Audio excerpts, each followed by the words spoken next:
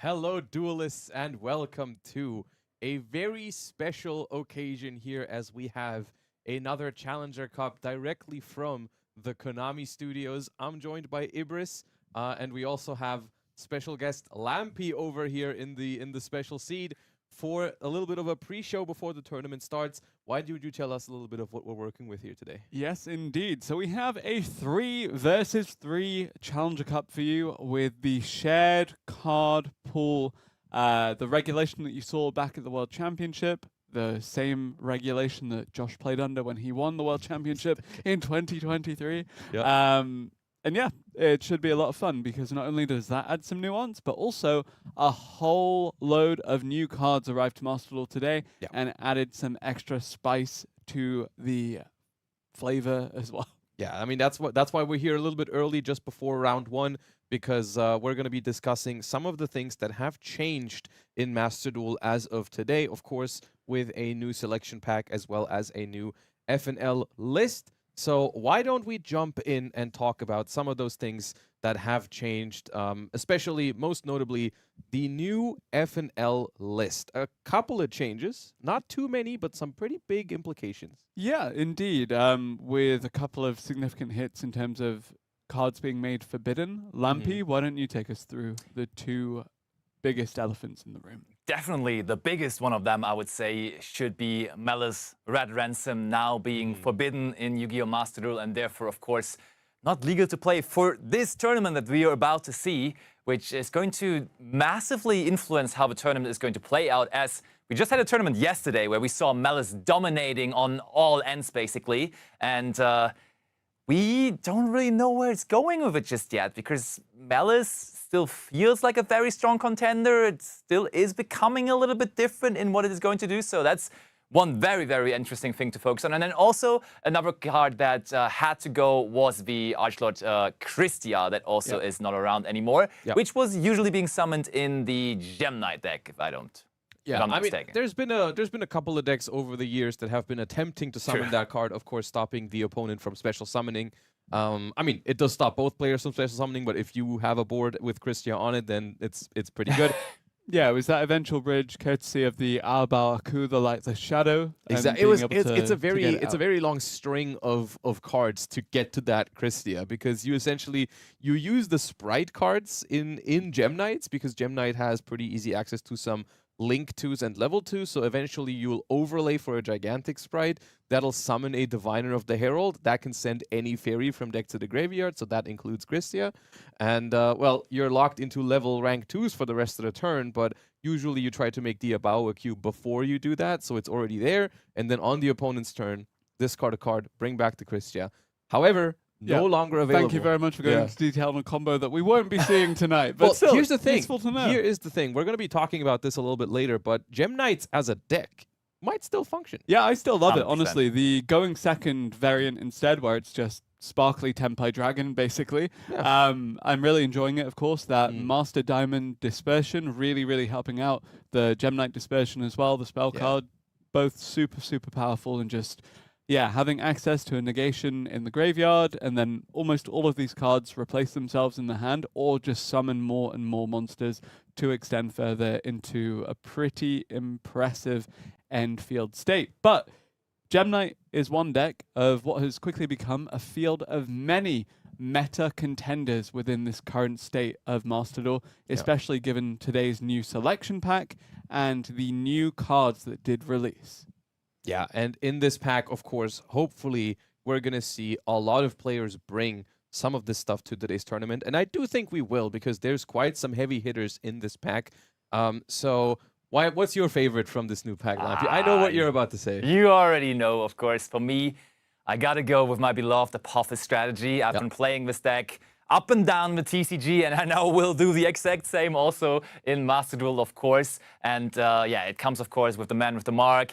unique playstyle in general, because it is a trap deck, which also is using the fusion strategy as well very strongly. So you can't really put it into a box. It's not just a trap deck with the classic approach of setting trap cards and then giving over to your opponent, because you can just also immediately on your first turn go into a little bit of a combo approach as well. And therefore, it's a deck that is to be looked out for, I would say, as you don't really know how to counter it. And whenever your opponent don't really know what to do against your own deck, that might be a good strategy to pick, if you ask me.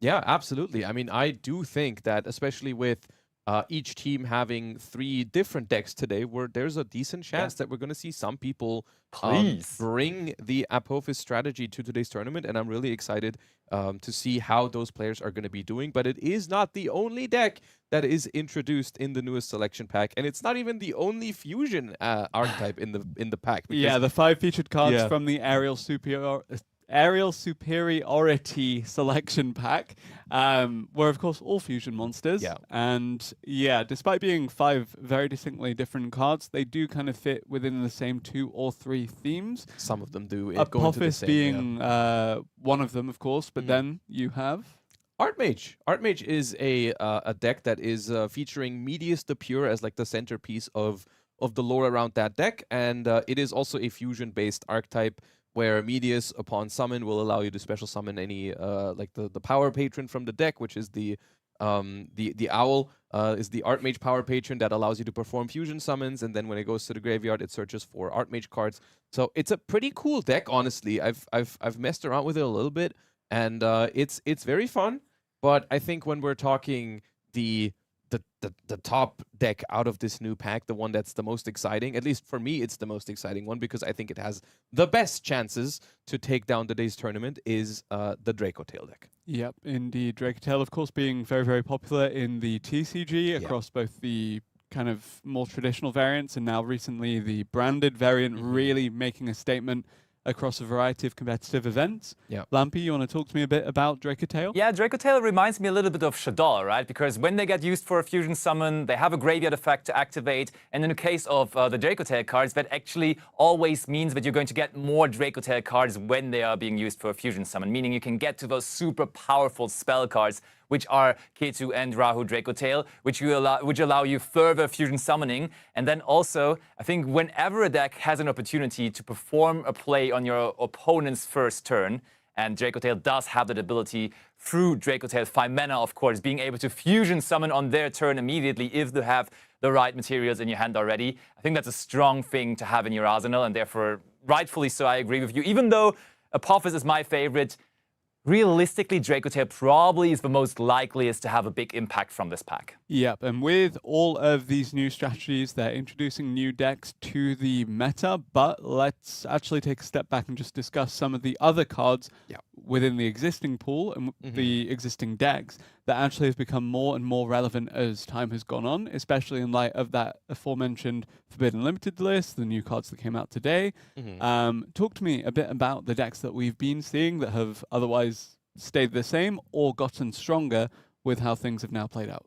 Yeah, I mean, the new selection pack brings some strong contenders, but of course, if we take a look at the meta breakdown for today's tournament of what we're expecting, there is a lot of other things that like are still very powerful. I mean, for one, we've already touched upon it, but Malice has received, of course, a hit with the Red Ransom being forbidden now. However, Malice still a deck to, of course, be considered in today's format, and I'm honestly very curious to see how well it's going to hold up with the new cards and with, of course, the changes from the FNL list. But I don't think it's I don't think we should count it out just yet. Totally agree, and completely unhit on the other hand.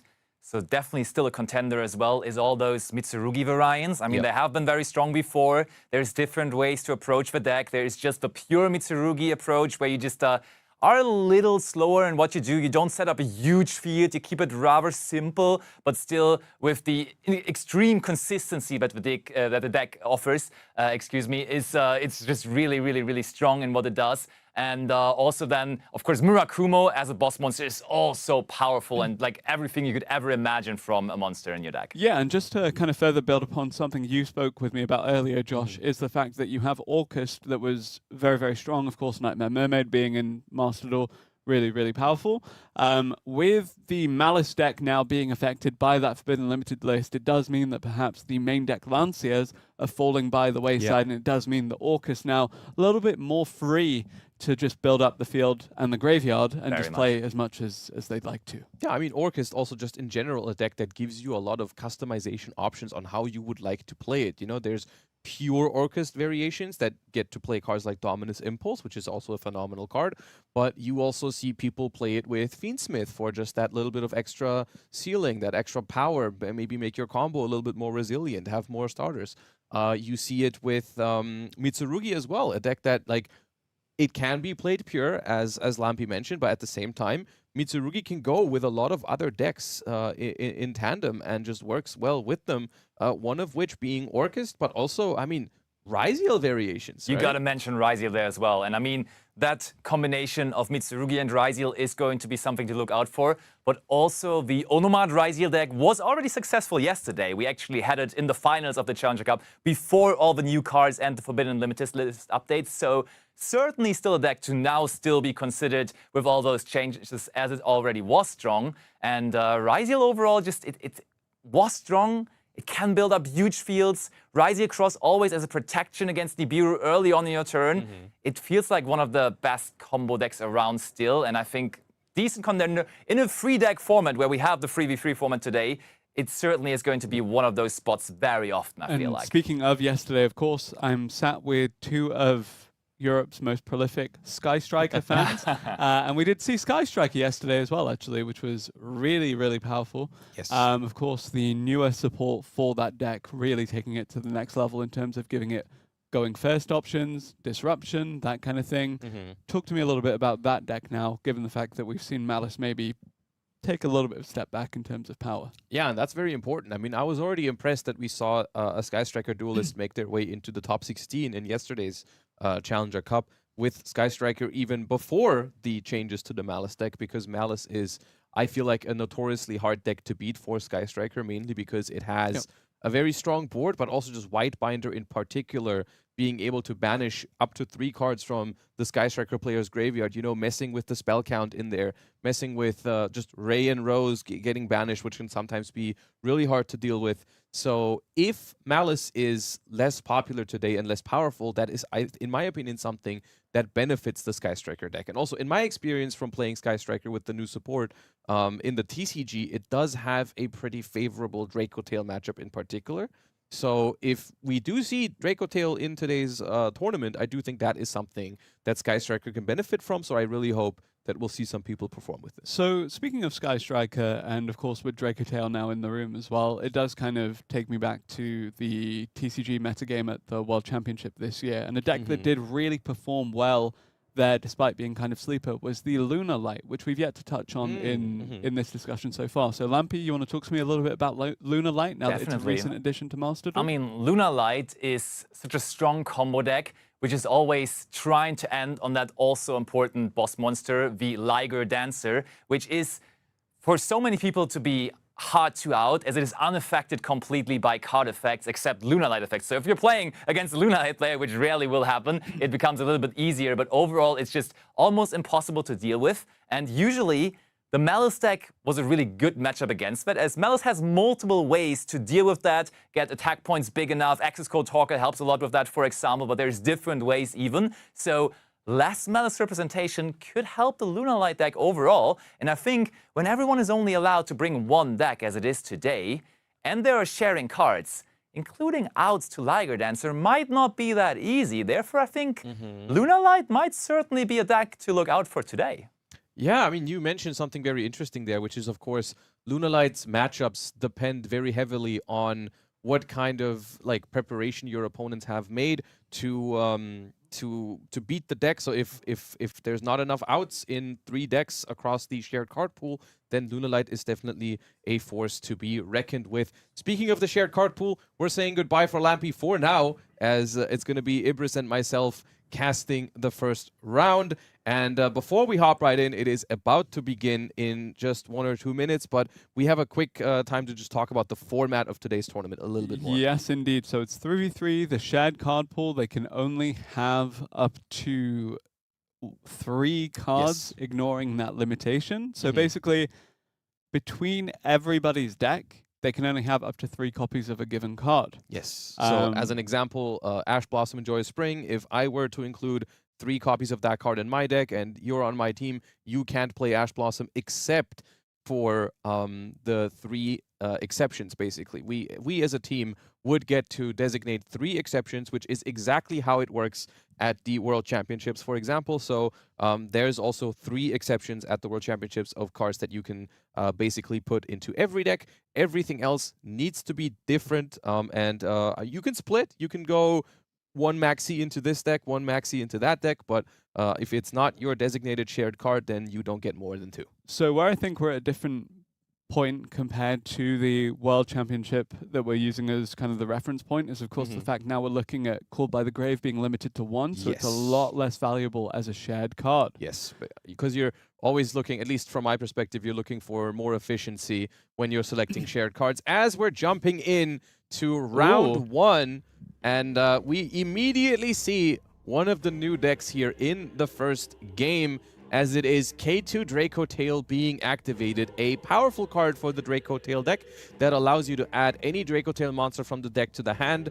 Going first, it is basically just that, but if your opponent were to control a monster, you would get to also perform a fusion summon right after, which is basically making the card even more powerful when you're going second. Yep, the immediate Ash Blossom and Joyous Spring, to deny that, it's fundamentally a reinforcement of the army in this case, but then, yep, stop. Now, Dracotail Lucius coming out, that is another search from the deck for a Dracotail monster, and then the Thigh Mana being added to the hand on top of that. Yeah, I mean, if you wanna remember the Dracotail effects, it's pretty simple. All of them have essentially 2 effects where they have an effect when they are used as fusion material, and they have 1 other effect.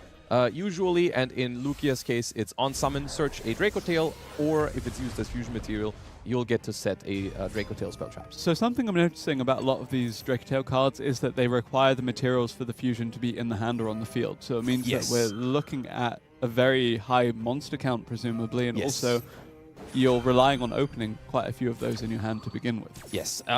The best possible opener for Dracotail is always just a way to perform a fusion summon and then as many Dracotail names as possible. Yeah. Because specifically Dracotail Arthalion, which is the one we're seeing summoned here, has no limit on how many monsters from your hand you can use for it. You can use all of the monsters in your hand if you want to. So it's basically 1 Dracotail monster and then any amount of monsters in your hand. And the more monsters you use, the more powerful its effects get, because upon summon, you get to select monsters on the field or in both players' graveyards and return them back to the hand equal to the number of monsters you've used from your own hand.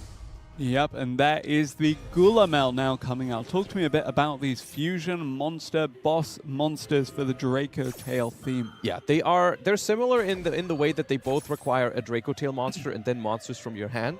Like I said earlier, Arthalion, any number of monsters. For Gulamel, it is just 1 monster from your hand. And they both have an effect on the field, and they also both have the same effect in the graveyard, which is that if 2 monsters are sent to the graveyard at the same time, while they're in the graveyard, they can resummon themselves, but they will be banished if they leave the field. So this is a very classic Dracotail end board, because all of the Dracotails have a graveyard effect to set a spell or trap from the deck. When they are used as fusion material, the deck is using in-archetype trap cards, which is what they're usually trying to end up with. So you've got Dracotail Horn, Flame, and Sting, which is a phenomenal setup here for our player at the top. Yep, I think I've seen Phimena being added to the hand 3 times so far. Could very well continue to do so now. Yeah. Mitsurugi, on the other hand, going to just be performing some summonings here.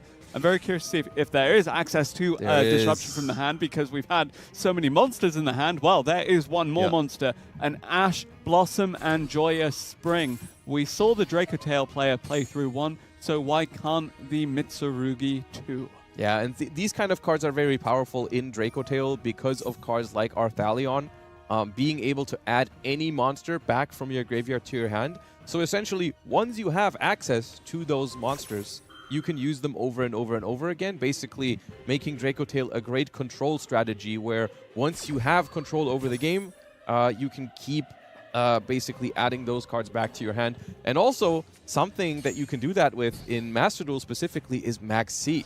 If you're able to put your opponent under Max C in one turn with Draco Tail, you can add that back with Arthalion, which is potentially making Draco Tail even scarier in a format where Max C is legal. Now Meta will just set one and actually pass the turn over. Already looking very good for the Draco Tail duelist here. Draco Tail Sting being activated.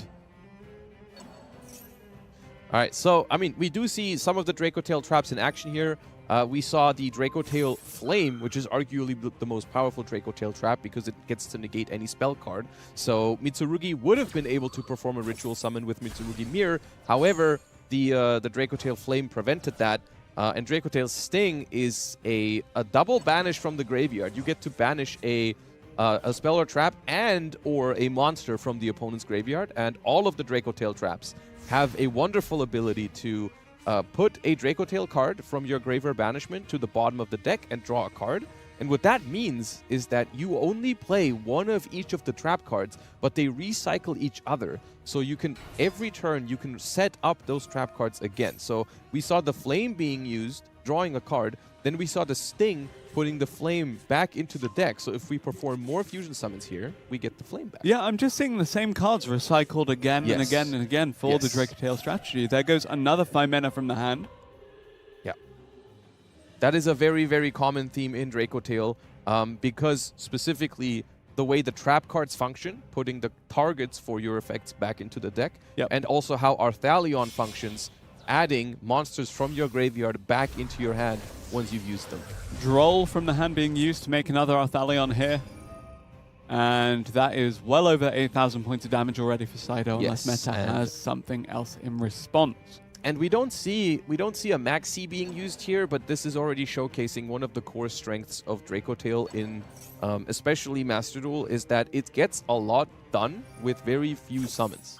Like just this move of fusion summon 2 Draco Tails into an Arthalion is a move that gets you very far into the game without committing too much. Like Draco Tail is not your like typical like fancy combo deck where you're going to be trying to perform like long-winded combos with a lot of steps.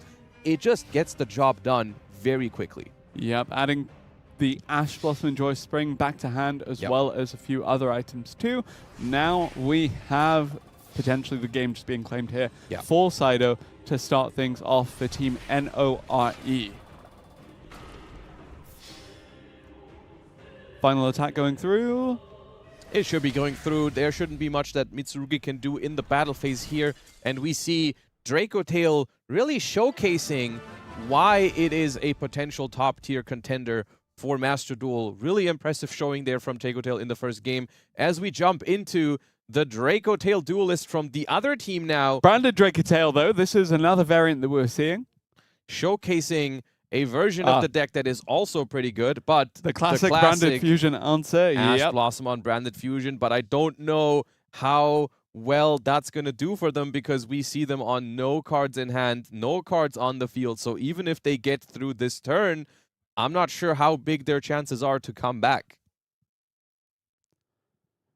Yep, there we go. We have the activation of the card in Graveyard 2, just adding back the Lucius, and now suddenly this is very scary. Again, we could just punch for over 8,000 points of damage in this single turn. Yeah, Draco Tail Urgula is a phenomenal card because it allows you, while it's in the graveyard, you can target a Spellcaster Draco Tail in your graveyard, and then Urgula will put itself to the bottom of the deck, and that Spellcaster will be added back into your hand. So this is how typically you're going to add the key Draco Tail monsters back into your hand. As we see another Arthalion hitting the field here, and that is going to be over 8,000 damage. And so far, Draco Tail undefeated. Draco Tail for both teams picking up a win here in this first duel. Yep. So actually, it's 2-1 on the record with the Draco Tail duelist from each team claiming the victory there. One more win did take place as well, just slightly off stream, but that's okay. In just a little bit, we will have all 3 duels of the next set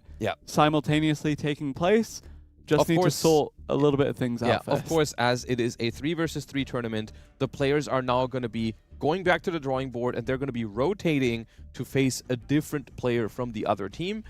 As in total, 3 players on each team, it is going to make for a best of 9. Yep, and while we wait for that next set of games, why don't we take a look at something we revealed yesterday, the Trapaholic game mat that we're actually giving away right now on our social media accounts. So if you go over to Yu-Gi-Oh! Card EU on X and Instagram, you too can compete against Joshua Schmidt for an opportunity to win that. I saw you enter. I really want that, Matt. It's really nice. I really want it. So yeah, that is being given away right now.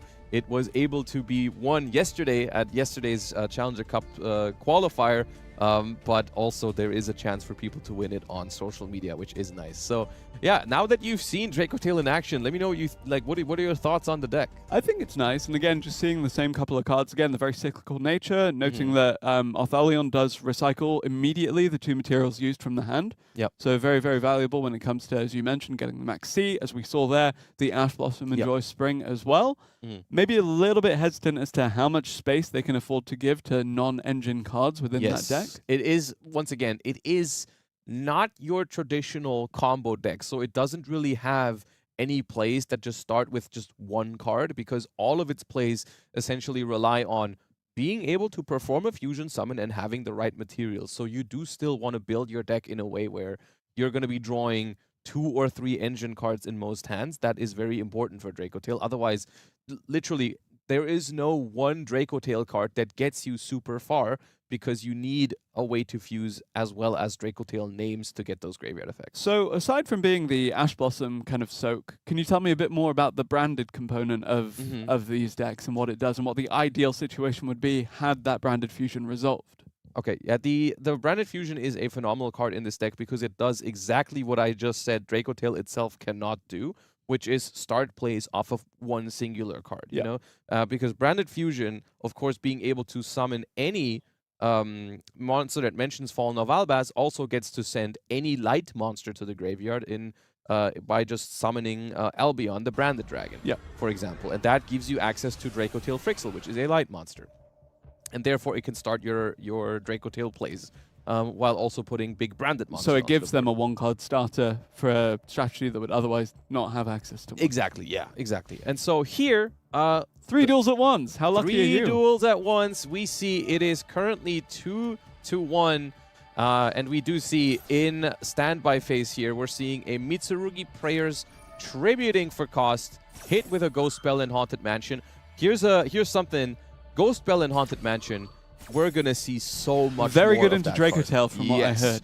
We're going to see so much more of that card in today's Challenger Cup than in previous Challenger Cups, because that card has gained a lot of popularity since Dracotail came out. Not just that, as we see here, it also since Dracotail came out 12 hours ago. Well, also I was also referring to the TCG, but it's also a phenomenal card against Mitsurugi because it works a lot with summoning from the graveyard, and a lot of those card effects can be negated with Ghost Spell and Haunted Mansion.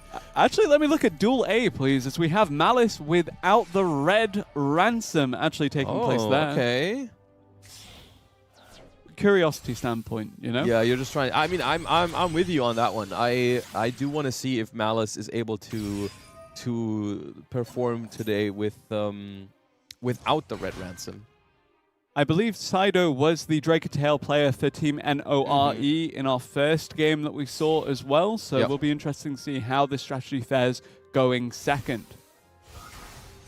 Of course, one advantage of the Dracotail deck when it's going second is that it has with Dracotail Phimena, it has an in-engine way to interrupt the opponent when they're going first. It looks like we actually opened Dormouse here, or it was TB11 to access the Dormouse. In terms of hand disruption, obviously I did see the Droll and Lockbird and the Ash Blossom and Joy Spring. Maxi is kind of a given. Yep.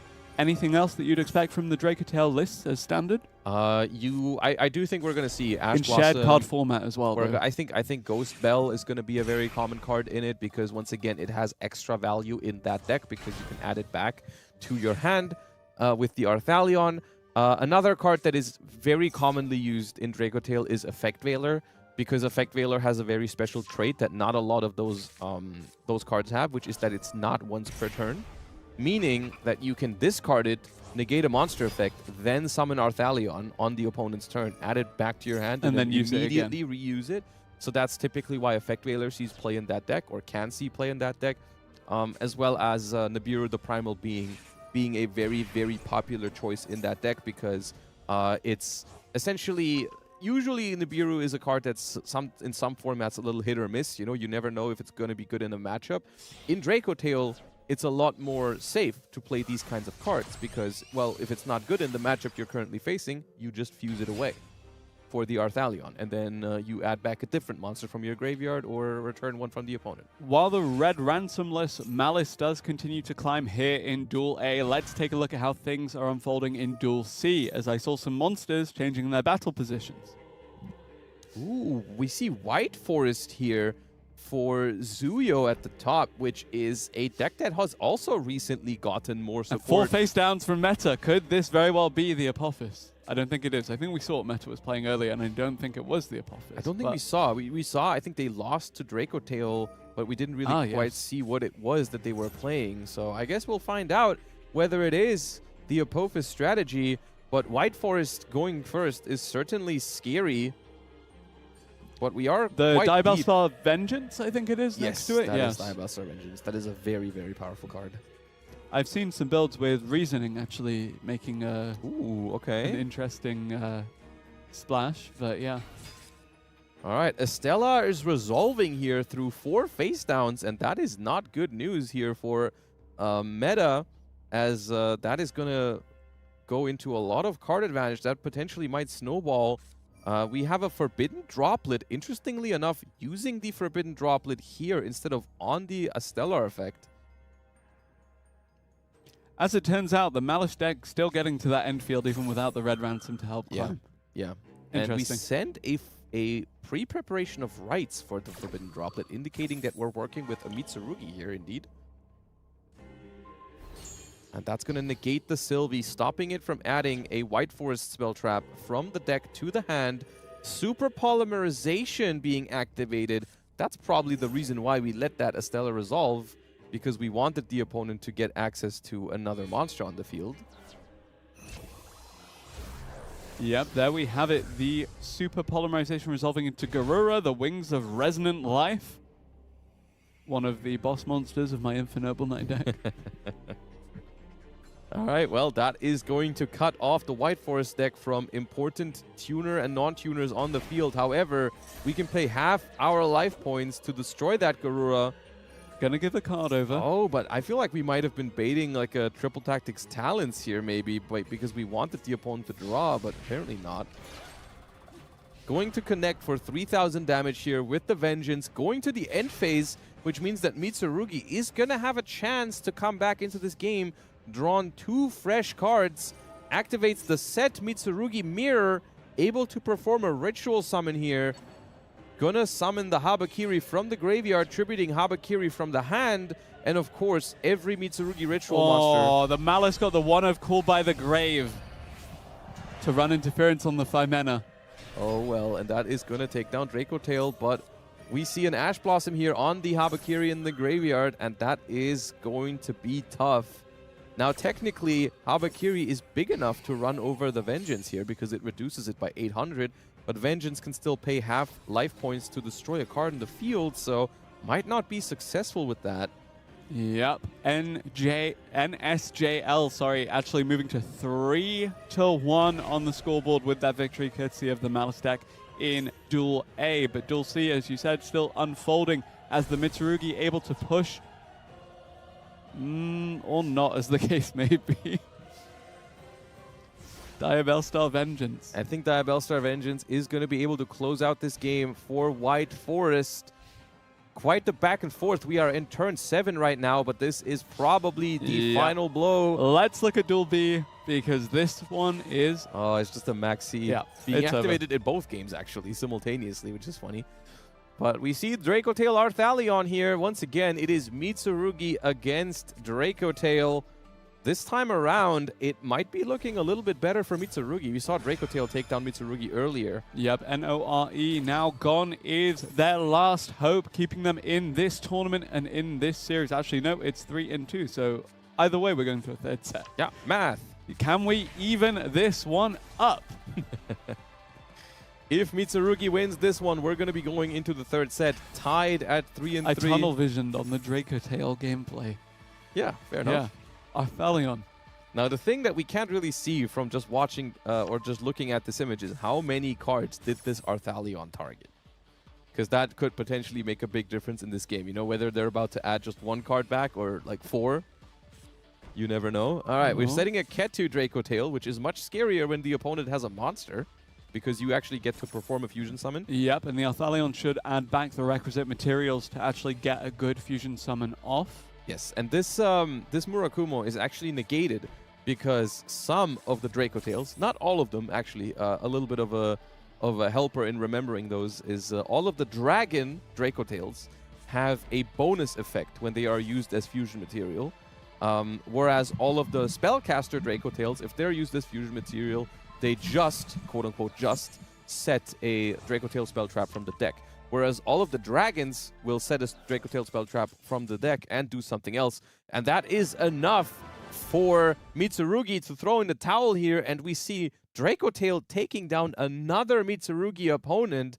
And really, if there's one thing to note so far is that Draco Tail has been looking very, very strong in this first round. Yeah, exactly that. And honestly, seeing the Ghost Spell and Haunted Mansion being added back to the hand, playing through that again, must have been pretty scary. Exactly. That being said, of course, Malice actually doing a lot of work there despite losing the red ransom.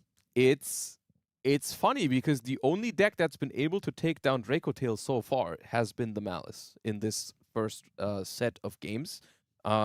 So far, we've seen Draco Tail take down Mitsurugi a couple times. Yep. And the only deck that's been able to beat Draco Tail was Malice. However, now we're going to see in the third round of games, we haven't seen Draco Tail versus Draco Tail yet, which is a very...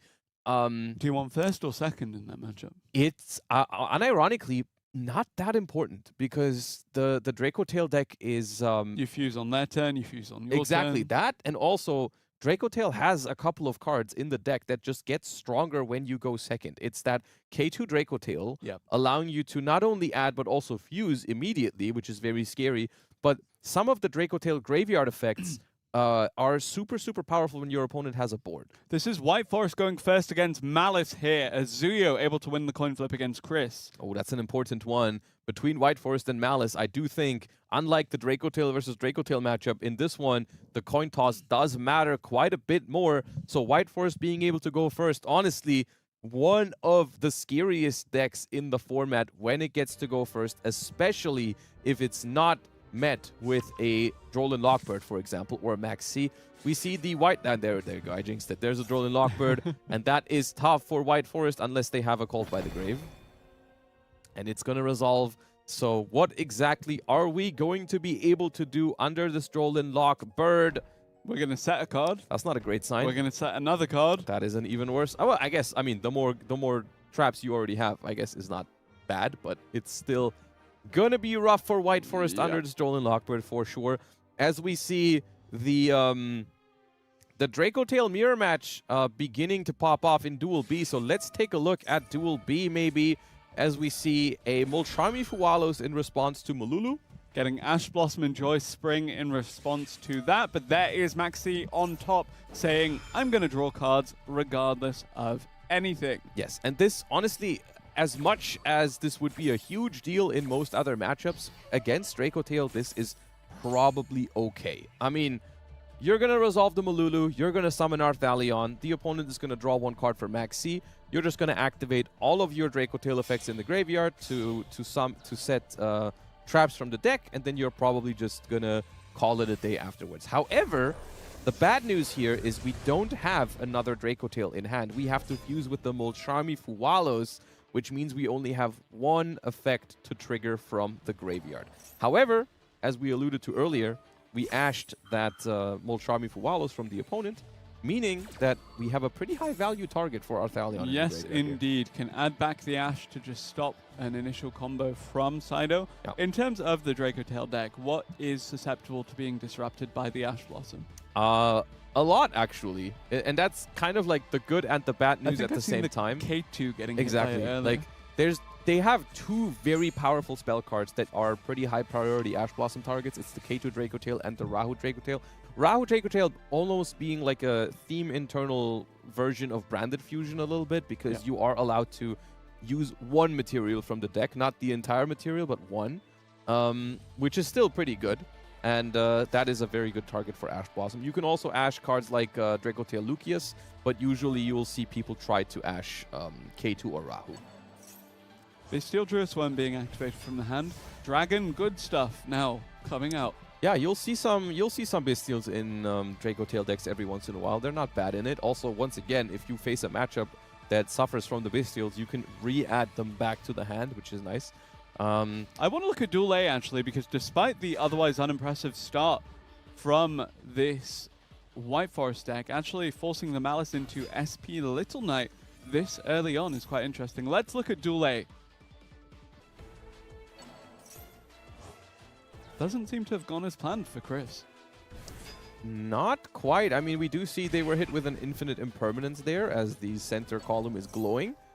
We have a Bystial Baldrake adding a Malice March Hare back to the hand. Can that still activate, or was it already activated? Allure of Darkness indicating that it cannot be activated, otherwise you'd probably have preferred that, but we're going to draw two fresh cards. Speaking of drawing two cards, perhaps the Triple Tactics talent gonna let the Duelist in Duel C draw two, but apparently not as the other effect seems to be being used. But there is an Xyz summon. Let's look at Duel C. Code Igniter. I have not seen that in a while. It's an interesting card that basically only Mitsurugi plays right now, because it just allows you to perform a ritual summon. And so sometimes you have those awkward hands where you draw a bunch of monsters, but your opponent denies you a way to a ritual spell or negates your ritual spell.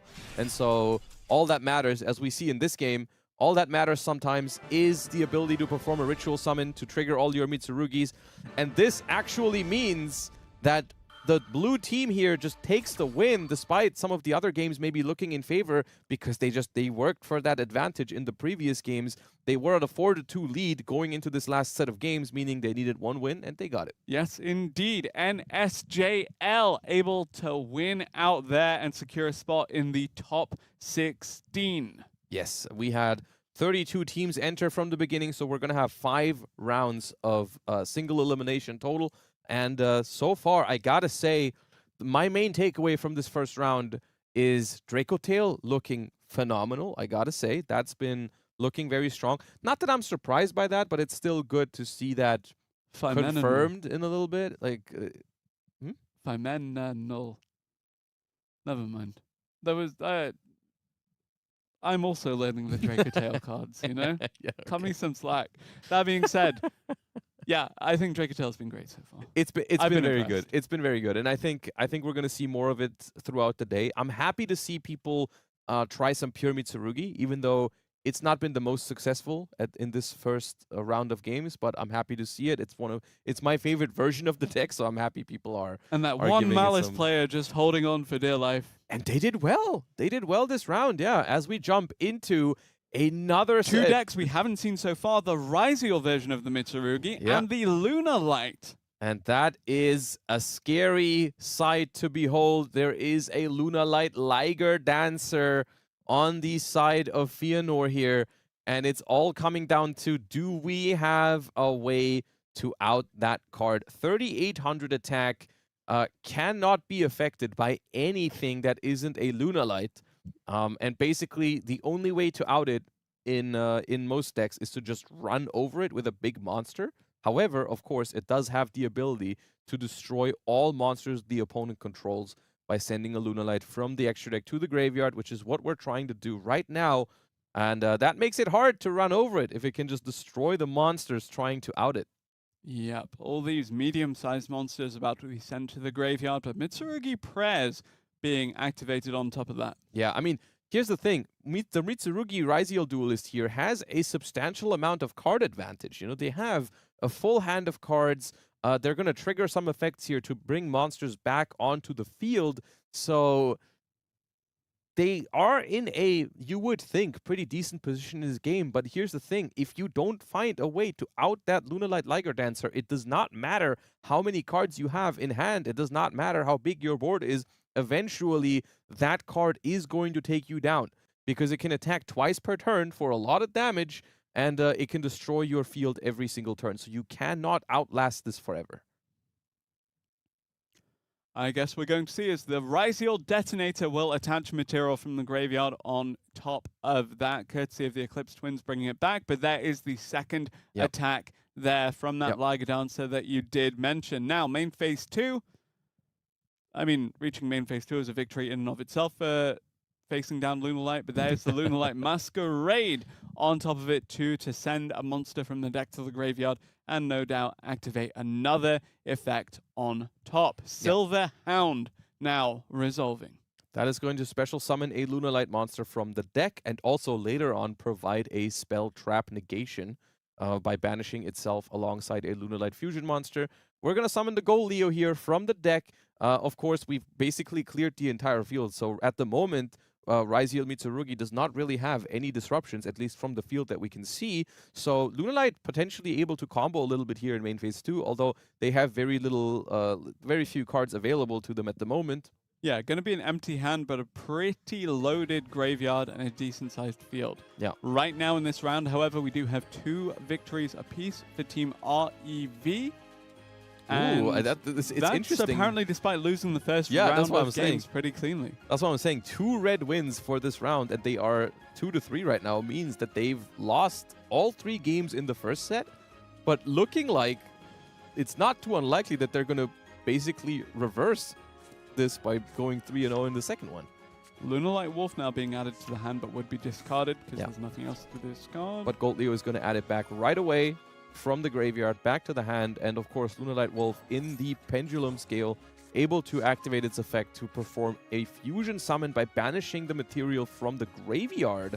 So we could potentially be seeing another Liger Dancer here or just a Perfume Dancer, depending on, I'm not sure exactly how their graveyard is set up right now, but I guess we'll find out momentarily if they're able to summon a second copy of Liger Dancer or just going to be that Perfume Dancer.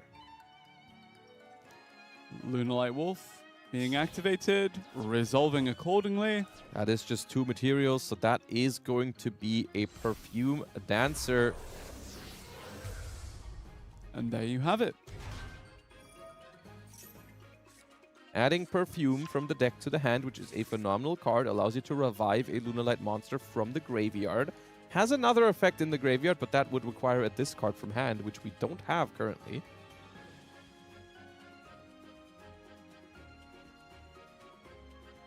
Thinking about using that Perfume here. On the other side, that is, of course, the Mitsurugi Raziel. I believe the Raziel Cross is still live in the field spell zone, but with no Raziel monsters on the field. Yes, that's why I think we cleared everything with the Liger Dancer before committing to this play. That's why we used the battle phase, because we needed to get those Raziel monsters off of the field. We do see the Kaleido Chick revived with that Perfume. That's going to be able to send a Lunalight from deck or extra deck to the graveyard. And then we can make the other Liger Dancer, perhaps. Could potentially be the case. Yeah, also, another thing we don't know is, because we joined this game halfway through, maybe one Liger Dancer has already been outed. It's not impossible. You know, they might have been able to do it because Mitsurugi does have ways to beat it. It's not like it's impossible for Mitsurugi to do it. They have the theme internal Wosu, for example, which can tribute an opponent's monster to summon itself. But not everyone is playing it because Lunalight is not the most popular deck, but, you know, every once in a while you do face it. So Perfume Dancer, able to return a Lunalight card from your field to the hand, gonna return that Lunalight Wolf, and Lunalight Wolf's effect is not a so-called hard once per turn, where if you reactivate this Lunalight Wolf now, you can activate the effect another time.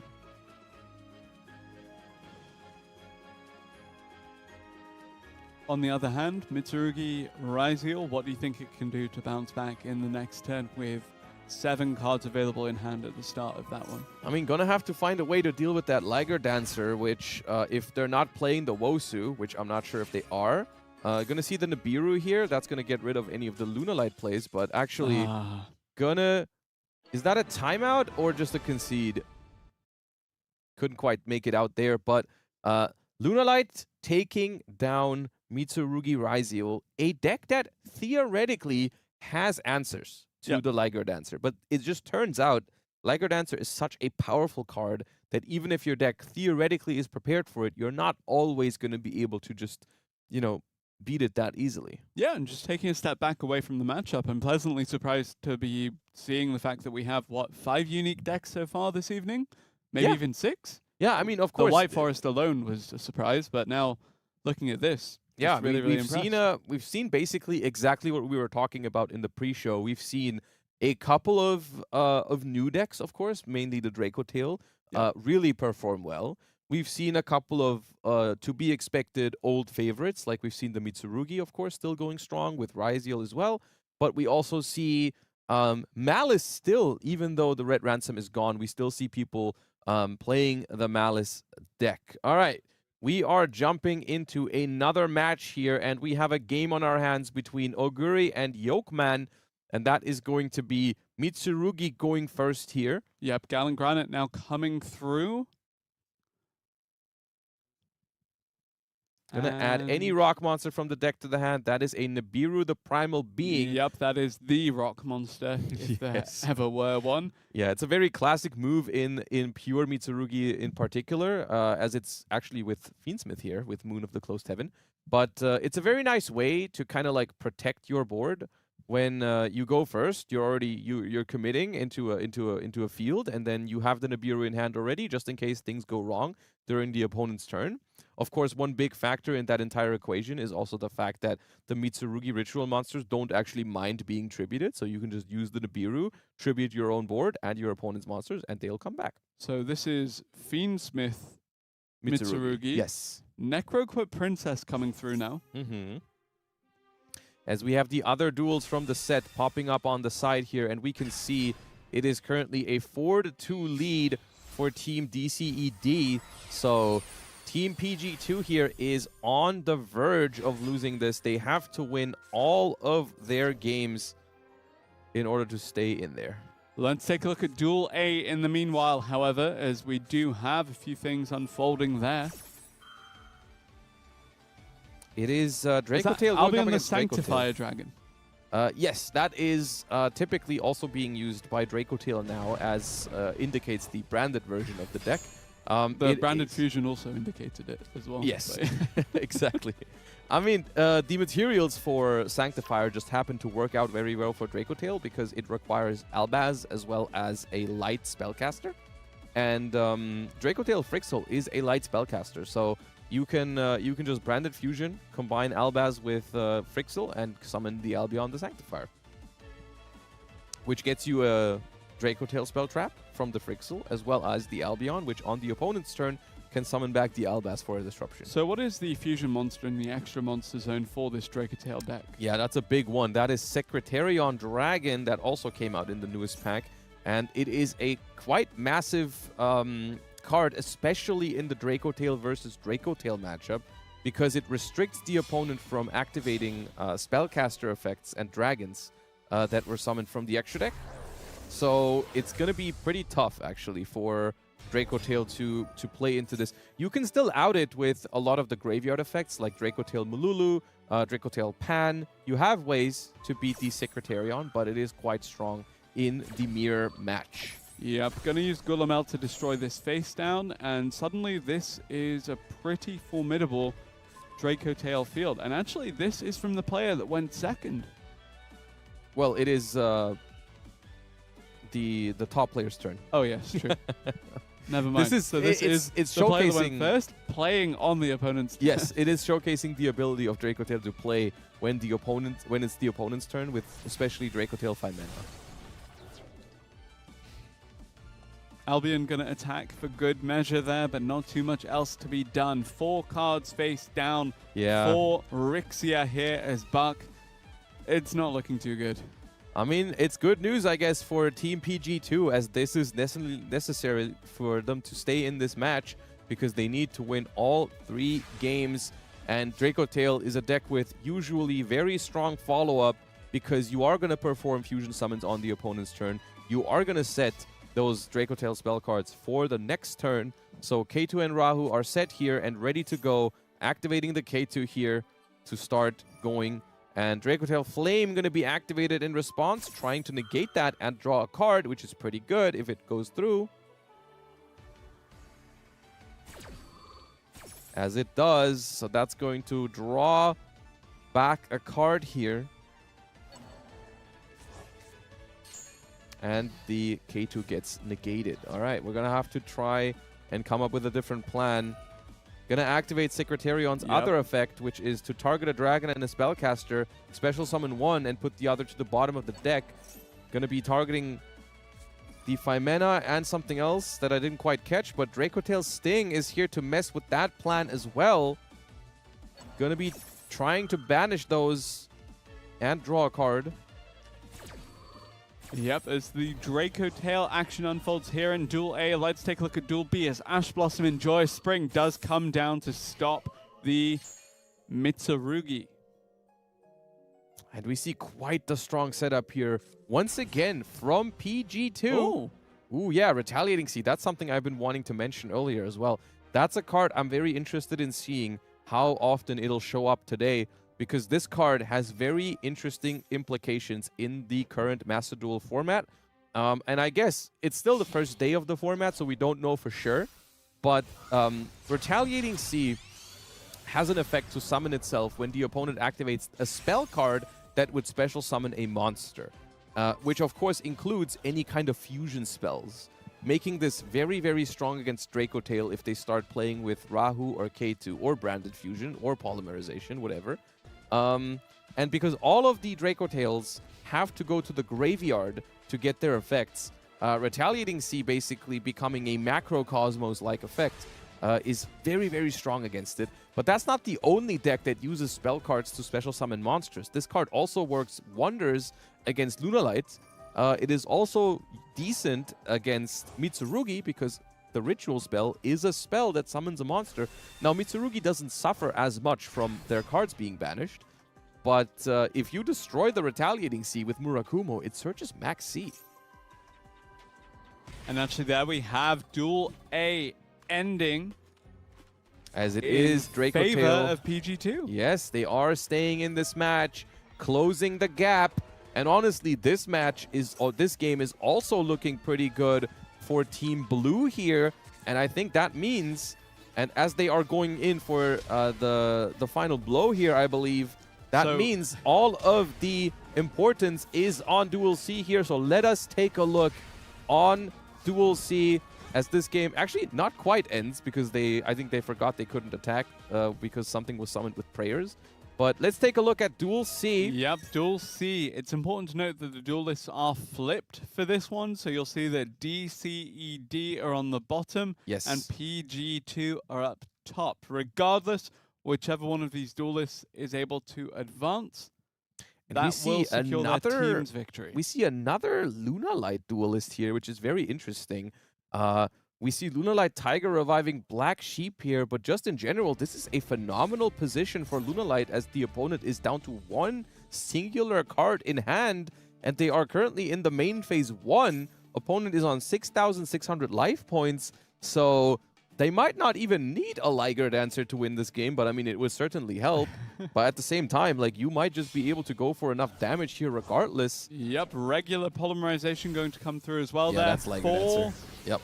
That is Liger Dancer hitting the board. We had the ability to use fusion material from the graveyard because Lunalight Masquerade was active. And so here we have a Liger Dancer, 3,800 attack, attacks twice, unaffected. I think this one is looking phenomenal here.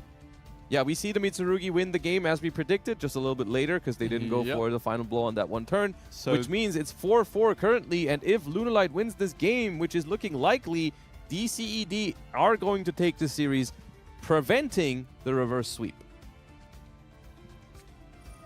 ADD Crow is not enough to stop this here, I'm afraid. So Team PG2, very good attempt. They tried to take it all down, but weren't quite successful here.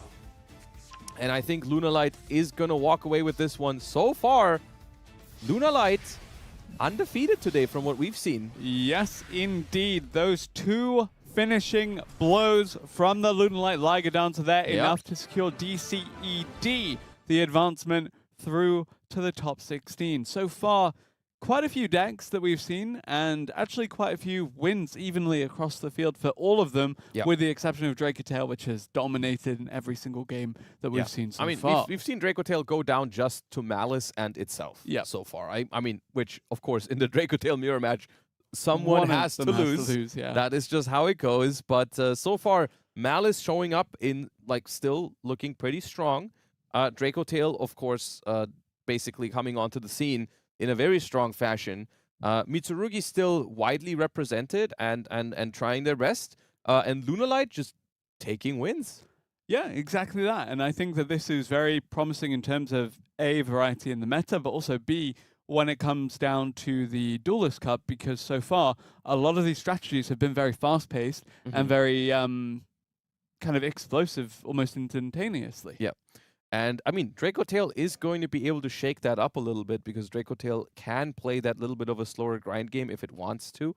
But we've already seen a little bit of the things that could happen if Dracotail becomes a little bit too popular and a little bit too powerful, because cards like Retaliating Sea are very scary when you're playing a fusion-based deck. And Dracotail is no exception to that. The Retaliating Sea will hurt it a lot in a lot of hands. I mean, in some hands, you start fusing with a monster effect like Dracotail Phimena or Mululu, where the Retaliating Sea cannot be activated, so it's not quite as bad. But still, even in those hands where you start with a monster effect, you're still going to go for that Rahu later, so the Retaliating Sea will still have value.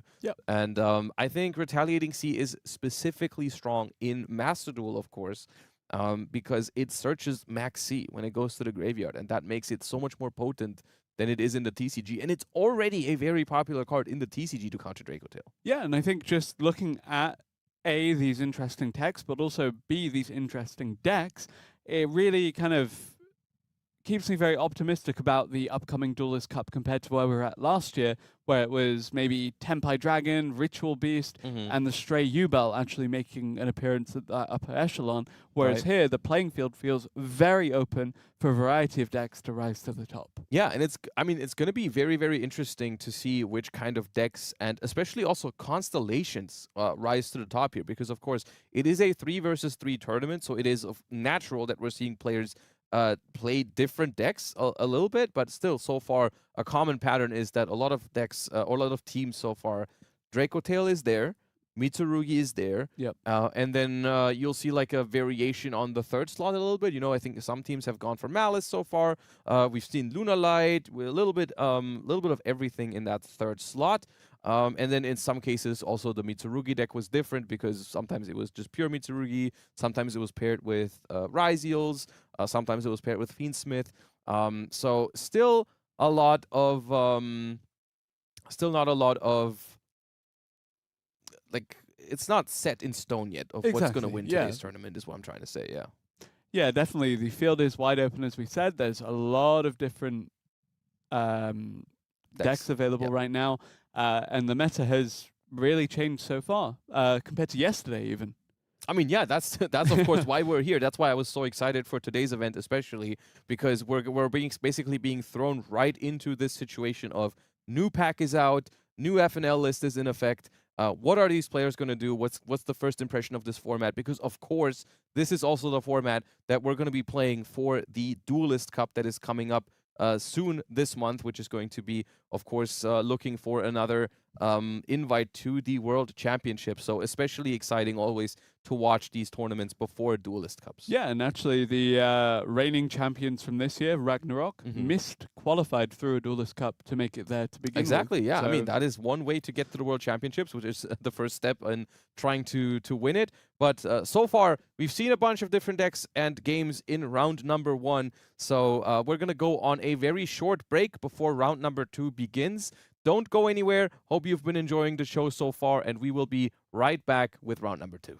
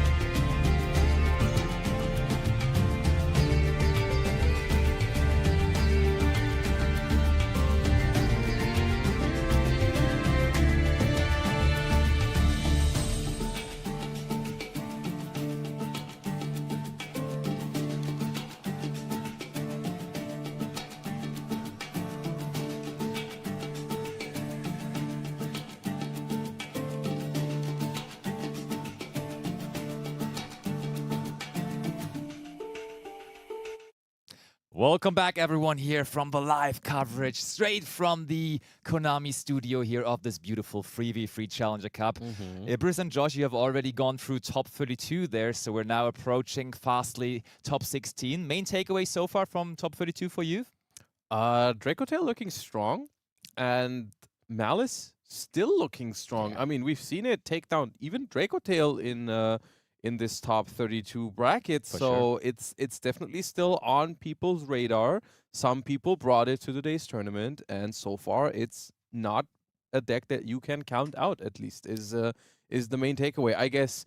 What really matters, though, for of course the Duelist Cup, which is one of the main things that I have my eyes on, is I mean, in the Duelist Cup, it's not a 3 versus 3, so you don't have to find 3 decks. You just have to find like the best deck, and so. Of course, Malice was able to kind of like be in that position where people considered it the best. That's true. For the Duelist Cup, I guess the question is it more like top 3, top 5, or is it really that top 1 pick? Because from what I've seen, Dracotail is giving it a run for its money 100%. There, and especially I think it's very interesting because I think it also comes down to what kind of tech choices people do. We've seen Retaliating Sea make a very brief That's a big one, honestly, showing there in the top 32. I mean, I just said before we went live, I told you, to me it feels like a staple maybe to include. I mean, you listed the options. It's amazing against Dracotail. It does have applications also against the Mitsurugi deck, and even more so against Lunalight, which we saw plenty there in top 32 as well. And your immediate response was quite quickly, it very heavily depends on how popular the other decks are, though, that are not so influenced by it. Yeah, right? I mean, that's always the nature of those kind of like the tech cards that are more like counters to certain strategies. They are amazing in those matchups, but like how good they are to actually play heavily depends on how popular those decks are. The same thing can be said for a card like Artifact Lancia. I mean, of course, that card is amazing against Orchis and Malice. And while Malice was a top tier strategy, we saw a lot of people. While Malice was super popular, we saw a lot of people play Artifact Lancia. And now, even though Malice is to be considered when you build your deck, it is no longer the only deck that you're trying to prepare for.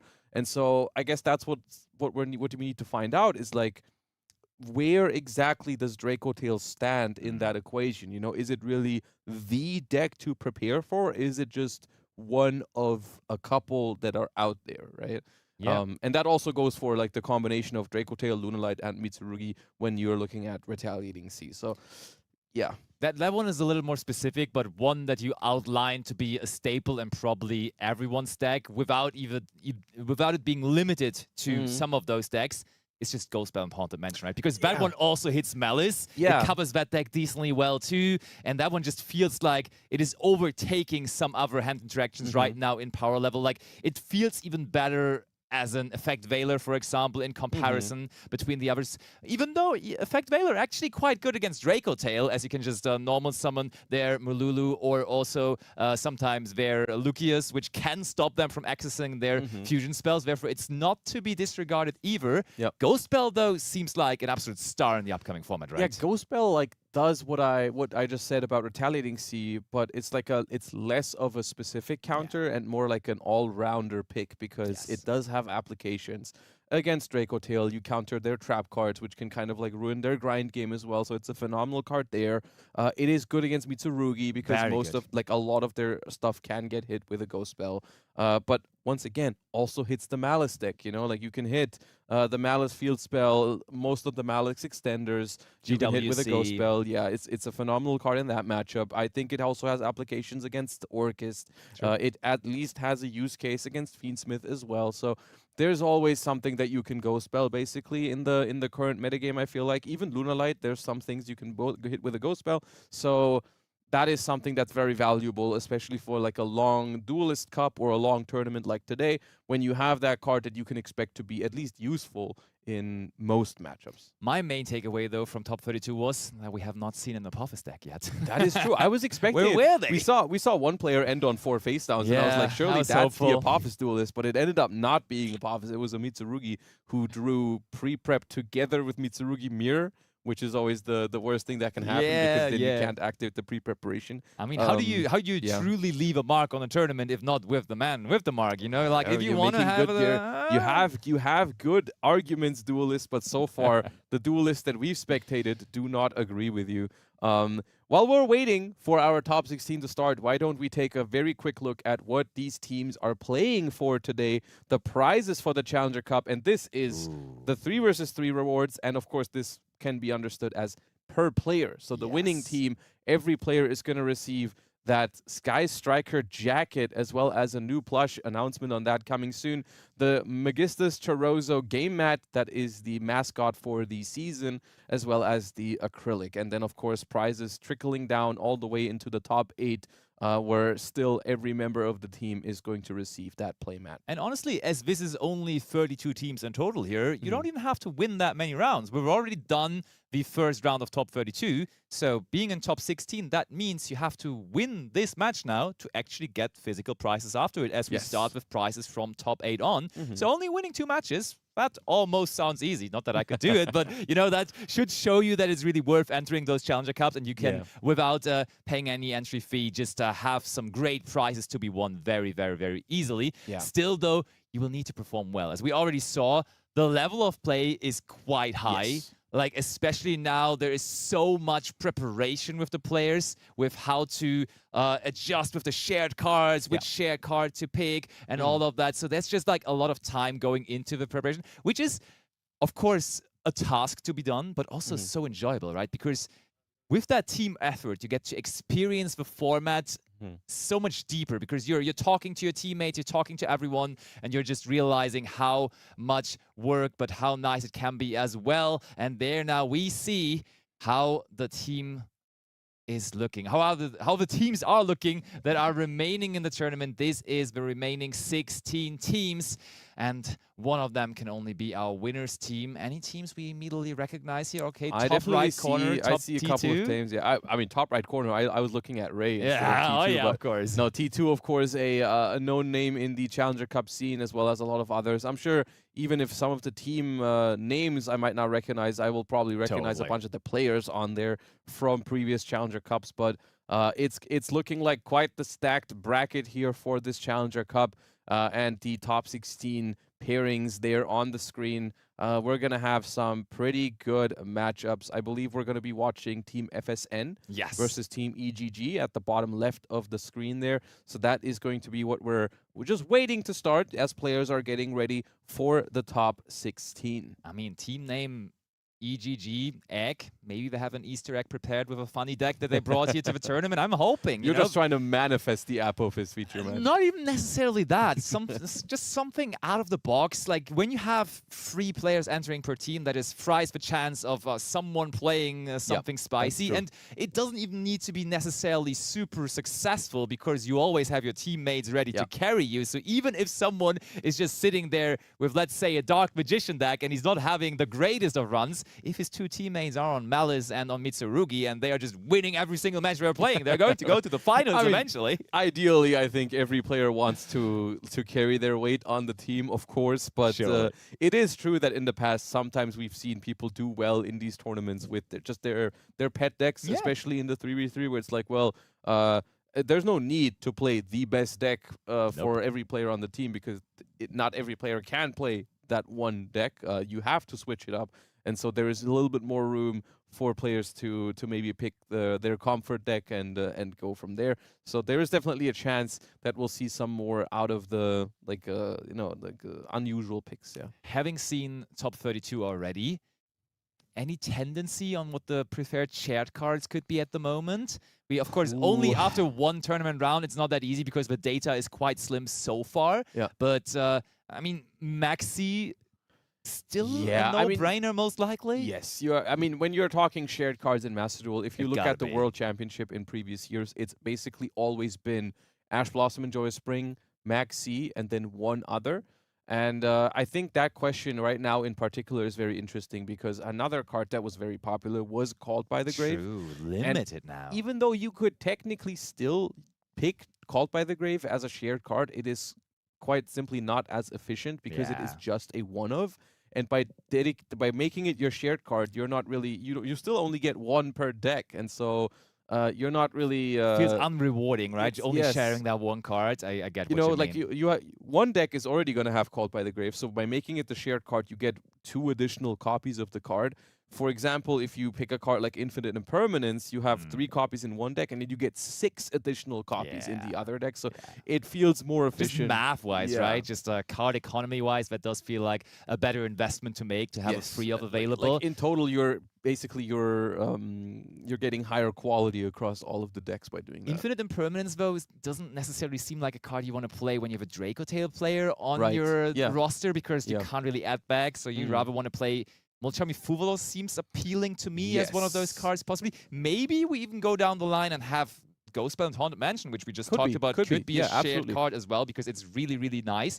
Triple Tactic Talents, of course, still also an option. Or one thing that I could see, if your decks align like that, maybe even Dominus Impulse as a shared card like could that. be a cool option I think some decks, like even though once again that is a card that Draco Tail cannot play, but we might see some duelists with like a Lunalight, Malice, Mitsurugi lineup. That sounds very viable. Not viable seems by his first turn though, that we just witnessed, as we had a classic pass without doing anything by Nick on Team EGG, and we're leading off with Branded Fusion from Skilla on the FSN roster. Yeah, could be indicating of like a Molcharmy maybe, so we have an open board here, so we could do that. We are currently thinking on what to do to this Branded Fusion.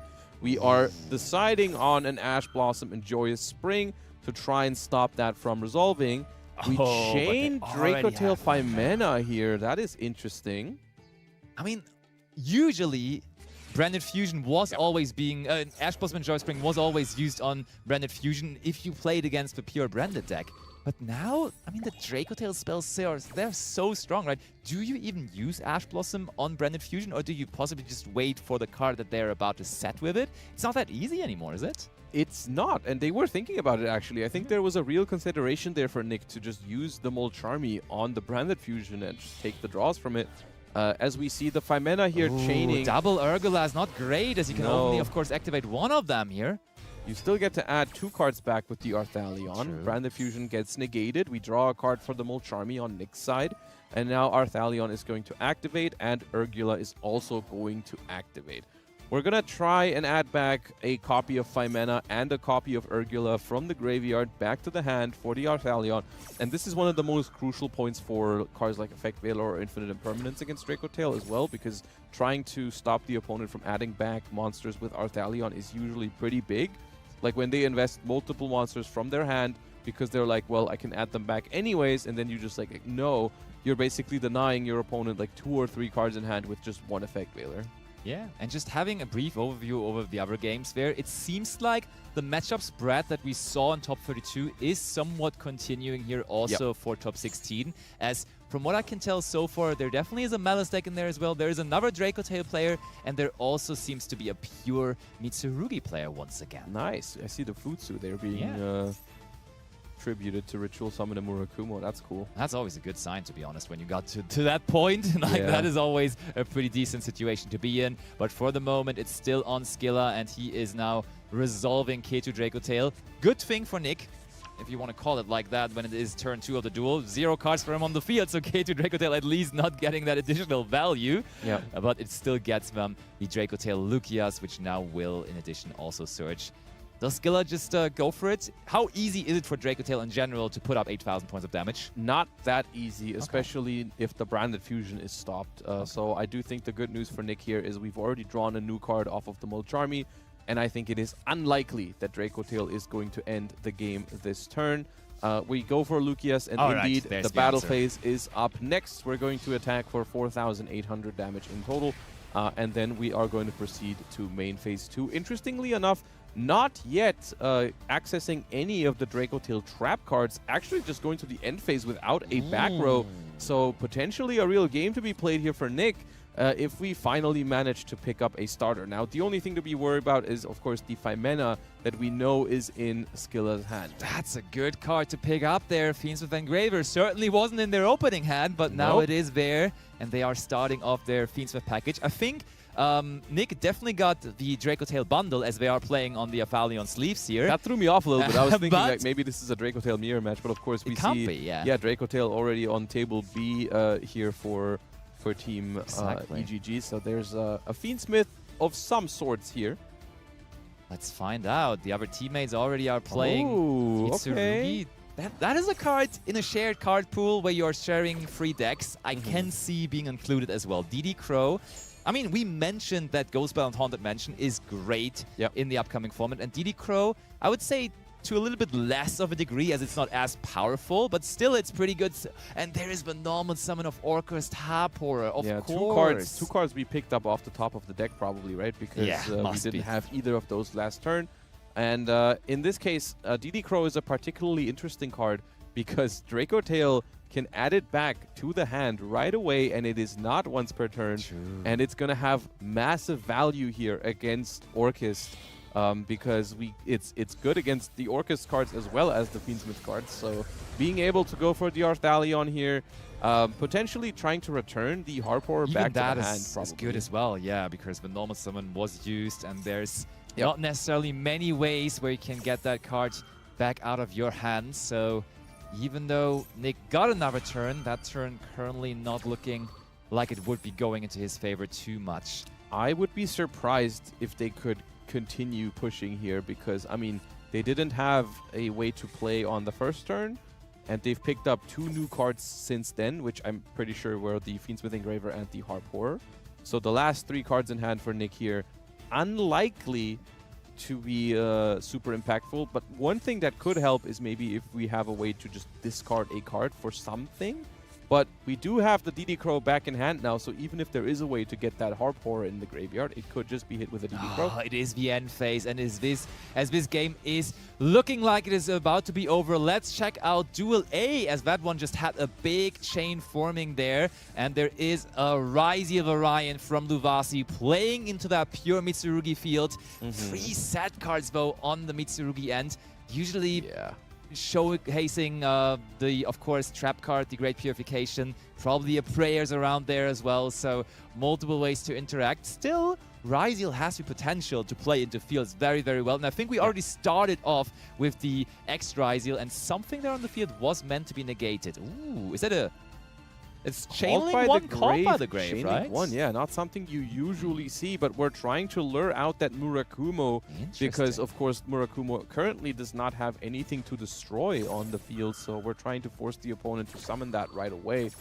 And Pure Mitsurugi, despite we keep saying, like, oh, it's like a lower power, lower ceiling deck in the format, it does still have a very powerful end board if it goes uninterrupted, which seems to be the case here, because you still have to play through a lot. And so Called by the Grave here is going to fail to banish the Murakumo because the prayers has been chained.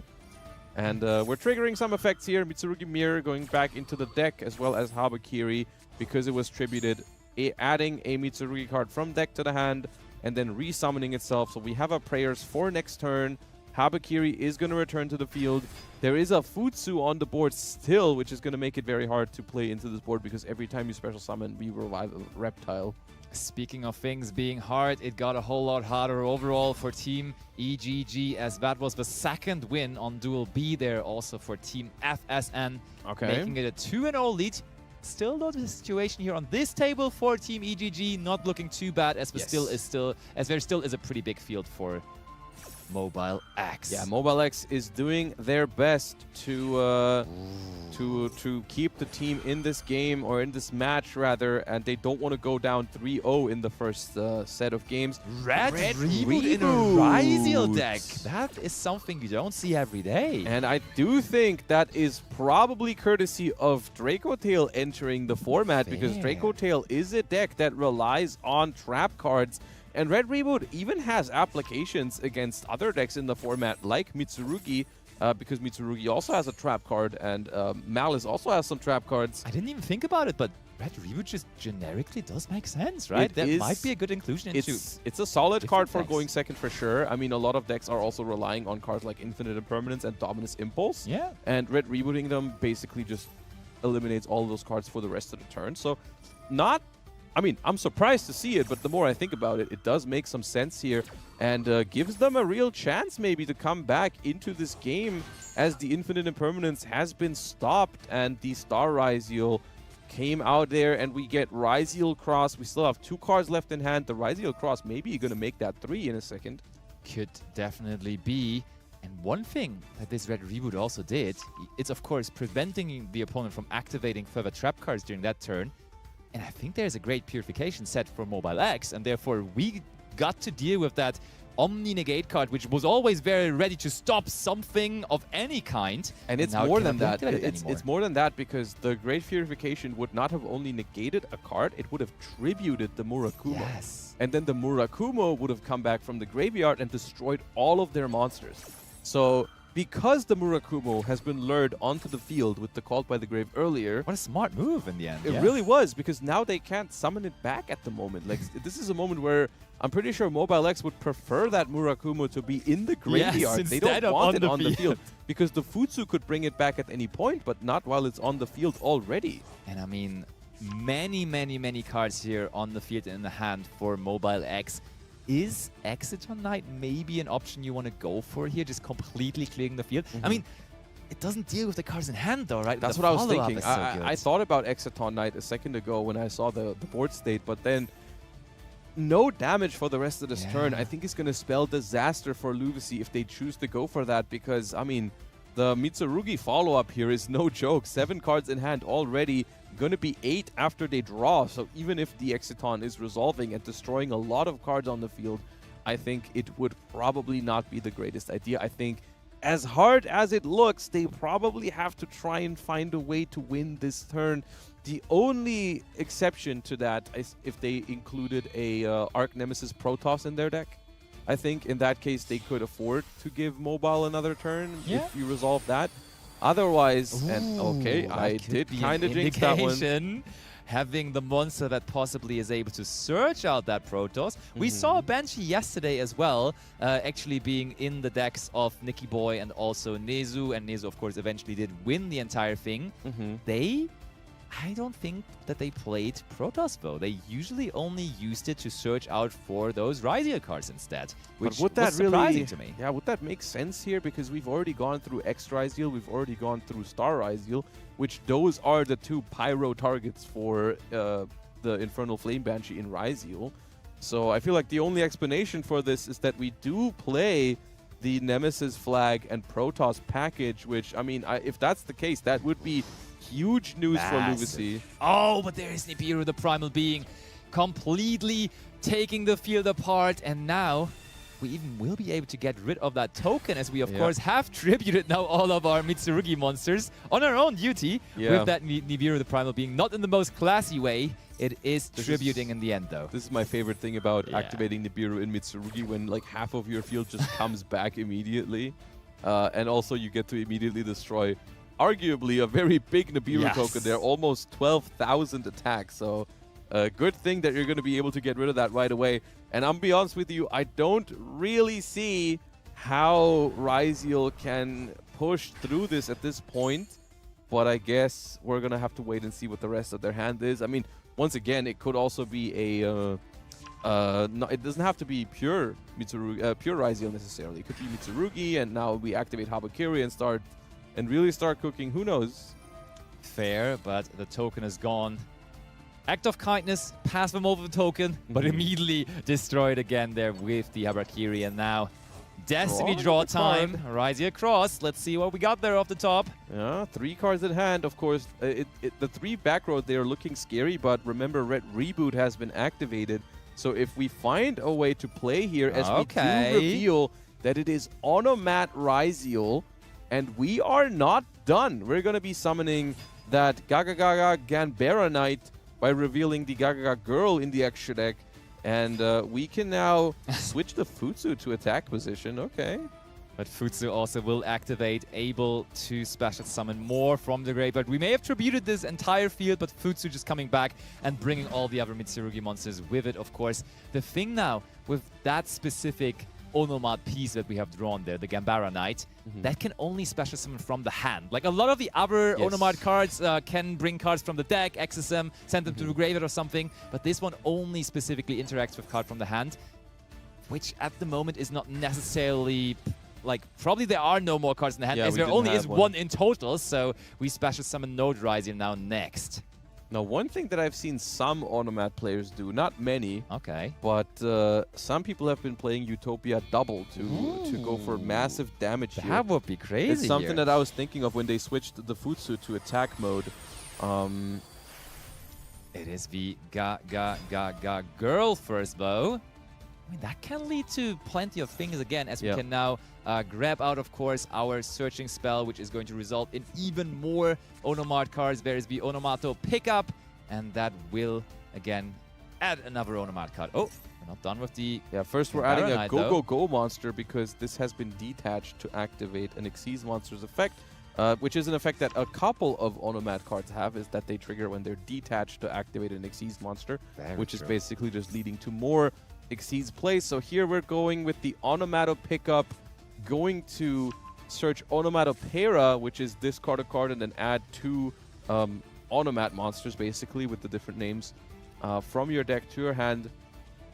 Gonna discard the Onomatokage. It seems crazy to say, but it feels possible, right? Like, if there is that Utopia double in the extra deck... I think I would even go further and say if there is Utopia double in this deck, they likely win. That's... But if there isn't, then I'm not entirely sure. Yeah. But it would kind of go in line with like the Red Reboot as well. Like it gives me very like go second, try to win the game, I like this. Immediately kind of vibes. So like surely when you play Red Reboot, you gotta have some plans to win the game on the spot. Agreed. So maybe that's there, but I guess we're gonna have to find out. And especially if it's not there, what's the plan then? So we're gonna send a Dodododo Warrior from the deck to the grave to summon another copy from the hand. It is becoming a level 4. Now we activate the gloves to summon itself back from the graveyard.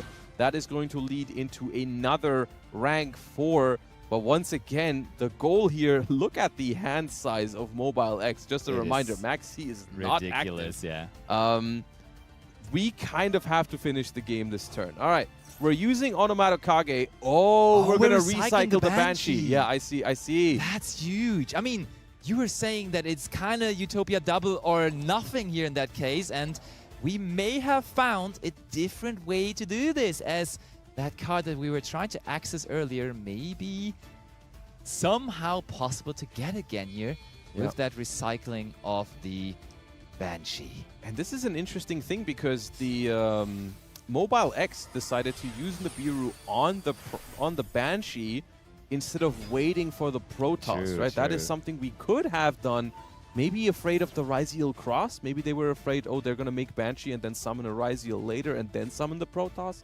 But still, that decision... Nemesis flag. There got to be Protoss in there. Yeah, that decision is going to come back here to hurt them, I think, as the Nemesis flag is going to be returning the Onomatokage to summon itself and then search Arc Nemesis Protoss most likely, and that is certainly a way to live through another turn. Even it's also just a phenomenal way to maybe win this turn, because you're going to be destroying most of the field from Mobile here. Actually, the Gagaga code still in hand. We're still trying to amass level 4 monsters on the field. Another rank 4 possibly coming. Did we even go through Dual Drive yet? I don't even think we did. That's the thing, right? I think that's what they're trying to do right now. I think they're trying to summon a Ryzeal Exceed so that they have the cross negation online.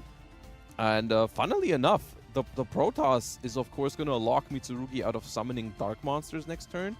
But there might not be a next turn, because we're going to destroy all of these Mitsurugi monsters with the Protoss.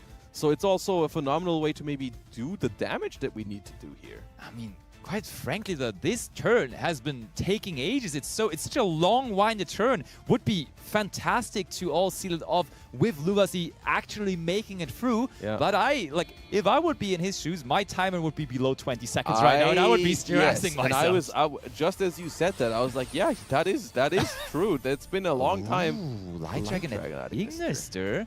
I mean, that is a way to then possibly deal with the Nibiru. That, of course, is not a dark monster, so maybe that is the way to make it happen. Oh, we did not banish the Banshee, interestingly enough, as Banshee could have returned when banished. I also didn't banish the Gaga Girl, which is going to be destroyed anyways, but fine. The main thing that's happening here... Oh, we protected, actually. Nice. Smart move. Okay. Hold on. That is game, right? That's more than 8,000 if we destroy the Nibiru. Exactly 8,000, actually. Nah, that's crazy. It actually is. Exactly 8,000. Luvasi, does he have enough time? He doesn't even need 8,000, of course, as one Mitsurugi Prayers was resolved. We're in the battle phase. Couple of seconds can only be left here, but that's all he needs. Luvasi with a huge turn, with a huge turnaround. And he is going to make it happen, and it's a clean 3-0 sweep for... he's dispensing that a little bit. Okay, well, I mean... I was impressed by that. I will say, I mean, I didn't see the red reboot coming, but that was... mind-blowing. I was not... I didn't believe in it, I will say. I thought... And I mean, it's also kind of cruel because I think the opponent also wasn't expecting to lose that. I think when you set up that board, you have the full Mitsurugi board, you have those face-down cards, you have the Nibiru in hand as well. It feels like you're in a pretty safe spot, right? And then... Also, knowing that both of their teammates had already lost, they were like, okay, well, at least I'm going to win. I'm doing it for the team. We're not going down 3-0 here. We will have a chance to come back.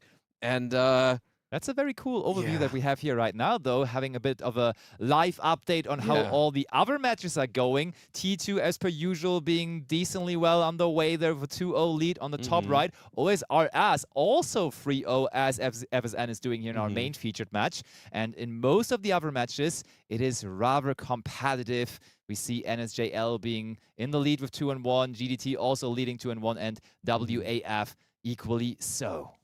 And of course, we've got more games to be played because these are best of 9 duels in a 3 versus 3. So now we are waiting for players to go back to their tables, switch the opponents around because basically each player of each team gets to face every player of the other team. So we're going to have the same players, same decks, but different matchups. And I mean, we're going to see if Team FSN can carry this 3-0 lead into a match win.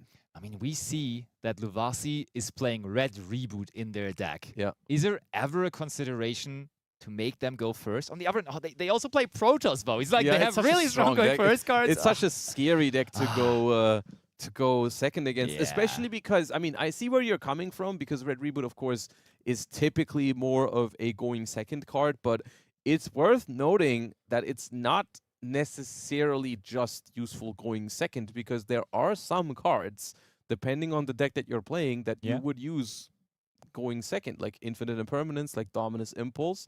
So if you're playing like a Malice deck that has both of those cards, the Red Reboot might actually get some value against you, and you don't want to risk that, right? And so I think one deck that might want to go second against that Ryzeal deck is Dracotail, because Dracotail also doesn't really care about Protoss that much, but we'll see. That's fair, but now we are going to focus on Justin and Skilla. And Skilla was the Dracotail player we already featured early on, and he will be starting off this time. Last game, I think he also was the first one playing, but that was because his opponent was bricking there in the opener.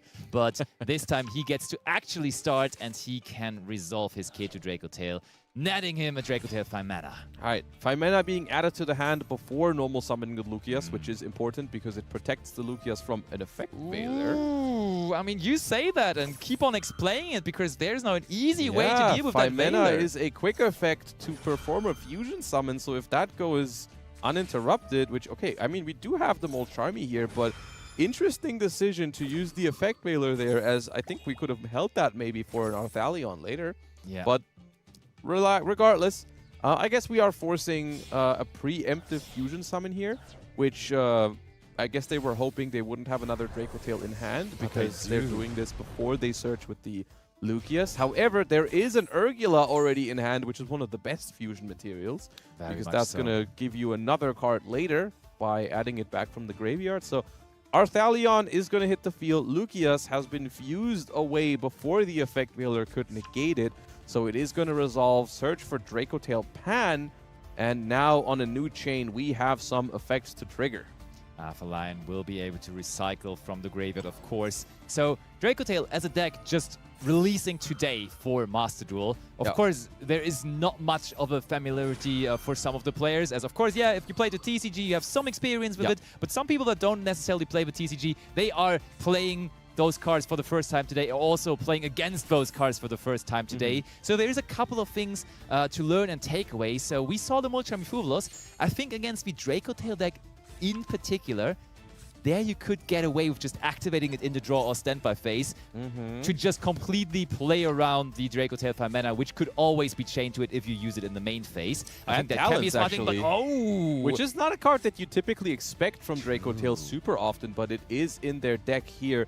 And we see a, I'd say not the greatest hand here for Justin, as we've drawn the Fallen of Albaz from the branded package, which is not ideal. The other cards are good, but we're going to lose one of the most likely here, maybe the Rahu or the Mululu. And looking very, very strong here for Skilla, as we see the Dracotail once again showcasing some of the strengths that we've outlined, because that Multiarmy Fuwalos so strong against some of the combo decks in the format. Dracotail here is completely fine with that. Yeah. We have almost the full Dracotail setup already. We just set 2 of the trap cards with our graveyard effects instead of setting a Rahu, because we know that was going to give our opponent more cards. So we don't care about that. We just set the trap cards. We have the 5 mana back in the hand from the Urgula in a second, and just good to go, really. Yeah, you're right. I mean, I was speaking or trying to figure out when the best time is to use Multiarmy Fuvalos. Overall, still though, the point is, as you just explained thoroughly, it's not that great against Dracotail. Dracotail has the advantage of being able, and that also is what makes the people so hopeful for the Master Duel format. It has good ways to play around that card. Obviously, also against Maxi, as that card operates in a similar way. But I think that's possibly why Dracotail might be the new top contender, dare I say, maybe the new best deck in Master Duel. It has strong contenders alongside it, but so far, what we've been seeing here in the tournament, in those 3v3 matches that we have featured until now, it does look very promising from the deck. It certainly is making a good point so far. It's a strong showing so far for Dracotail today. However, I guess what I can say from my experience facing a lot of Dracotail in the TCG is that I've experienced Dracotail as a very non-oppressive deck in the format. It's like it doesn't really, like we see the board that Dracotail is able to make here going first under a Multiarmy Fuwalos, which is pretty good, but still like no deck immediately folds to this sort of position. It's like, okay, well, you have like a couple Dracotail traps face down, you have a strong grind game, but like any deck can play into this basically. For sure. So we do know most of the cards on Justin's side. We knew the Mululu. We took away the Ghostbound Haunted Mansion, so that leaves them with a Fallen of Albaz and the Rahu Dracotail in hand, and that one card they drew for turn. And so we are trying to fusion summon now with Mululu, when Skilla immediately on the summon of it used the Dracotail 5 mana in hand. Interesting decision here. Gonna be using the Mululu, fusing probably itself, and then one of the, hopefully, I mean, in the best case scenario would be if we've drawn a Dracotail monster here. That would be ideal. If not, we might be in trouble, but I guess we'll see. Worst case, we're fusing away the Albaz, I guess, which is not desirable, but it's not like the worst thing to ever happen. We're thinking about it for so long, though, that at least are in a tough makes me think that they have options available at the very least. But let's see what they're trying to they must maybe they're not thinking what to fuse with, but what to fuse into, because of course having the Fallen of Albaz here could potentially give you some options, but actually not with Mululu. Mululu has to summon a Dracotail, but it could be deciding between Arthalion and Gulamel. There's always the 2 options you have. Okay, but as this is taking a little bit here, why don't we go over to Duel A, as we have just finished the first turn there on the Orcus side from Nick. And Luvasi, once again, I mean, he has played into a field much stronger than this one. Yeah, that's what I was about to say. Like, there is That is a smaller field than what we've won through last game. Even though I think the orchestrated Babel is a very, very in the hard, graveyard. Yeah. it's a very hard card to play through. In the draw phase immediately, we're going to be activating Galatea Eye to summon itself back from the graveyard. There we go. As all of our Orchest effects everywhere are quick effects on the opponent's turn while Babel is in the field zone. So we're going to be using the Galatea Eye effect in the draw phase to add the World Crown back to the hand.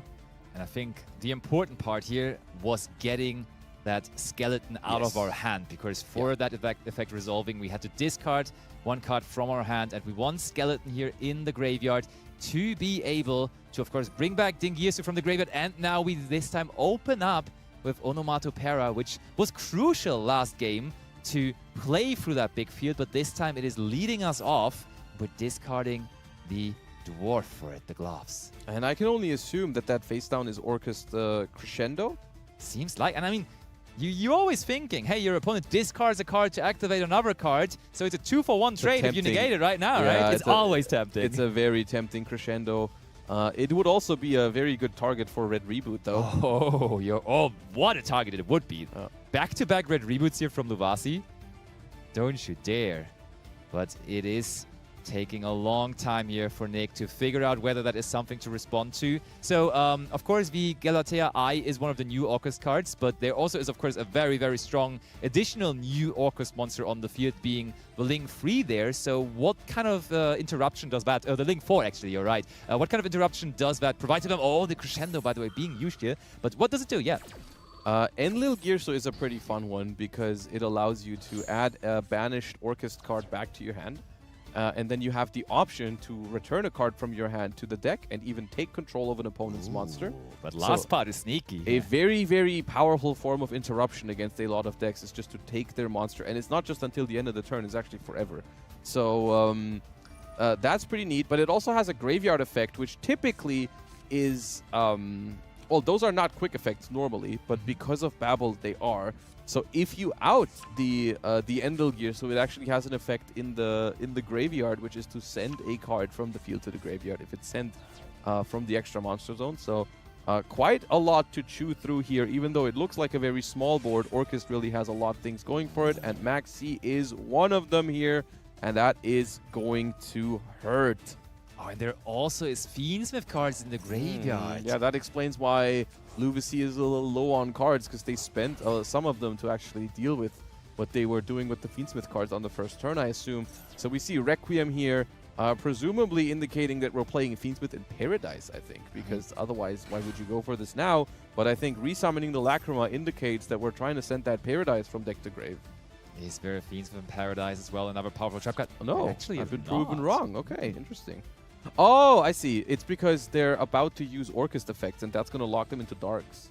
Oh, you're right. Yeah. So that's the reason. Yeah. Smart from Nick on that end.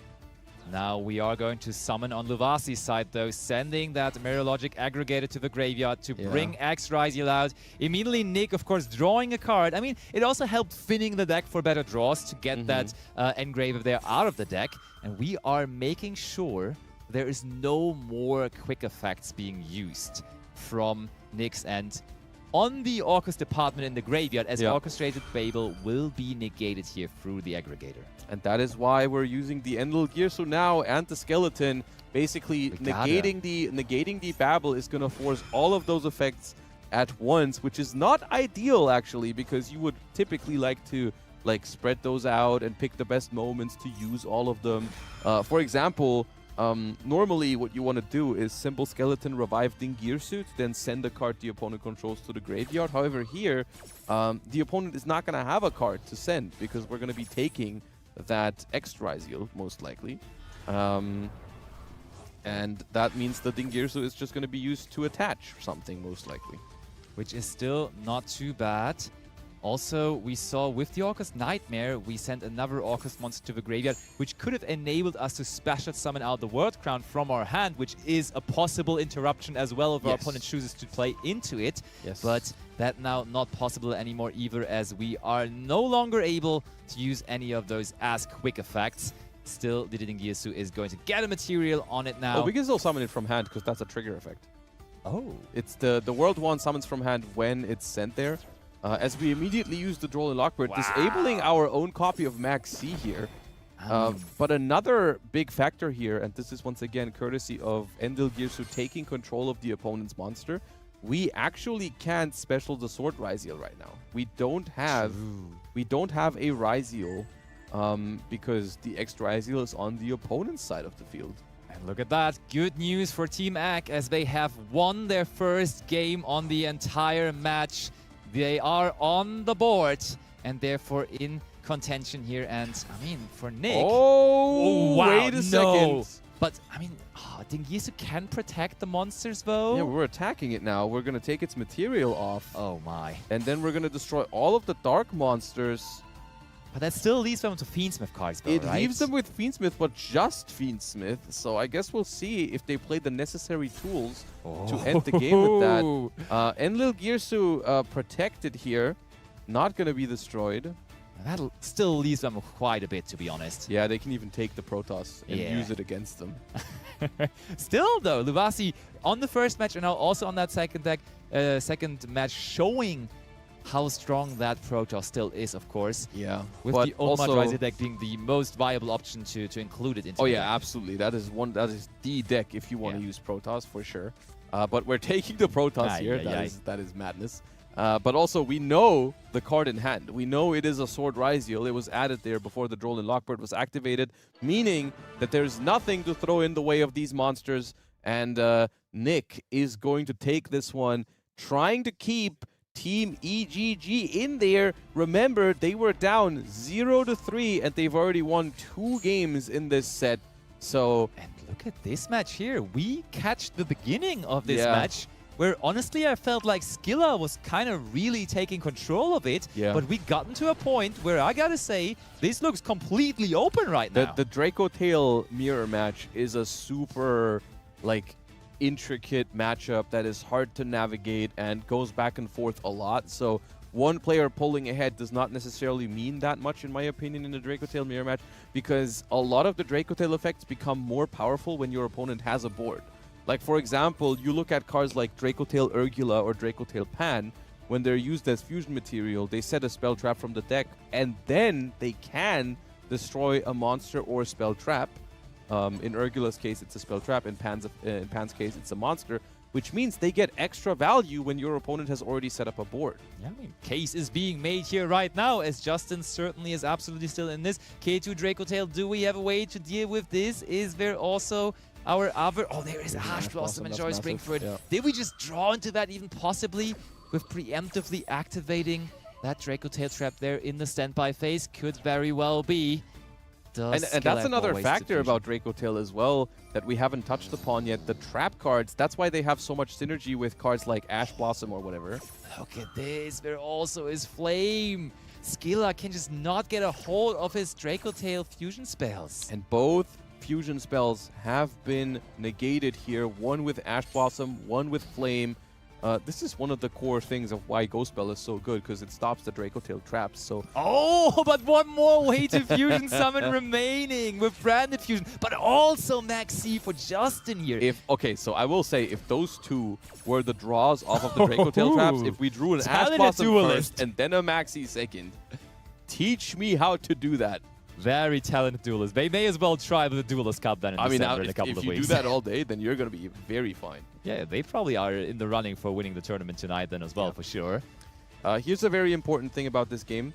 The Draco Tail graveyard effects that we can trigger with this Branded Fusion, for example, are so much less threatening when you've already gone through K2 and Rahu this turn, which we have. You can only use, you can only activate one Rahu and one K2 per turn.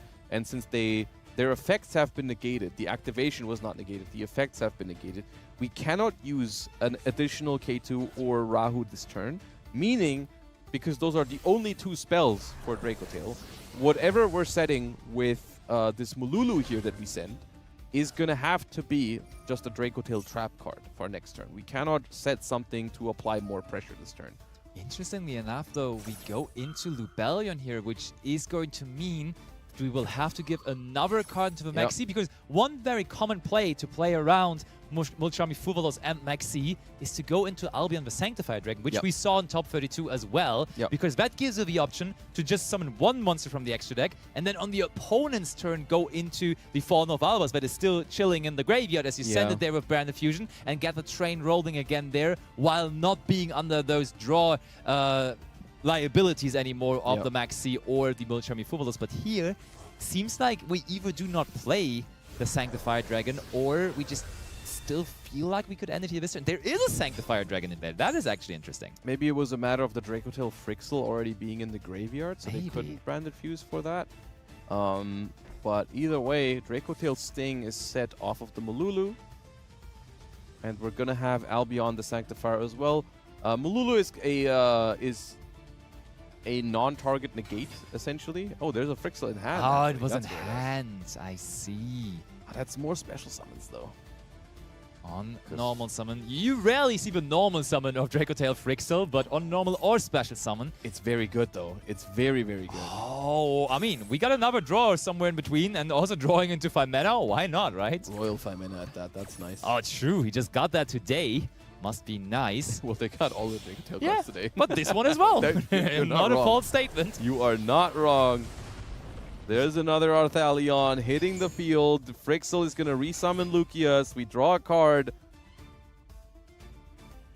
Oh, but the Frixel, first of all, is we have to return one back to the hand now. Itself will be the card.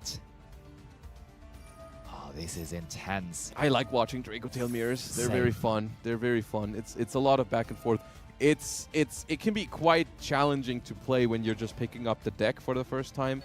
As we see this Arthalion adding back Ash Blossom once again, and that is forcing a concession. Is that a timeout, or was that actually just... No, I think they just saw the writing on the wall. I think that position was very strong for the player at the top there, and I do think that was the equalizer.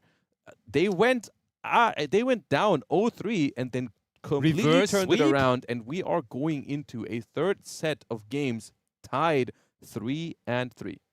Both teams giving it their absolute everything on the first set. It really going in the complete one-sided direction, but into the absolute other direction we went there. And as this is so competitive, of course, we have a third set to play. Some of the matches, though, did not even have to go into the third set, as we see here with the bracket, that we already have T2 qualifying for top 8. OSRS will meet them there in top 8, as they both had a pretty successful and somewhat one-sided top 16 match. And then everybody else still out the there other playing. one's still pretty open. You know, we have a 4-1 lead in the top left corner, but still not over. And then we've got a couple of matches tied 3-3, 3-4, 2-1. Still very, very open, as well as of course, the set that we are currently watching going into the final set of games. And so far, I mean, can't really say who's favored here, because both teams have shown a pretty dominant round each. For real. FSN going up 3-0 in the first round, and then maybe we were thinking, oh, this is going to be, they're going to go through here pretty easily, and then the opponent said, no, not with us. We're going to reverse sweep here and tie the series up, and that's going to leave us with some pretty exciting games for the third series. I'm mainly excited to see the Orcus deck again. I think that is that's a pretty awesome one. We're going to see what we're going to be treated here first with. It is Boss on the big against screen. Nick. And the Boss is playing the Malice deck. We know Boss, of course, as being one of our players that we had in the finals in Malaga in the last, or this year actually, but for the last season basically. And he is still with the so successful Malice deck that, as we've already learned in top 32, still is an absolutely viable option.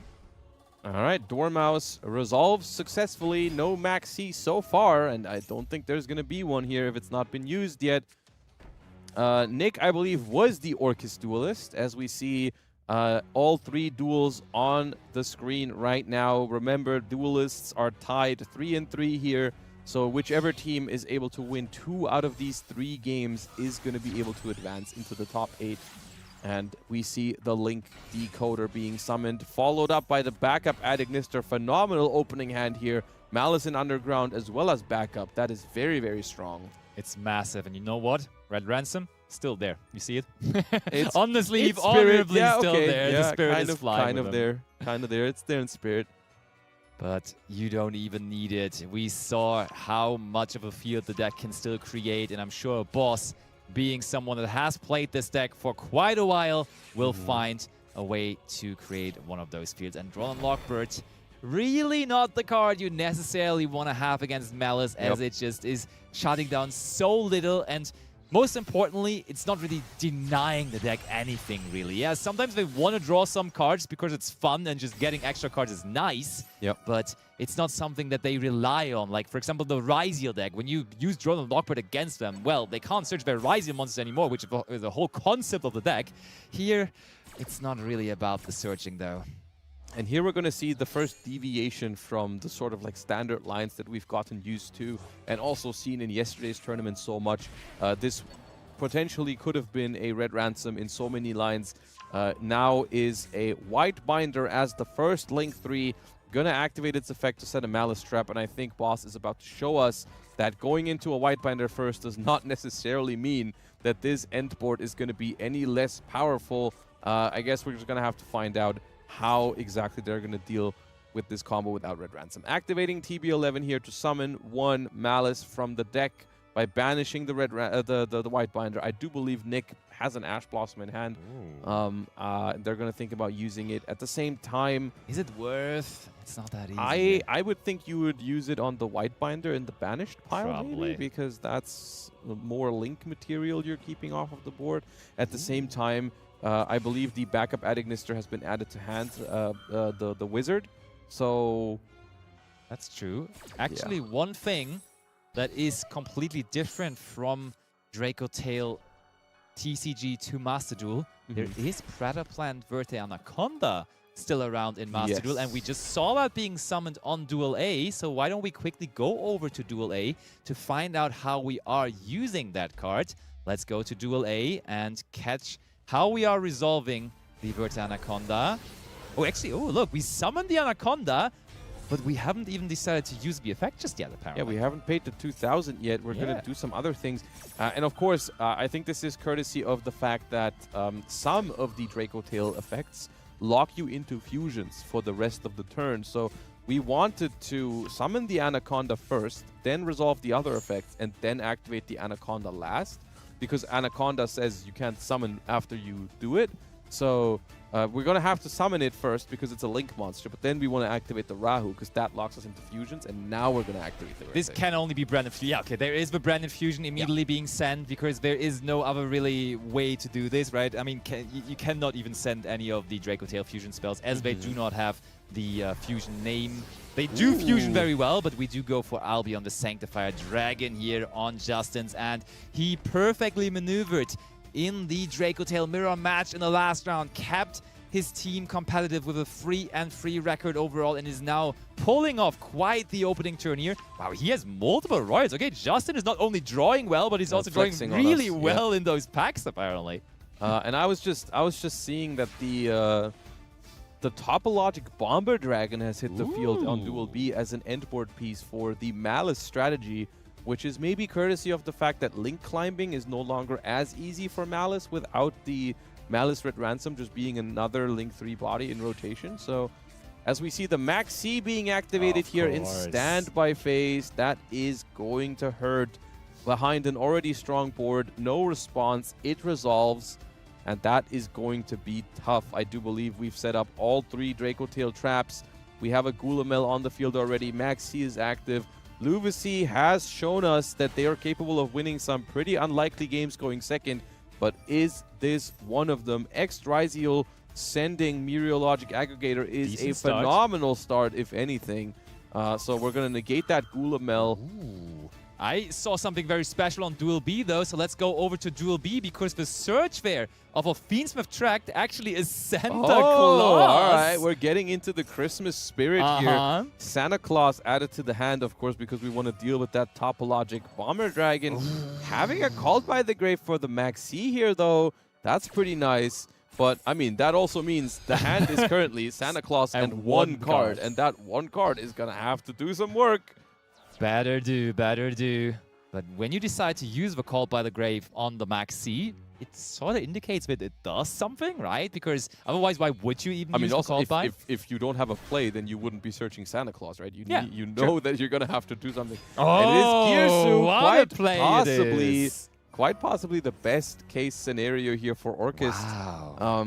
And I mean, if there was any chance of winning for going second with Orchest, then this was the hand to do it. However, Malice still has that GWC reviving the Red Ransom, so I don't know how far we're going to get here with just that Gearsu alone.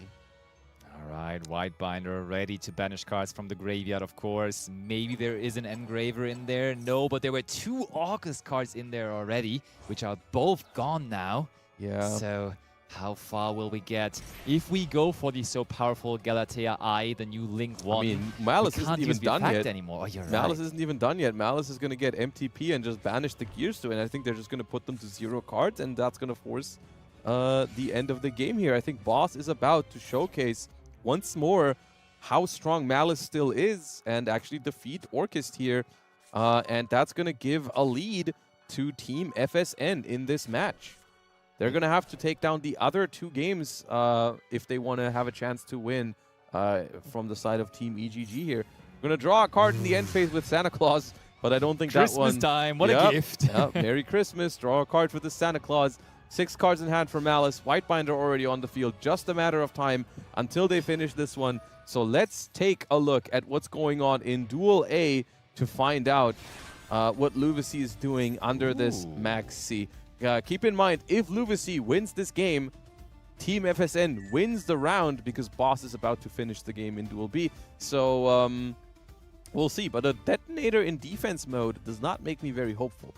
Of course, we're playing around a Dracotail Horn here, which is one of the Dracotail trap cards, which allows you to return a monster from the field to the hand. However, it can only target attack position monsters, so it can be played around.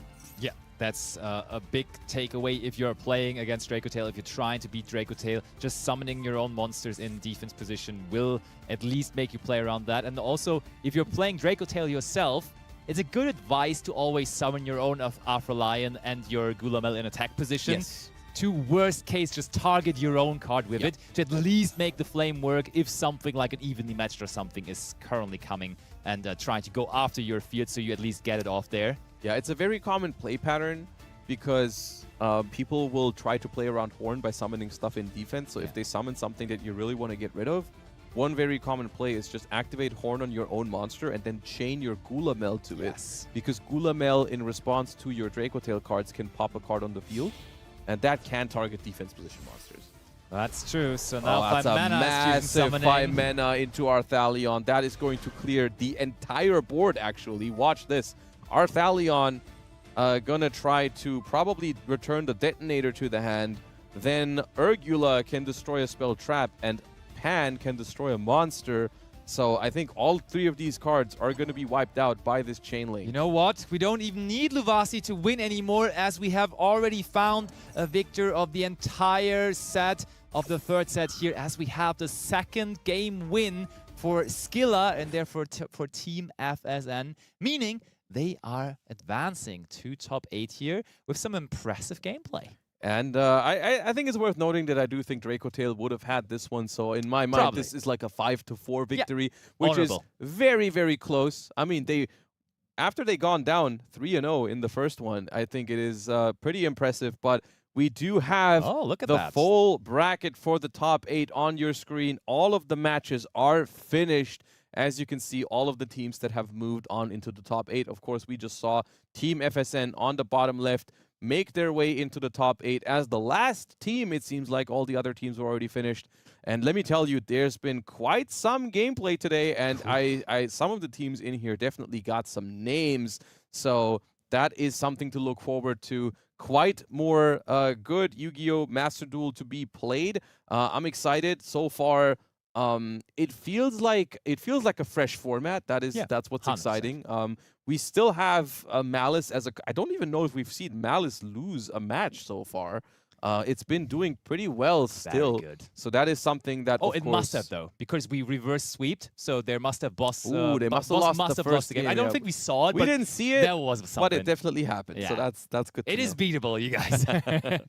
But yeah, still, boss showed then again though that is also very capable of winning, of course. Yeah. And we had a funny appearance of Santa Claus. But it wasn't enough. a winning one, but it was there. You know, it was there. It tried to give us some Christmas spirit in this Yeah. December Challenger Cup. So it's been an awesome top 16. Very, very excited for this current format. We're gonna find out which kind of decks are gonna be in the top 8 in just a moment. There's Apophis. gonna be a short break. Maybe you're gonna see your Apophis in top 8. Who knows? But don't go anywhere, duelists. The top 8 is about to begin in just a few minutes. We're going to be going on a very short break, and we'll see you guys then.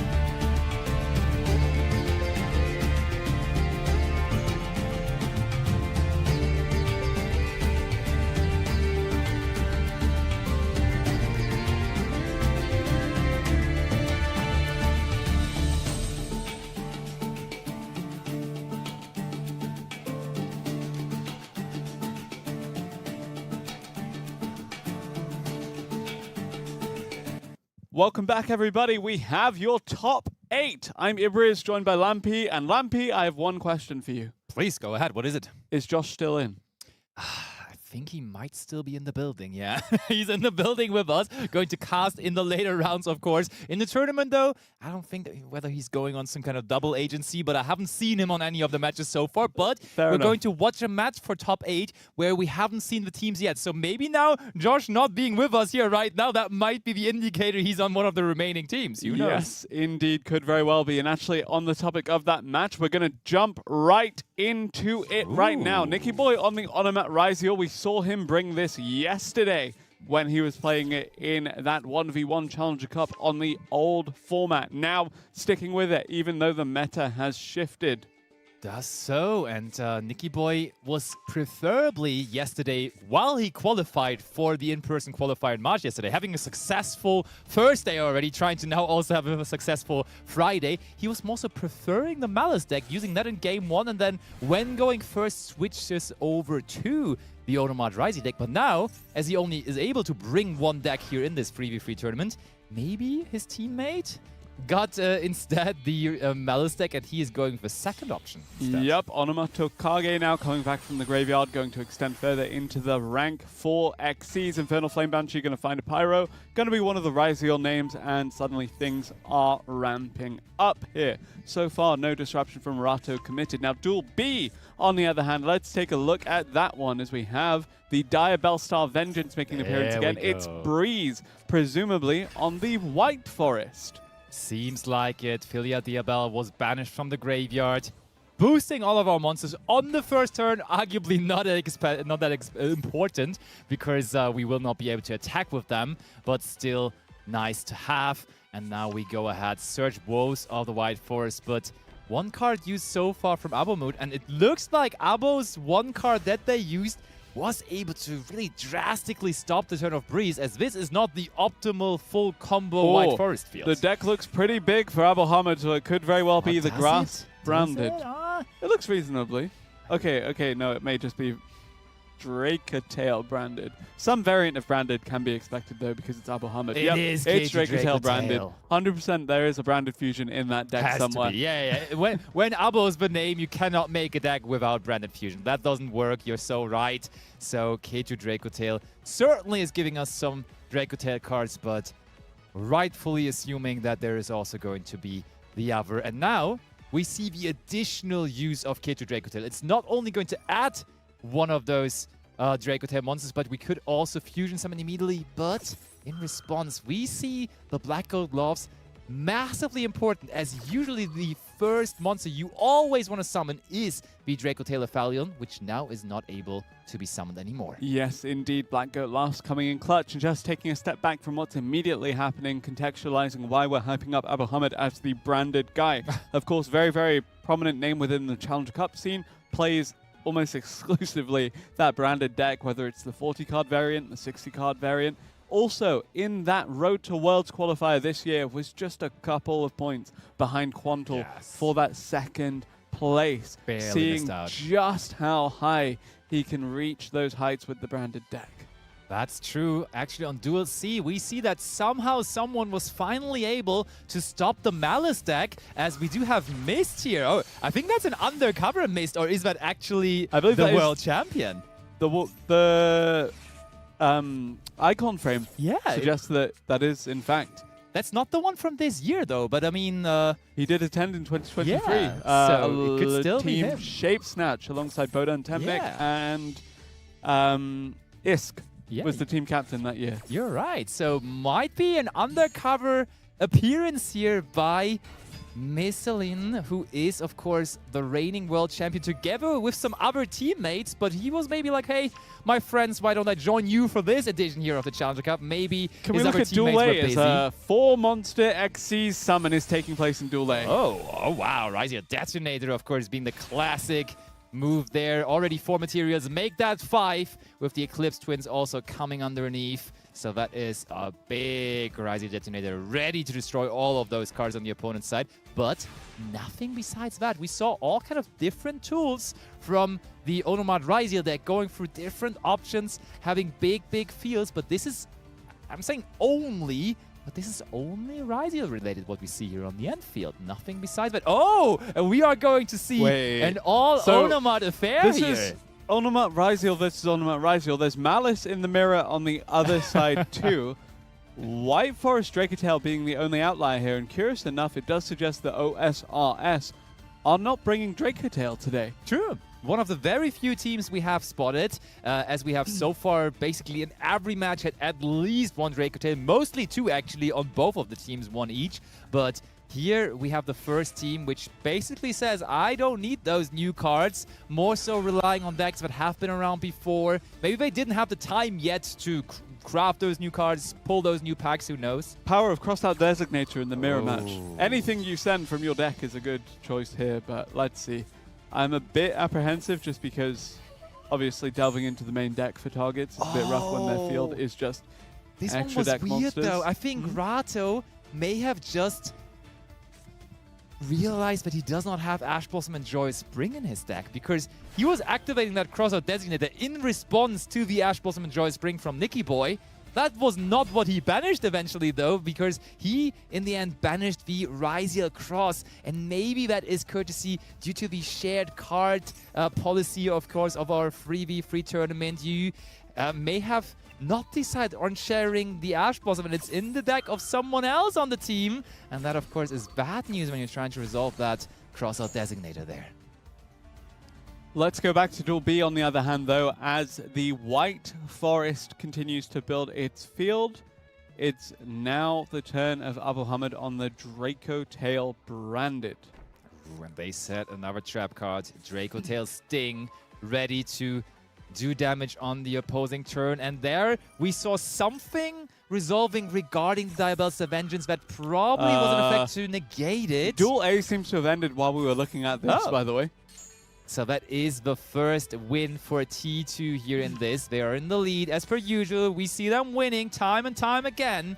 But of course, not over at all yet. And 1 point to be made here for OSRS. But at Duel C, we just see Nibiru the Primal being in the Malice Mirror match. Yeah. Link Spider is going to come out, but there's only 2 cards in hand versus 1 card in hand. This is really going down to the wire. Dominus Impulse. That is some big action there, going down to the last cards in hand on Duel C. But that should probably be ending the turn. Yep, so we can stay here with our main feature. But Abo has no ways to extend. Putting that Gulamel into face-down defense position with the Silvera was enough to stop Abo. But we saw that they did set the Dracotale Sting, so maybe they can still get out of trouble here. Oh no. Okay, let's go to Duel C, because we have just seen Mochami Fumalas being normal summoned there. But I still don't know. Is Mist really playing Malice here? I couldn't tell. It might be him, but it might as well not be. But we do go into Haggard Lizardos here. Let's find out. Because that card, of course, will be able, with any kind of materials, we don't need any Cybers monsters for it, which is why we go into it here. We can still go ahead and banish one of our Malice monsters from the graveyard. But as we're taking so long here, are they even any? Why is this taking so long? Didn't take very long to finish Duel B on the other hand. Duel B, though, as we have just concluded that, and we have equaled the score. OSRS is also on the board, making this a 1-1 overall score. But what is taking so long here right now on Mist ends? I mean, that seems like a pretty straightforward Haggard Lizardos, banishing one of those Malice monsters from the graveyard, trying to go into the Of course, we are getting into this game a little late, so I don't know what Malice monsters are in the grave, but when you go into Lizardos, certainly there's one, right? Otherwise, there is no point in even going into the cards. Yeah, now Grass potentially has something else in this hand between these 2 cards that can be used to run some kind of disruption. The onus is on them to make an action here. Is it? I mean, we know one of their cards. It was what got Dominus Impulse? Wizard at Ignister is in the hand, and still is in the hand, as there was no trap card alongside the Dominus Impulse, so it will still be available next turn again, possibly. But I still don't know what we are waiting for here. Mist, do you not have a Malice monster? Surely you do have a Malice monster in the graveyard. Yeah, but the decision is on the side of Grass, so Grass is choosing whether to respond or not. Fair point to be made there from you. So that gotta mean it's either a Bestial or a Malice Marcher. And one thing that's noteworthy, Haggard Lizardos, when activating its effect, as far as I'm concerned, does banish the monster from the graveyard for cost. Meaning, if you want to deny them from banishing something specifically, the Bestial would have had to come beforehand, but we have decided on not doing anything here preemptively, and we get to banish the Malice White Rabbit there from the graveyard on Misdance. Banishing it, it will return to the field, and that is of course massive, as now we have access to link-free monsters such as Malice Whitebinder. Yep, no more Red Ransom as of today, but still a few good options in that Malice extra deck. Only the Link Spider facing down this field. I think Mist could very well close this one out. Okay, there is the Link. I mean, we are in turn 3, so I don't know what kind of Link monsters we may have already used. Possibly the Whitebinder is already in the graveyard, but no, it is not, as we have confirmation here of it being summoned. And as we all know, that was the case before the Forbidden and Limited list, and is still the case when Malice gets to one less Link-free monster now, but when it gets to one of them, it is looking real good for them. And that Whitebinder ready to activate its effect, of course. Probably trying to currently figure out what cards to target there in the graveyards. Oh, wow. Not using the on-summon effect to banish cards from the graveyard, even just banishing it here with GWC. But it will return shortly, of course. Interesting lines here from Mist. Not the most conventional. Gonna give a card. That's what it is, paying 900 for it. And I think Mist, of course, being an expert at the game, being the world champion, we just assume that it is him now. He may have now read the situation correctly, because Grass had a very long response window after Haggard Lizardos was summoned. So I think the primal being? I don't think we were at 5 summons there just yet. So I think the most reasonable thing is just a Bestial. So I feel like we're trying to figure out how to best beat a Bestial here. And one line that heavily plays into a Bestial is going to Splash Mage. So I think Mist is just currently trying to figure out a line to make this happen without really ever committing and relying on Splash Mage. And now we are just going to use the on-summon effect of Whitebinder here while it is returning and not on its initial Link summon. And now we will also set back a trap card as well, the GWC that was just used. So we cannot use that again this turn. Still, of course, good to have it for next turn again.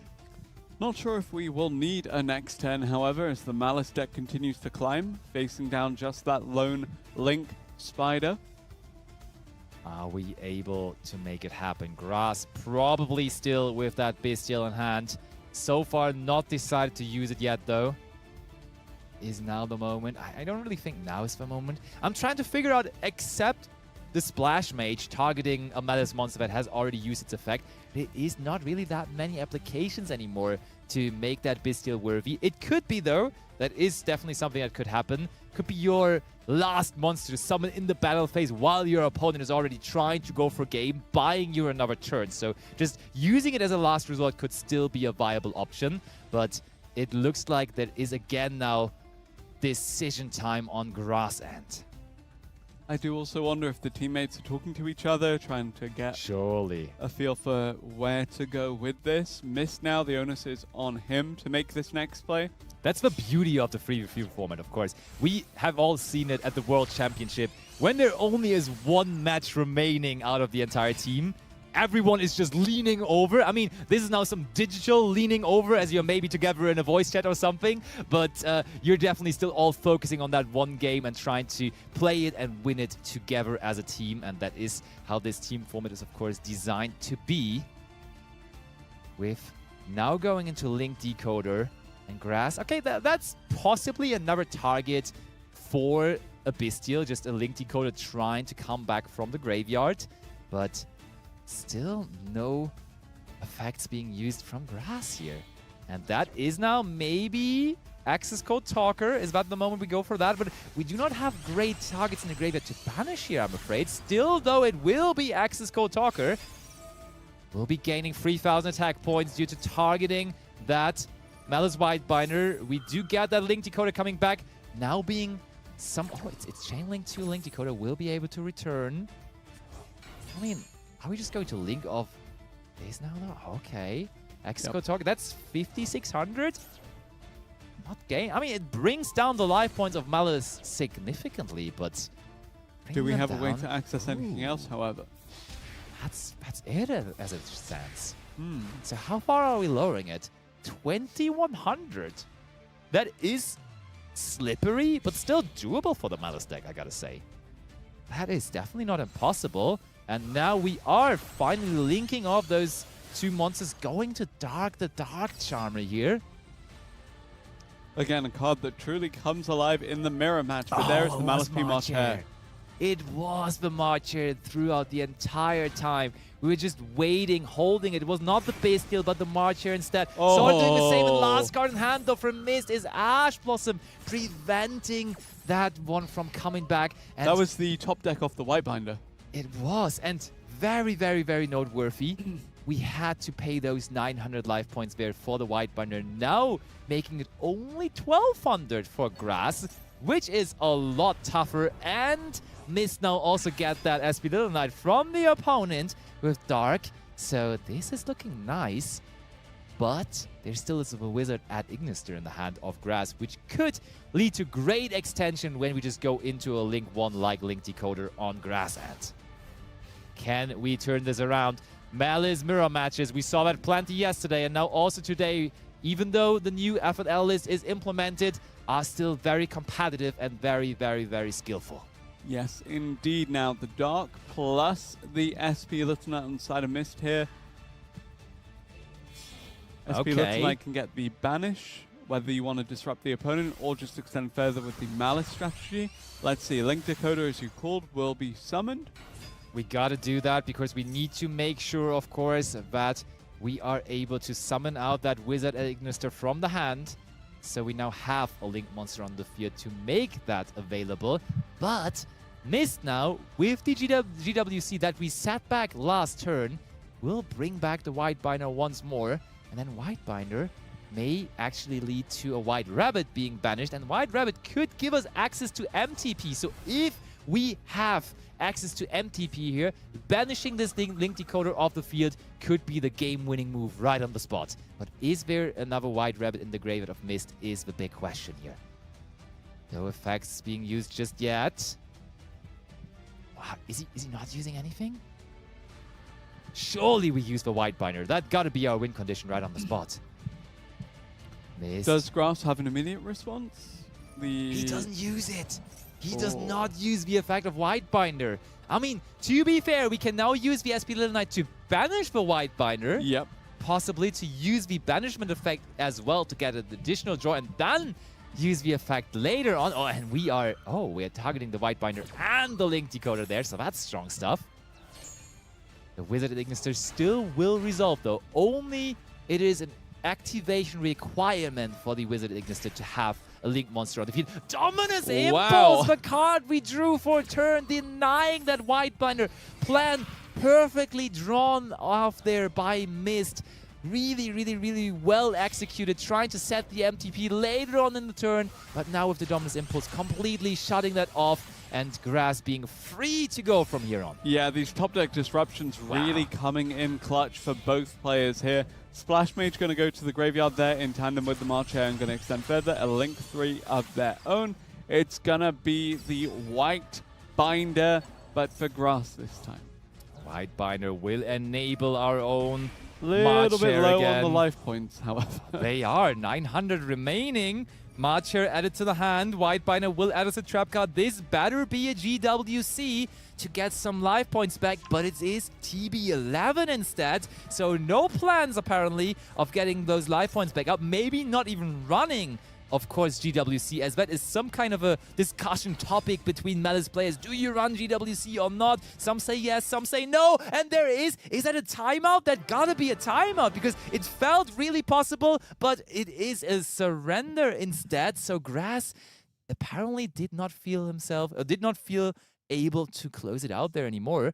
So drastic end there all of a sudden. One that I did not see coming at that very moment, but ultimately still meaning Mist winning another match as he usually does. Yes, indeed. Very well played by Mist there to make it through in that Malice mirror match, of course, with 2 mirror matches in both of the games that we saw in that first series. Yeah. It does mean that moving into the second set, now we have no more mirror matches. So That's true. everybody can be happy. But look at Speaking this of people that bracket can be here. happy, of course, we actually already have most of our teams up 2 games in the lead here. However, there is still one set of games that are 0 and 0. How is that possible, to be honest, man? I felt like we were playing a pretty long set here between these two teams, but it takes even longer from that RS FSN matchup. And I mean, we saw FSN playing some long fought matches on the last featured match as well, so no surprise on that end.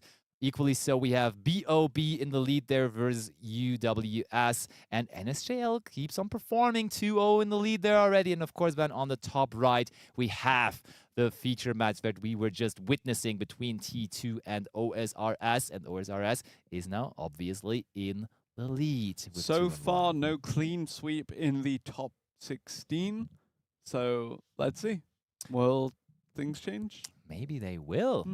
I mean, that one match could still make it happen, but overall, it seems like it is very competitive. You're right. So, we just saw a Malice mirror match. We've been seeing a lot of those recently, especially in yesterday's Challenge Cup final qualifier. But speaking of that final qualifier, I know that a lot of you at home were saying that you really love that Trapaholic game map. Well, if you go over to the Yu-Gi-Oh! Card EU SNS channels, so X and Instagram, you can enter a giveaway to win this Trapaholic game map. Oh, isn't it beautiful? I mean, you already said that Josh has already participated, and I can admit that I also already participated on X trying to get my hands on this beautiful mat. And it's so exclusive. It's so desirable with only so little people getting access to it, with it only being the top 32 of yesterday's tournament, and then that one person winning it now also on that giveaway. So please let it be me.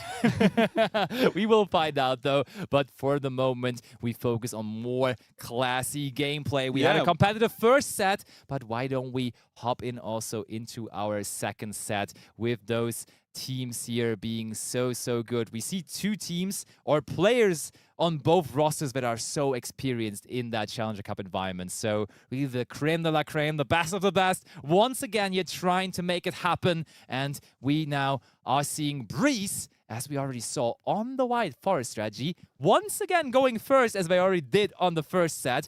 This time, though, they're up against Nicky Boy, and apparently that one infinite impermanence on Nicky Boy's end was enough to completely shut down the turn of Breeze. And as we mentioned before, this is likely to be the only set within the tournament that you're going to see neither team bringing Dracotail to the table. So these are some fairly unique matchups for the evening. And that means that when we see Do Warrior being dropped against the White Forest deck, it's just going to get more and more interesting from this point onwards. Surely does. Onomato Kage was sent to the graveyard for the effect of that Do Warrior, and now will immediately return onto the field. You just get so much additional access to rank 4 monsters, or level 4 monsters that will eventually turn into rank 4 monsters. Like, you already had, like, immediately when the Onomart cards were revealed, I was like, Ryziel already has plenty of ways to summon out rank 4, so I wasn't sure whether giving them more options to bring level 4 monsters onto the field really helps them, as I already felt like they have that option so much, but still, like, it paid off greatly for them.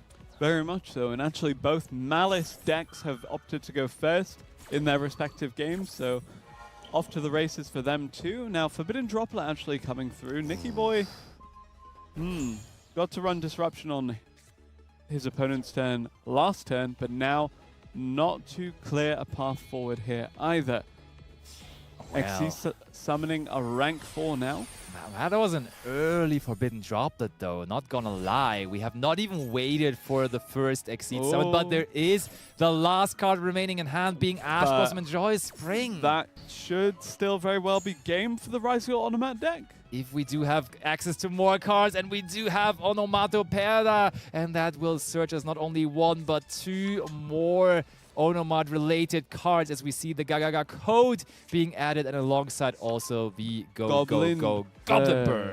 Yeah, as I said yesterday, soft spot for that monster being a key component in the how to XE summon, part of the Master Duel tutorial. And I mean, this turn from Nicky Boy Someone could else well be teaching you included how to in that XE tutorial. summon, indeed, yep. Now, looking at the extra deck monsters in Duel A, however, a Royal Finish Hearts Crypta has made an appearance. Let's look at Duel A. Let's once more see what the Malice deck can produce. Grass fell so short in that last match against Mist, but this time it looks a little better with him or with them being able to go first here, and they are having the two remaining Malice Link-free monsters on the field with White Binder now also returning to it. So, oh, we're linking them both off though. 2 Link-frees make 1 Link-2. There we go, Cyber's Wicked. Very, very, very common choice as we are trying to get access to the backup at Ignister from the deck with that. Linger Rebo being summoned into a zone that it points to will help accomplish that, banishing a Malice Dormouse in the process. Another Royal Finish Malice Q Hearts Crypta in Duel C. Let's look at Duel C, however, as that is 3 Link materials now, so not the same path towards the Cyber's Wicked. Instead now, going straight into the Allied Code Talker at Ignister. Oh, and that marks the end of the turn. And there was a bit of a sign on why this marks the end of the turn. We played a little bit smaller of a combo as Abo has drawn cards due to Molchami Fuvalos resolving. And now, with a healthy 8 cards in hand, playing into this somewhat small field on Mist end. Nicky Boy able to take game 1, has been able to even up the scoreline here. 2 and 2 on the board for OSRS and T2. Rahu, Dracotail on the board for Abu Hamid here. Is there a disruption coming through from Mist, or is it going to resolve? Rahu Dracotail is so strong. It's tempting to immediately negate that with the Allied Code Talker at Ignister, but then on the other hand, when you negate the activation of it here, that means they can just activate another one, and it's somewhat easy for the Dracotail deck to just always get more spell cards, because whenever you fusion summon with one of your Dracotail monsters, you can set another Dracotail spell or trap card from the deck. So you want to negate it because it is leading to so many things, but also when you negate it, they can just go a different route and always get access to another one. So it's really not that easy to make a decision. Let's go back to Duel A, however, as there are 4 Link monsters on the side of Grass. Okay. Firewall Dragon in the middle there, co-linked to everything. Yeah, and the Transcode Talker being part of the end field here. So, of course, it's interesting to see how Malice is now going in a different direction with, of course, that one card that they lost from their extra deck being the Red Ransom. And we saw earlier on Boss from Team FSN going for Topologic Bomber Dragon on their end field, being a new option that we also saw in the past, but that wasn't very popular anymore lately. And now we see Grass actually ending on Transcode Talker, which also is something I haven't seen that often, to be honest. Another Link free that may have just replaced that Red Ransom. Like maybe a 1-for-1 card replacement there in the extra deck of Grass. But now, Rato with 6 cards in hand and a tough challenge at hand. And that challenge is declared impossible as we are surrendering that game, meaning T2 taking the lead here. they have taken the lead after being down after the first set. They are now in the lead, and Mist, though, looking to even things trying up. to keep it even.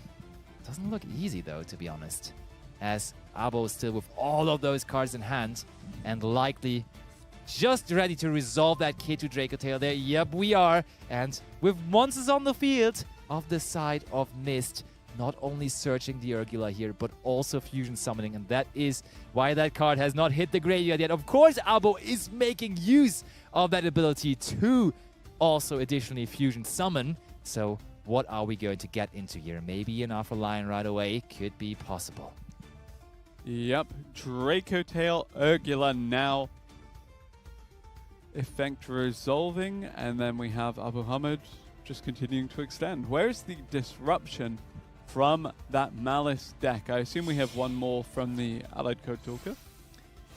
it might have already used its effect, actually, because we see that the GWC resolved. So GWC brought back the White Binder, means beforehand there was no monster underneath the Allied Code Talker anymore. So I think we tributed the White Binder to immediately go after the Rahu Draco Tail, which was the first card they activated there on Abo's end. And then now we immediately brought it back onto the field. But of course, the once per turn effect to negate from Allied Code Talker at Ignister was already used now. Another win for T2 here. As we said, they are up a game, and they are one of the most competitive teams in the entire circuit. And I think we actually came to a conclusion there. I think for some reasons we already have found a winner there on that one. And I think T2 actually is the one moving on to top 4. We have confirmation that they will be the winner of this entire match. And therefore, as per usual, right? I mean, they were facing a world champion here, which is quite the task, of course. Still, they are so well tuned as a team. And Mist, outside of his natural habitat, playing with Malice. Playing with Malice, but also playing with different teammates. Not playing with Nash and also not playing with, of course, Luca. Maybe that's the reason why this time it didn't quite fit for him. Yeah, unfortunately unable to make the magic happen, but that being said, still very well played overall. Of course, as you expect. I mean, in the first set, we saw really them bringing it down to the wire. It really didn't look great, but then eventually still their opponents managed to just surrender in the end because they didn't see any way to win that game anymore. But ultimately, it is T2 once more moving into top 4. We saw that a very prominent T2 member, Nezu, actually won our tournament yesterday, and he's not even on the team today. He has been replaced. It's only Abo, Nicky Boy, and then I think Grass is the new member on the team. And I don't think I even have seen him before. So maybe a new player on the scene. And what do we have here? FSN versus NSJL. There is the Primite Lordly Load. It's actually Blue Eyes, by the way. Okay, top 8, and that Name is where we Dragon, see it. deck is Dragon. True, yeah, fits the theme. So here we go. This is actually FSN BP2. So I feel like we saw FSN previously, but this is apparently a second FSN team also joining the competition. So they are in with 2 teams even, and both of them doing really well as both of them are in top 8. And with OSRS not progressing in that previous game, as we mentioned, it means that that one team that didn't bring Dracotail today no longer in the tournament. I mean, maybe not so far. Maybe this is also another addition to that, as we see. Maybe. I think NSJL definitely have Dracotail because we saw them in round 1. Yes, definitely so. FSNB, however, well, they do play Nibiru, Branded as we Fusion. Oh, it's from the Dracotail. Yeah, we can't really tell. We can tell that the first set actually was very, very, very much favored in the direction of Team NSJL, as they are currently 3-0 in the lead, not dropping a single game there. So we are already here on the cusp of elimination for FSNB, as they will have to at least win 2 games here in the second set if they want to stay allowed. Is not the greatest indicator that they're going to be making the... well, depends on what kind of trap cards we have there, but that Branded Fusion resolving, I will agree with you, is not a great sign for them. Shall we look at Duel A very briefly, as the Primal Being token appears to have found some friends on the field right now? Duel A? Duel A it is, and yep, we do see now on the bottom side here, NSJL Meta. I think, if I remember correctly, we featured NSJL in top 32, and Meta was the Mitsurugi player of the team. So we see Nibiru being a natural inclusion into the Mitsurugi deck, as you can search it out with Galen Granite, and usually you don't have much else of use for your level 4 monsters, as you're not playing the Raizir cards in this particular version of the deck here, as this is pure Mitsurugi. All right, Field Spell is out. Orcus is in a great place here. Oh, but let me tell you something. We should look at Duel C, because you were asking me previously to the tournament whether we are going to see some Megistus cards, and I think there was just a Megistus cards going around here for how fast on the bottom end. Let's see, we're resolving Dracotail 5 mana as it looks, but I think we just used Megistus Crowley there actually from the hand as a material, but let's see. We will find out momentarily what kind of fusion summoning we're bringing out here on How Fast Zant. Shout out to Megistus, of course, with Chorozo being the featured monster of this season of Challenger Cup. True. Oh, look at that. There it is. Crowley being used from the hand, going into Aphelion. Aphelion, yes. So this is interesting. This is something I also discussed with Josh. There's different approaches to the Draco Tail strategy. You can either go for the branded approach, which we saw plenty so far in this tournament. Like almost all of the decks we saw were Draco Tail branded variants, but this, on the other end, is also completely viable and something to be discovered. This is some Megistus Draco Tail, which is definitely something that I think people are like underestimating at the moment, as it also feels incredibly powerful. But let's see. It will immediately leave the field here, the Aphelion, due to that hard scripter banishing it. Yep, despite it not pointing to anything and therefore having the negation protection, it's still able to resolve and go through here. Rahu Dracatail going to be set, and then you'll have Thymena being added back to the hand. Rahu Dracatail going to be activated. Chris, being the Malice player of the NSJL team, doesn't look too happy right now with losing his hot scripter and already the Mach here on the field. Possibly already using that in this turn, so maybe there's no further interruptions as How Fast is just resolving that Rahu Draco. Oh, but there was a Maxi resolving on Chris, and so all those special summons right now from How Fast are very, very expensive, really. Duel B actually seems to be unfolding pretty quickly now. Oh. A second Blue Eyes White Dragon was summoned off of that Heretic Seal of the Heavenly Spheres, but I don't think it can stand up to this. This is interesting, actually. Secretarian Dragon, which we now see on the side of the field of Amida Maru, is an inclusion that you really are trying to summon in the Draco Tail mirror match a lot of the times, because it is preventing those dragon and spellcaster monsters. But guess what? Preventing dragon effects against the Blue Eyes deck could also be quite valuable, as we have summoned it here against that specific deck. So heads up from Amida Maru here. Yeah, Blue Eyes kind of collateral damage there, where the Secretarian Dragon was ready for other decks, including that Dracatail Mirror, as you mentioned. Now, something Josh mentioned to me earlier, that pitching of the Effect Veiler with the discard, then getting that added back, it's very, very valuable. Just, again, replenishing the hand when it comes to getting back some of these disruptions. That is exactly what we do. One thing we also see right now on Duel C is how we are using those Megistus cards, as we see that there is an Artemis being used in the Spell and Trap Zone, and we grabbed another Splenta, the Megistus Sealer, from the deck, but nothing more after that. An attack going in, doing some damage to the life points of Chris, but Chris, with healthy 6 cards in hand now, will play into this field of How Fast. So, very, very, very cool game here so far. Chris, even though he started this match, as this now starts the third turn of the match, completely empty field, now having to normal summon Molcharmi Fuvolos. Can we take that a does not brief seem appealing. look at Duel A on the other hand, however, as that Orcust field seems to have been completely dealt with by Mitsurugi. Still 5 cards in hand, despite committing so much. That's true, and now a Mitsurugi Mirror resolving too, bringing out the Futsu no Mitama no Mitsurugi in defense position.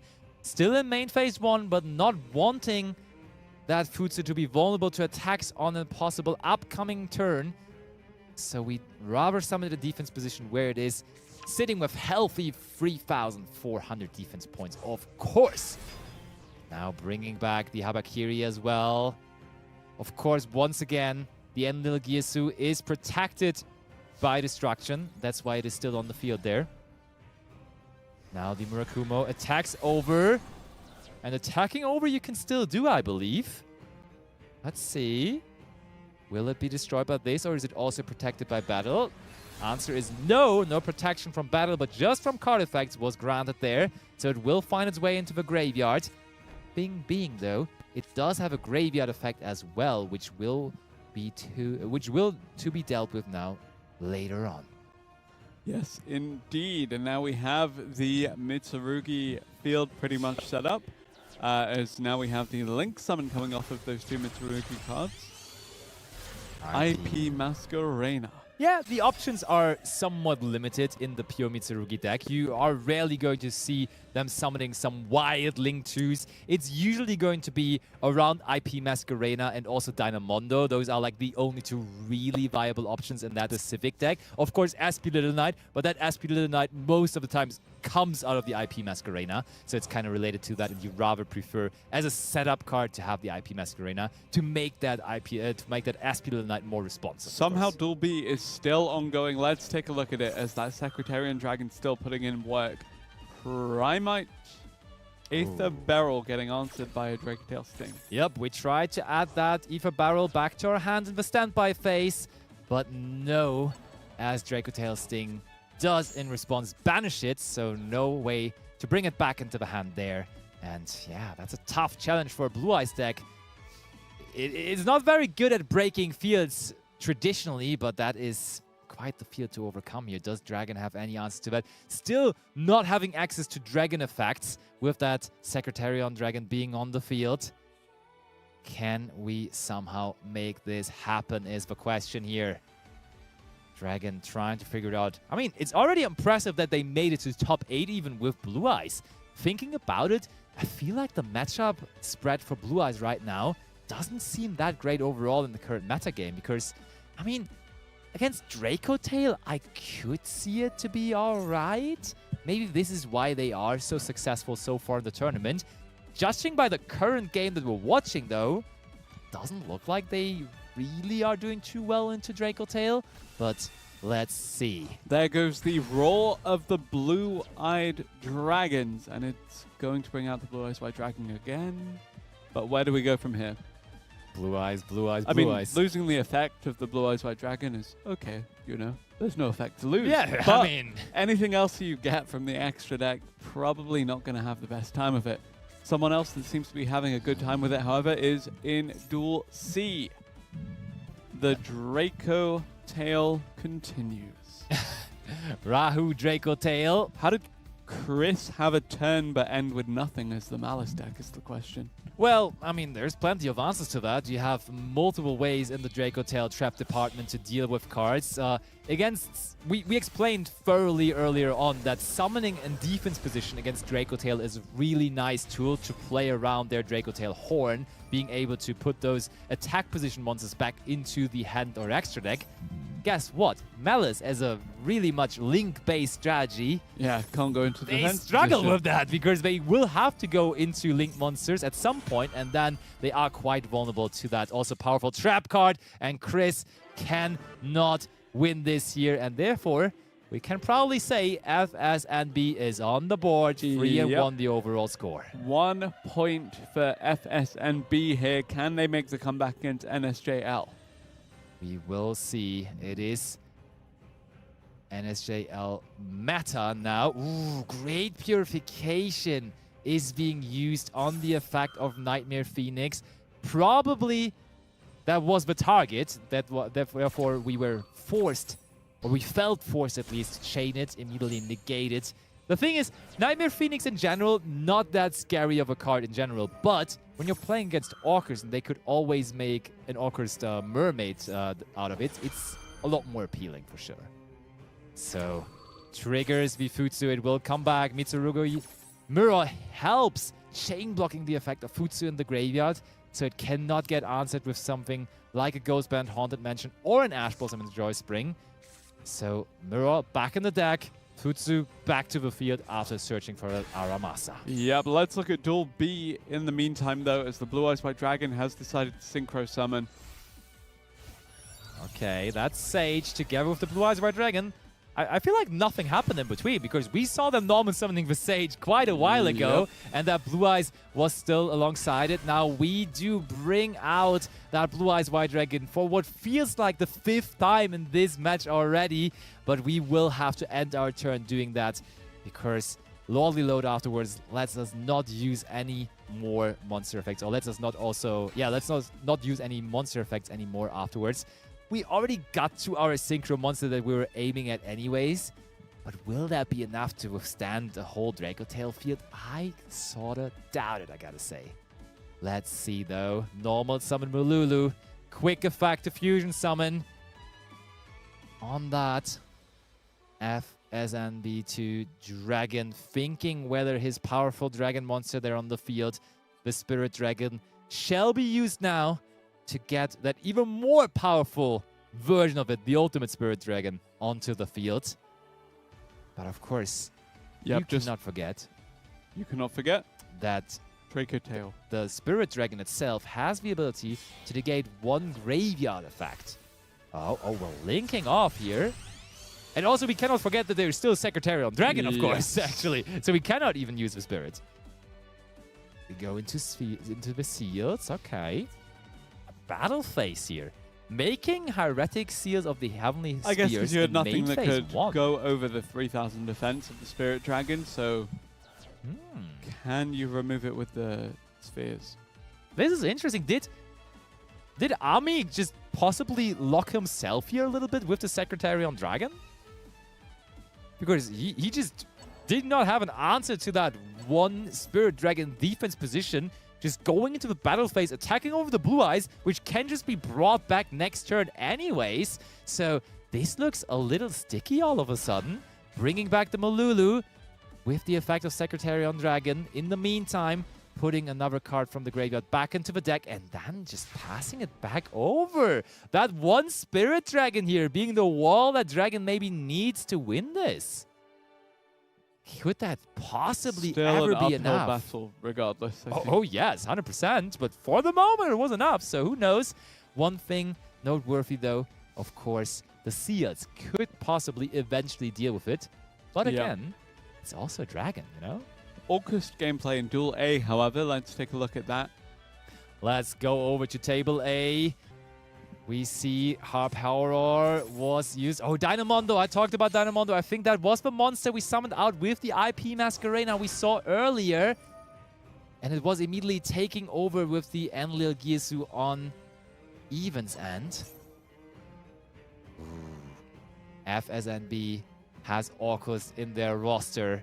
They are down 3-1. So that Orcust deck better makes it happen here. Whose turn is it though right now?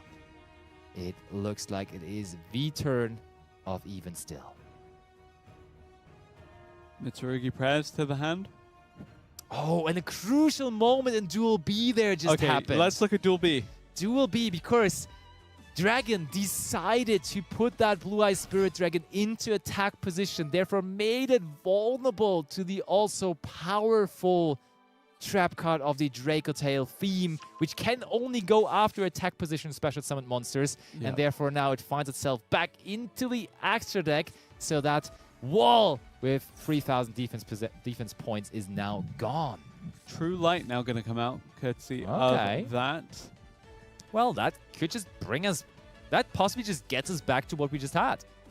At least we can bring back the Spirit Dragon, and maybe it buys us another turn. Who knows? It worked last turn, so it may as well work again. You never know. Yep, so going to get back the Blue Eyes White Dragon, and then perhaps we can indeed synchro it off for another Spirit Dragon.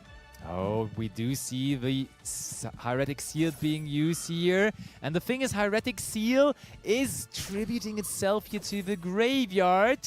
And therefore, it will be able to resolve as Secretarian only deals with monsters on the field. So that actually leads to the fact that in the graveyard, it will be able to resolve not only the effect here to summon after being tributed, but also we were able to put that True Light back into the hand. And that leads to them surrendering. And that means we are on match point here for Team NSJL as they are up 4-1 now. Yep, can Meta make it happen with the Mitsurugi? This game has been very, very back and forth. The orchestrated bubble came down so early from Even, and it stayed there since. Even so, been able to weather this storm with the Mitsurugi strategy from Meta. Now the Aramasa being summoned out. Aramasa onto the field, and it really looks like, I mean, it's always tough to tell when you're only judging the field while watching an Orcust game, because the real favor of the Orcus deck lies in the graveyard. Like, there could be so many graveyard effects, but there is a super polarization on the end of Meta. He is on match point. He's trying to close it out for his team, and he's taking away both of those monsters from Even. And that makes it even harder for them. Yep, able to make the Garura the wings of resonant life. That's huge. Still the turn of Even, though. Do we just immediately bring back what we just have lost with the Symbol Skeleton? Yes, we do. Longyesu, the Orcus Orchestrator, now going to come back from the graveyard. Oh, it's Longyesu now. Okay.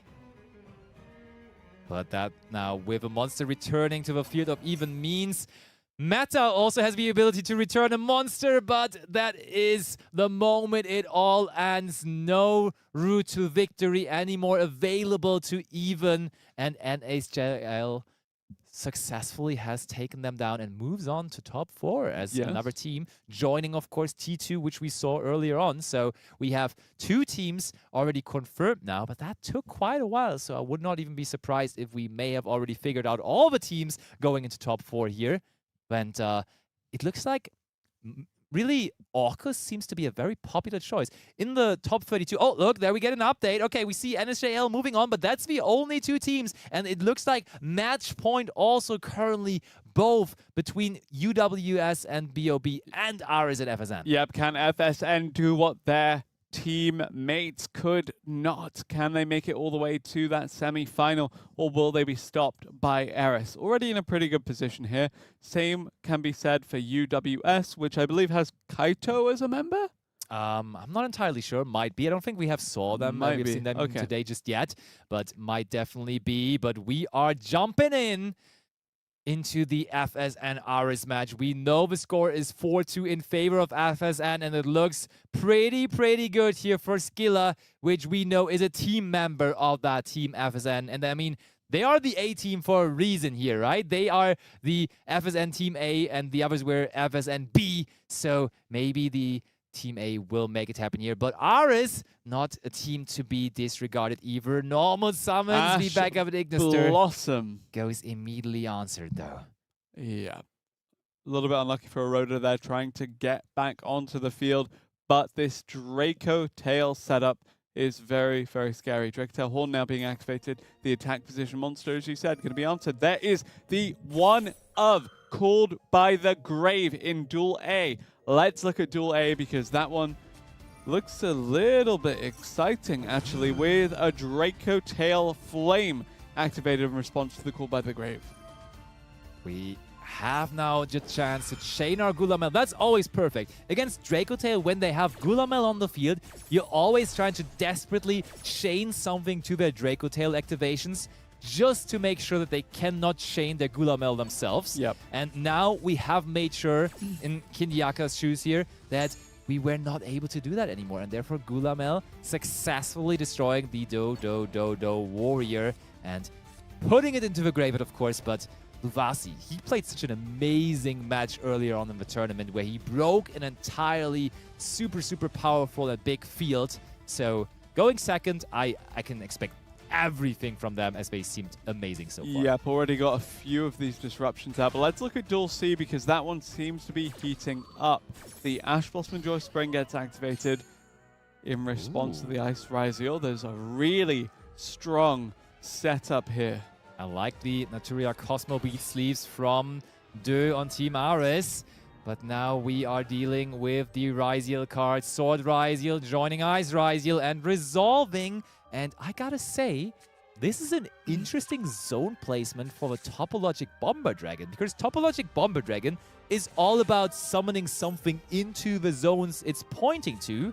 Right now, all of those zones are occupied by the grave, by the way, but there is one of our games ending. Duel B does end, and it does mean that we have the series decided. Yes. FSN will advance to the semi-finals. So that is 3 out of 4. We have almost all of our teams ready to go into that next round, into the top 4. Maybe even, as we were spending some time here on that match, have also already found a winner in that last remaining match, of course, which is still remaining. But yeah, I think, which were the decks we saw the most? I think Draco Tail gotta be the most represented for deck sure, but then so far. I believe, well, White Forest has kind of been a fringe pick for a couple of people.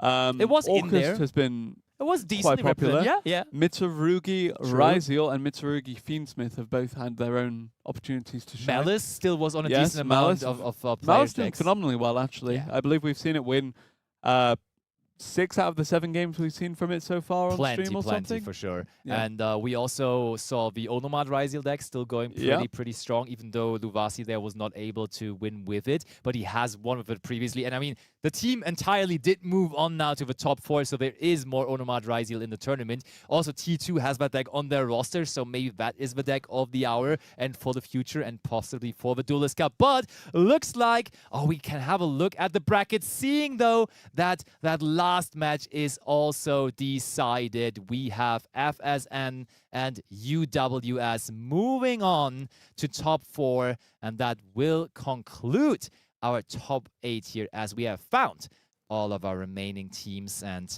yeah, that's going to be 2 very, very intense matchups. As we see so far, T2, 5-2, 5-2, 2 very, very strong results. On the other end, NSJ also with a 5-3 and 5-1, very strong performance too, and now they're meeting. Was the team with the Magistus Dracotail able to advance here?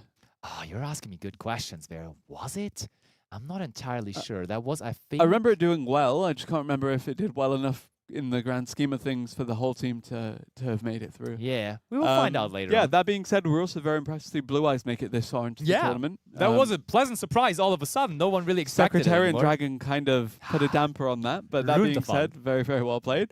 Yeah, really great variety of decks overall, and still got a good amount of good games to show. One of the teams we haven't seen so far, so maybe there's, I think UWS, which is one of our 4 teams remaining, was not on feature yet, so possibly the one we're putting on feature now, and maybe they still have a surprise left for us, as there is 3 decks still undiscovered between the 3 of them, the 3 team members. But we'll find that out shortly after a very little break, so stay tuned, as the most insane action of the tournament is still to come with top 4 in the finals, so top 4 after a very short break.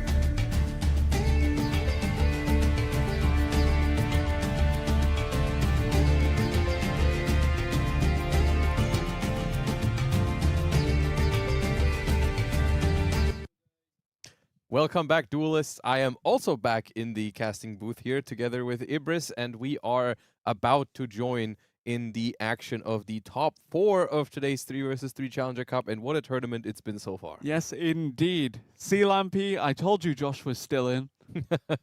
But yeah, no, really, really great tournament thus far. There was no segue there. I'm sorry. That being said, yeah, very, very happy to see a variety of decks on show today. The Dracotail in particular making a huge splash. Yeah. So far, no Apophis, but that being said, still 3 unknown decks, courtesy of UWS, who we've yet to feature on stream. I do just want to touch on the Dracotail, though, because we've seen the quote-unquote pure variant, we've seen the branded variant, and we've actually seen the Magistus variant now go as far as the top 8 in this tournament. Yeah, I mean, we talked about that earlier, and as we are about to jump into our first match of the top 4, it's worth pointing out, still, I mean, of course, hasn't been decided what the perfect or best version of Dracotail is, as we are actually going to be spectating Team UWS versus FSN here. Once again, Team UWS is the only team in top 4 that we have not spectated so far. So it's going to be interesting to see which kind of decks they have brought. And the first one we see is Malice, in fact, here from UWS NAS. And we're opening with a normal summon of the limited Dormouse. Yep, looks to be Dracotail in Duel C as well. And now let's look at Duel B very, very quickly, though, because that is Onomat Ryziel now unfolding from the side for of Lubacy, who's going to be taking on Kaito here. And between Boss and Kaito, actually, we do have a couple of attendees from that Challenger Cup final earlier in this year. Yeah, we got some names in this top 4, some very notable players from previous Challenger Cups. These are no unknown duelists. They've proven in the past that they have what it takes to take down these tournaments, but only one team can advance into the finals here. And we do see a Molcharmi Fuwalos resolve against the Onomat Ryziel deck, which is typically a deck that tries to do plenty of summons from the extra deck. So that is going to hurt here for sure. So Luvacy is going to activate that 7th Tachyon, searching for a light level 4, which is going to be the X Ryziel from their deck. Gonna have to put a card back to the top of the deck here, and still, of course, under that Molcharmi, gonna have to choose very carefully which extra deck monsters to go into. Yeah, a little bit sad when you're having to get rid of a card while under the Molcharmi, because not only are you losing cards, you're also giving cards if you extend further. Yeah. I mean, already low on cards in hand the net here. card advantage. Yeah, exactly. Trap Tricks Rafflesia for the first time in a while, actually. That's an interesting one. A sneaky rank 4 option that you can go for if you happen to find the space in your deck for some of those trap holes, and probably one of the most important ones being the Gravedigger's Trap Hole, which is a trap hole that negates monster effects that activate in the hand. Therefore, you can stop cards like Droll and Lockbird or Ash Blossom and Joyous Spring. So that's something you typically see players go for early on in the combo. However, it's not able to stop Infinite Impermanence, as that is not a monster effect. So if that last card in Lubacy's hand here is not a way to summon another level 4, which it is, a normal summon of Go-Go-Go Glove, gonna be able to make a duo drive here potentially, but once again, more cards for Kaito if we do that. Yes, indeed. That Molcharmi really, really paying dividends now. Now the Bestial being used as material to get to the Firewall Dragon in Duel A. Duel C, on the other hand, we do have some more fusions happening. It is the Dracotail Mirror, but there could still be some difference in the variants that we're seeing used. So far, the Arthalions are not giving anything away yet in terms of what kind of version we're looking at here. We're going for Arthalion Chainlink 1, Phimena Chainlink 2, Mululu Chainlink 3. Dracotail really excels at building these huge chainlinks when performing a fusion summon. So gonna be on Skilla here to try and respond to this. We have a Dracotail Sting, which is gonna attempt to banish one of the targets that the Arthalion is trying to add back from the graveyard to the hand to stop them from accumulating card advantage. But we're still going to be able to set 2 Dracotail spell traps, and we even have the Ash Blossom for the Dracotail Sting. It's kind of like it's a curse and a blessing at the same time that the Dracotail cards the Draco Tail traps draw you a card every time you activate them. Yeah. Of course, it makes the deck like so much stronger in a grind game when all of your trap cards draw you an additional card for follow-up turns. Also making like your 5 mana stronger because you draw into more monsters to fuse with. You can draw into those like Ash Blossoms, Nibiru's, Maxis, you know what. But at the same time, it makes it so that you can use cards like Ash Blossom and Dominus Purge on the Draco Tail trap cards, making those cards very, very effective at playing into a Draco Tail board. Yep. Now with the K2 Draco Tail being set, the Arthelion's effect. Okay, Draco Tail Flame also now coming back, and the Maxi jumps coming back to into the hand. Such a strong add back off of the Arthalion, and we are not done with this turn as we have set the K2 Draco Tail, which is going to be our next activation.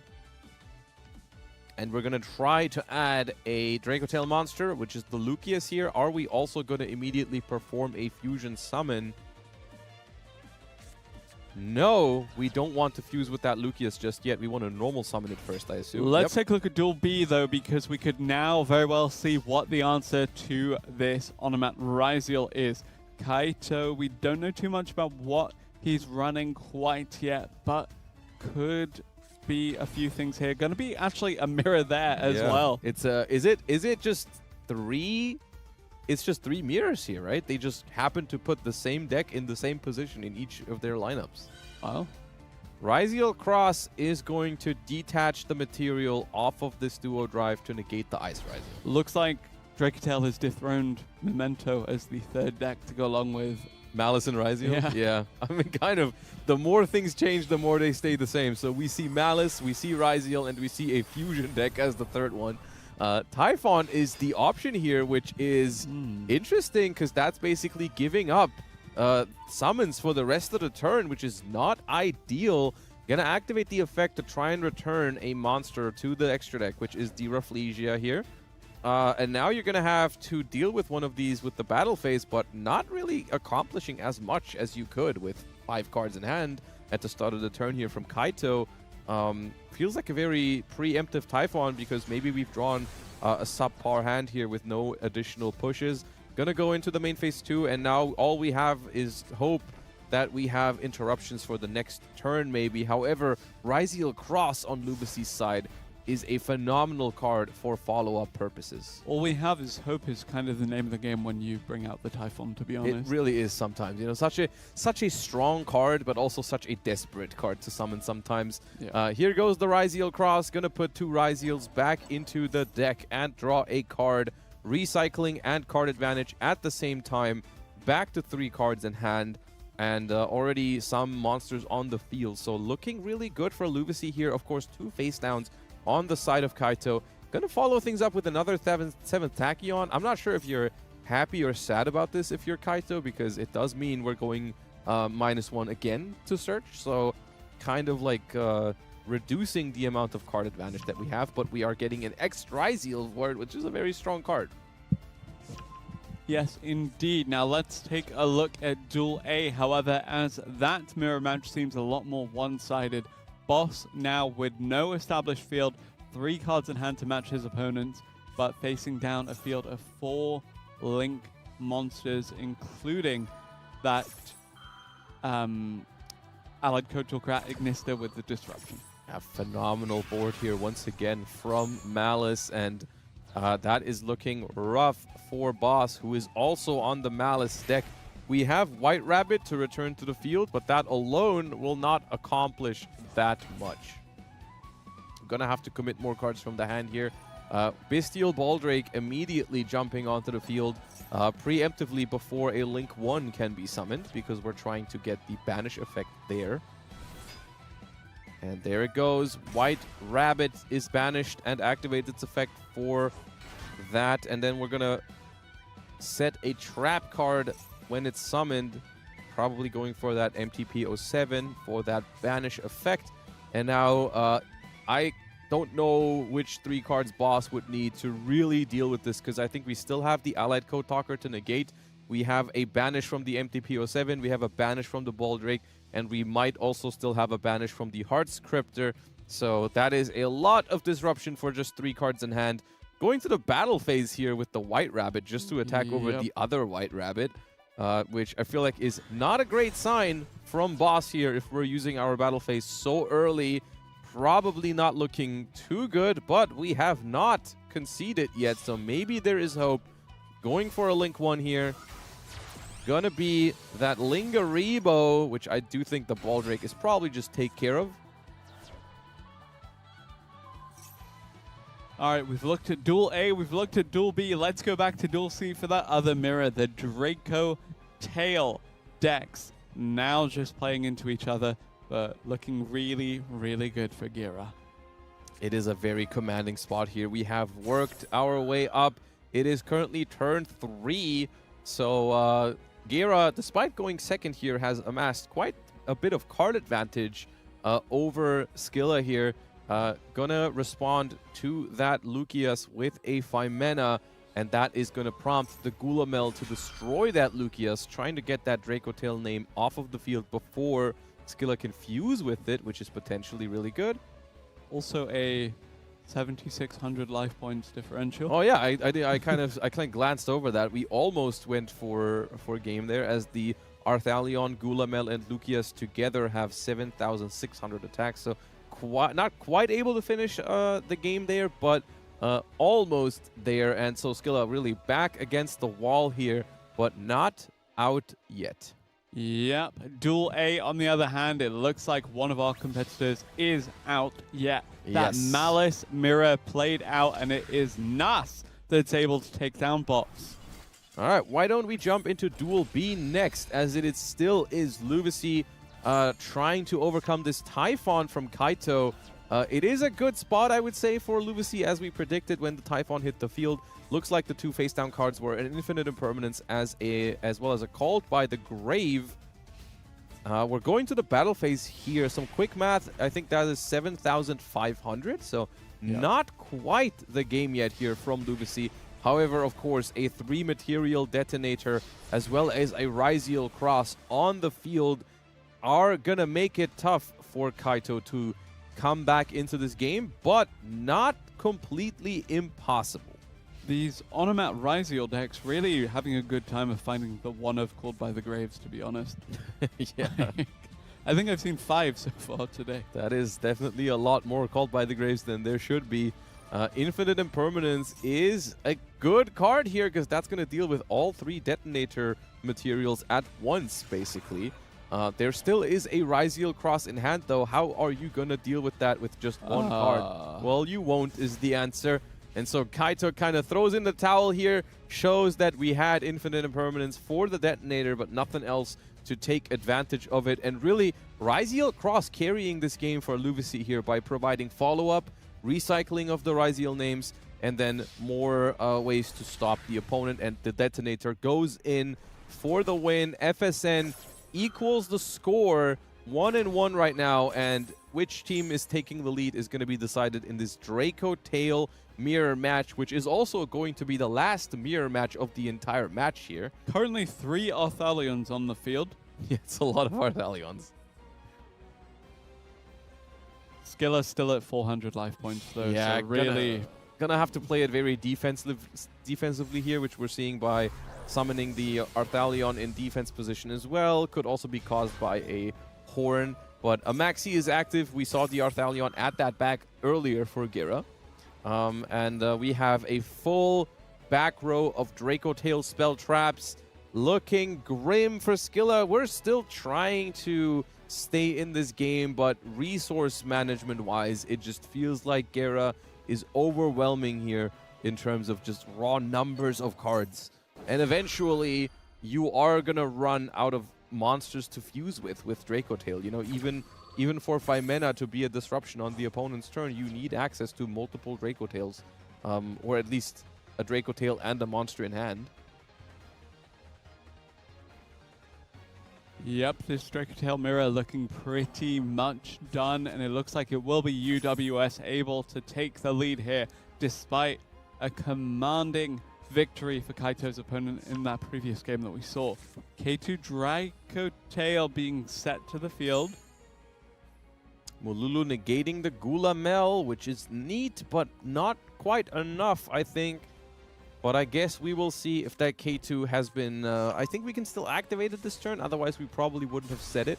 So maybe there's a world, and we do hit the Draco Tail Flame with the Urgula. So maybe K2 able to be activated here, and maybe we can pull off a miracle.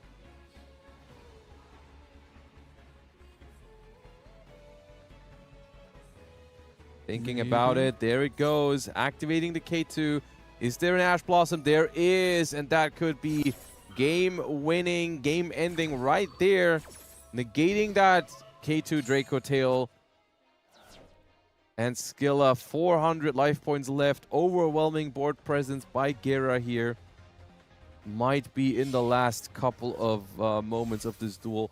We're going to see a link into SP Little Knights. So we haven't activated Rahu this turn yet, at least, because that would have locked us into fusions. So we can still resolve the SP Little Knight here. And that is a Draco Tail Horn that we are forcing with this. So we're going to probably try to prevent this from resolving. Yeah, we're going to banish the target for the Horn, which the way this card is worded, if you don't return a monster, you also don't get to put back a card and you don't get to draw. So the Horn banished without doing anything. However... What is the further follow-up? Exactly, right? We got one set Draco Tail Trap. We have one last card in hand, which I guess it would have to be something like Branded Fusion, which apparently it isn't. So actually, no, Branded Fusion wouldn't even work because we Link Summoned previously. So we're just going to have to go to the end phase. And yeah, I mean, riding on the wall here, Team FSN throws in the towel for this third game. Not out of it yet at all, though. Team UWS takes a 2-1 lead in this semifinals, which still leaves all the opportunity for the opponent's team to come back. Yes, indeed. And having 3 mirror matches take place concurrently, it feels pretty good coming out ahead in that, at least for Team UWS. But it does suggest that now it could be anyone's game, especially if you consider the fact that obviously the Malice matchup can go either way, regardless of whether you're first or second. But definitely, yeah. Also, having 3 mirror matches in the first round of games also means, since everyone is going to be playing against different opponents from now on, that was the last mirror matches in the semifinals. We're not going to have a single other mirror match of any of these decks. So, I mean, let's talk about these lineups real quick. I was not expecting to see 3 mirror matches here in this first round of games. So we see both teams bringing the Draco Tail, fair enough, to be expected. New deck, everyone wants to try it, everyone wants to see what it's got, and of course everyone predicts it to be a pretty strong deck. Both players still on Malice, also understandable. It's just received a pretty big hit, but in some ways that makes it even more, like, it makes it more interesting to want to try and see if it's still any good, which clearly it is, still very powerful. But also, Ryzeal. Yeah, the Onomat Ryzeal really putting in a lot of work there.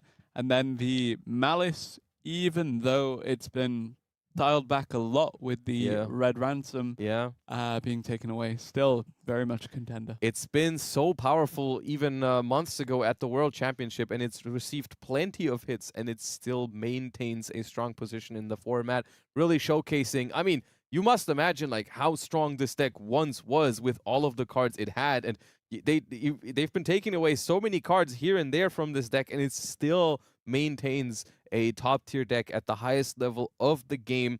So really a force to be reckoned with, even after the Red Ransom has been forbidden. And I think Boss is going to attempt to showcase that here once again as they go first with Allure of Darkness. Kaito responds with a Molt Charmy Fuwalos here in the Ryzeal deck, of course, attempting to resolve that against Malice before they draw a potential answer with the Allure. Yep, going to draw a few cards as the Malice continues to extend here, whether that's summon from the deck or a summon from the extra deck. You've seen how this deck likes to climb and climb and climb. Won't get a card. Will get a card off of Max C, however. Ooh, okay. We do have an Ash Blossom though, and I mean, I don't know if Boss just drew that off of the Allure, or whether, because this is a genuine decision you have to make in Master Duel when you have Ash Blossom and your opponent activates Molt Charmy Fuwalos. You have to really consider, like, do I Ash this Fuwalos right now, or do I hold the Ash for a potential Max C? Because, of course, especially for Malice, while Molcharmi Fualos is good against Malice, Maxi is a lot better. Yeah, of course, because you would get draws off of these things coming from the banishment, from the graveyard. Yeah, I get it. Maybe sometimes you look at your hand and you say like, okay, the Molcharmi is really the lesser evil, and I'm gonna just try to make a board under this Fualos. Regardless of how many cards you hypothetically give to Kaito, who is now, by the way, down 2, having another Alert of Darkness come through is just... Yeah. I mean, 6 cards in hand for Malice, 3 cards on the field already. A Signet Mining, discarding this March here, is going to search for a level 4 or lower Cyberse monster. That is going to be backup at Ignister. And, I mean, I guess the question is just how many summons do we want to commit into this Molcharmi Fualos, honestly. And this is something where the Red Ransom actually comes in quite... like, the hit to Red Ransom is actually quite impactful, because one very common line against a Molcharmi Fualos could be, or was, so just make Red Ransom, search Malice in the mirror, and then set that and call it a day. Because that was a decent amount of disruption on the opponent's turn for just 1 draw. And that's no longer available. So we actually see Boss commit into a Link Decoder, because we've also drawn a Drolan Lockbird to just lock out that Molcharmi Fualos. So Kaito gonna be stuck with those 4 cards in hand, not gonna draw any more. Yep, and that is the white binder now comfortably extending with this Malice combo. Let's look at Duel C in the meanwhile, though, as we do have a few things starting to unpack for this Onomat Ryziel. Yeah, this is Onomat Ryziel going first against Gera, who was on Draco Tail, and we actually get to look at the opponent's hand with Triple Tactics Talents here, revealing Ash Blossom, Ghost Bell, and Phimena. And this is one of those really unfortunate circumstances where you draw Draco Tail Phimena, which has a quick effect to fuse on the opponent's turn. Yep. However, if you draw no Draco Tail names with it, you have nothing really to go into, so you can't activate it. You need to draw it with a Draco Tail to be able to make that Arthalion or Gulamel and get value out of it. Yeah. And if that's the case, it's actually one of the best cards against Talents, because one thing you can do is you can just, in response to Talents, fuse away your entire hand into an Arthalion. It's very funny. I've done it before where, like, your opponent will activate Talents to look at your hand, you chain Phimena, fuse away all of your monsters, and then add them back with Arthalion after the Talents has resolved. Like, I've seen players do that with Nibiru especially. Like, the opponent is using Talents, trying to get away, trying to get the Nibiru out of the hand, and you just, like, fuse it away and then add it back after. I wonder if Gera can get that spell card back off the top of the deck when the draw phase does come around, but already down to 2 without a single turn is a little bit unfortunate. Maxi is not active here as we're seeing these special summons resolve, but maybe a Molcharmi is, because, I mean, Gera was on 4 cards in hand and the Talons was able to be activated, so something must have been used beforehand. And I do think, like, it's kind of an indicator that Luvasi is still not going into the extra deck. Yeah, hasn't been going into the extra deck, and also took the Rahu out of the hand, maybe indicating that we are not going to try and play much more, because there was Ghost Spell and Ash Blossom available as options, and so if you're going to combo, why not take those?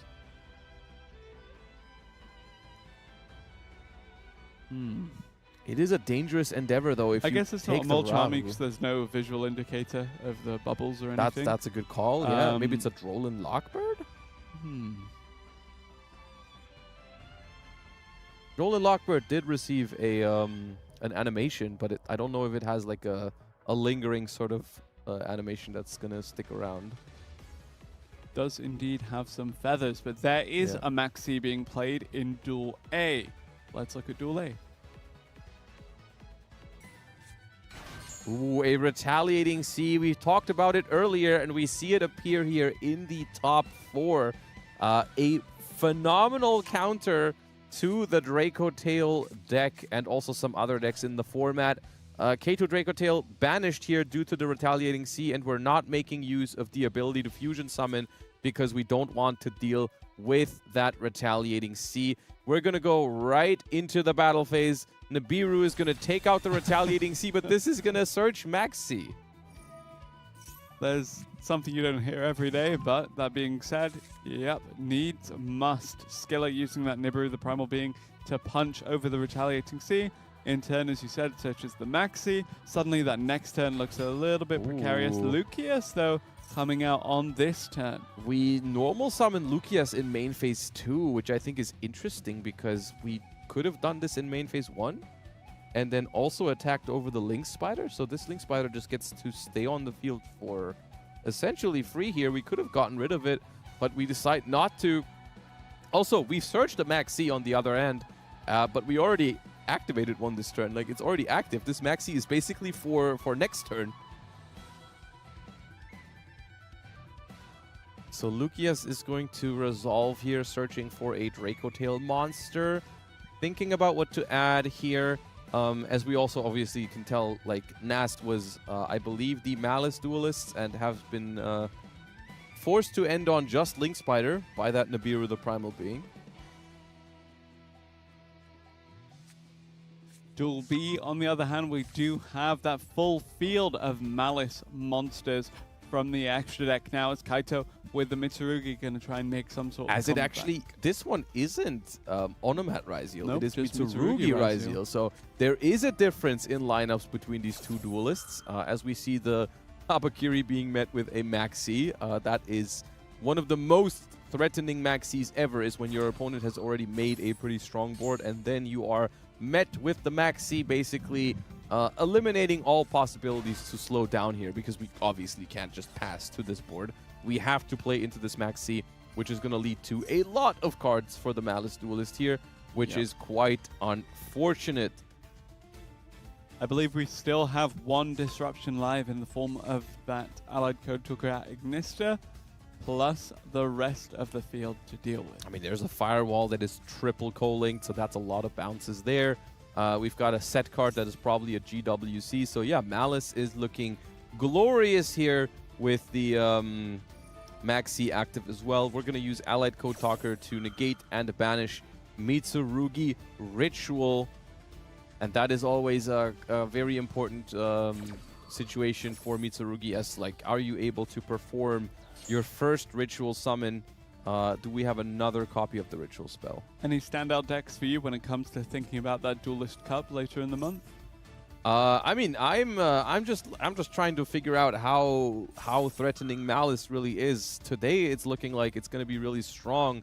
I was kind of having my eye on just Draco Tail for the Duelist Cup as like a top tier contender for myself. I really like that deck, or pure Mitsurugi. But it really looks like... Again, the Ryzeal deck consistently getting the one of Called by the Grave. I mean, it's very hard in the Ryzeal deck to not draw stuff that is limited, because a lot of those cards are limited by now. So almost every single Ryzeal hand is going to have a couple of limited cards. You know, if your entire deck's limited, you can't really complain about drawing limited cards, can you? Very funny interaction here between Called by the Grave and Firewall Dragon, actually, is going to dodge the Called by the Grave by just adding the Ghost Bell and the Ash Blossom back to the hand, which is going to make it so the Called by the Grave loses its target. Ghost Bell negates the pre-preparation of rights. Solid. And we also add an Ash Blossom back to the hand of Boss. So only 3 cards left in hand for Kaito. And that is looking rough. We know one of those 3 is the Habakiri, but that is essentially useless if we don't have a way to ritual summon. There goes the Aggregator. Once again, another card that is semi-limited, isn't it? Or is it limited? I forget. Ryzeal? I can't remember off the top of my head. It's 1 or 2. Yeah, it is definitely not you. 3. So we've just been drawing some cards off of the Forbidden Unlimited list here. No Allied problem. Code Talker at Ignister now going to be highlighted. And we're just going in here. I mean, what kind of choice do we have? GWC activates, bringing back White Binder, I would assume. There it goes. Do we have Heart Scripter in the graveyard to banish off of it? I mean, definitely going to try to banish a White Rabbit to get to MTP07, but did we also go through Heart Scripter on the first turn?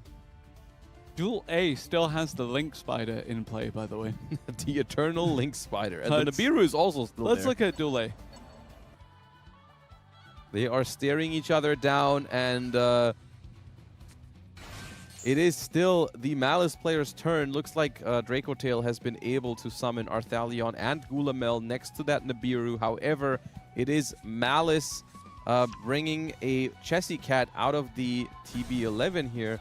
That is going to immediately get destroyed by Draco Tail Pan. Yep, and Duel C did end in the meanwhile, however. It was UWS that was able to take that victory, further extending their lead to a 3-1. However, Team FSN is holding up strong in these matches, I feel like, as it's looking like Boss is able to, or at least looking very dominating on table B with the Malice deck, and in this one we have still, I feel like, very open-ended. But yeah, Malice looking to take this duel. I mean, Ryziel is able to push here a little bit more, but once again, the Maxi is active, so the follow-up turn is going to be massive. And I guess at this point, we've seen players win with Ryziel against established boards, mainly using that Arch Nemesis Protoss earlier. I'm not sure if that's going to be available to the Ryziel Mitsurugi deck, at least not typically a deck that plays that card. Most of the time, that's something you see in Onomat Ryziel. So Heartscriptor here going to return a banished card and banish one of these level 4 monsters, and that's going to leave a lone Sword Ryziel on the field with just one card in hand. That's going to be set, basically meaning Boss is going to be able to take this game on the next turn, which is going to be one more win for Team FSN. In the meantime, let's look at Duel A, because that is going to decide if we're going into the last set of games tied or with a 4-2 lead for UWS. Yes, indeed. Now, Malice gameplay continuing here. I don't think there's too much left for the Draco Tail aside from the 2 traps, presumably. And now an Allure of Darkness, just for good measure, to add more to this already pretty formidable hand. Yeah, that's going to leave us with 6 cards in hand as of now, and 7 after the March here goes back into the hand. 5 monsters already on the field for Malice, and that is threatening some really powerful Link summons. They're going to link away the Link Spider. The Eternal Link Spider might hit the graveyard this turn. One key thing that Draco Tail is potentially able to do is recycle Nibiru the Primal Being. Once you have 1 copy of it in rotation, you have ways to add it back to your hand, which can be either via summoning Arthalion, but it can also be Draco Tail Horn. You can just activate Draco Tail Horn on your own Nibiru, return it to your hand, and then use it again. So that is something to be on the lookout for. Another Allure of Darkness. Lots of Allure of Darkness here. Gonna draw another card. That's gonna be another March here. We've already triggered that, so we cannot use that. But still, I mean, 7 cards in hand. Also, Lingaribo now on the field, able to check one of those trap cards from the Draco Tail side. Gonna perform a Link 3, and that is Malice Heartscriptor. Yep, gonna eventually come back with 5,000 attack points down the line, but for now, just gonna run further disruption. And that is especially threatening because it's a non-target banish, so, you know, you never know what are they gonna hit. Presumably one of the face downs here, and it is the Draco Tail Flame that gets banished. That is the one that was potentially able to negate a spell card. Normal summoning Achichi at Ignister. Interesting. Okay. This thing, upon normal summon, adds a level 4 or lower Ad Ignister monster from your hand, from your deck to your hand. So it is a starter for the Malice deck because it can search backup Ad Ignister, and then backup Ad Ignister can get you into some Malice names. Exactly what it seems to be doing right now. All right, backup is going to resolve, and that is going to search Wizard Ad Ignister because we, of course, already have a bunch of Malice names in rotation. So we're going to discard Droll and Lockbird. Not the best card against Draco Tail anyways. We don't need that anymore. And it feels like, unless there is a Nibiru in hand already for Skilla, feels like a rough spot here to be in, facing down the Malice, comboing off that hard. Gonna go into his Flash Mage here, further Link climbing. So those 2 bodies are gonna turn into 3 momentarily. Activate Bastille Druid Swarm next. Yep, Druid Swarm now coming through. Getting the banish from the opponent's graveyard rather than extending further with the Malice on our side. Kind of telegraphing just how far ahead this Malice deck is right now. They are very, very far ahead. It is very hard to come back from this. I mean, they have a lot of cards in hand left even. So even if there's a Nibiru taking out all of their monsters.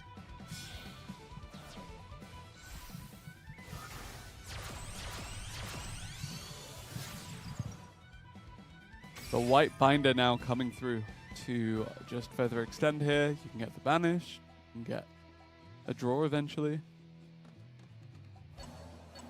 Gonna banish their own Dormouse, indicating that maybe we either haven't used its banished effect yet, or we want to banish return it for Hard Scripture, but no, we haven't returned it.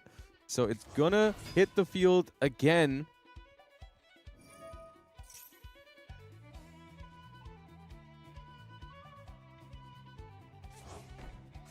Just Malice gameplay continuing to happen here. I mean, yeah, it's a long-winded combo here, but ultimately, I feel like the result is pretty clear here. It's looking very dominant. Yeah, the end field is still very much the same.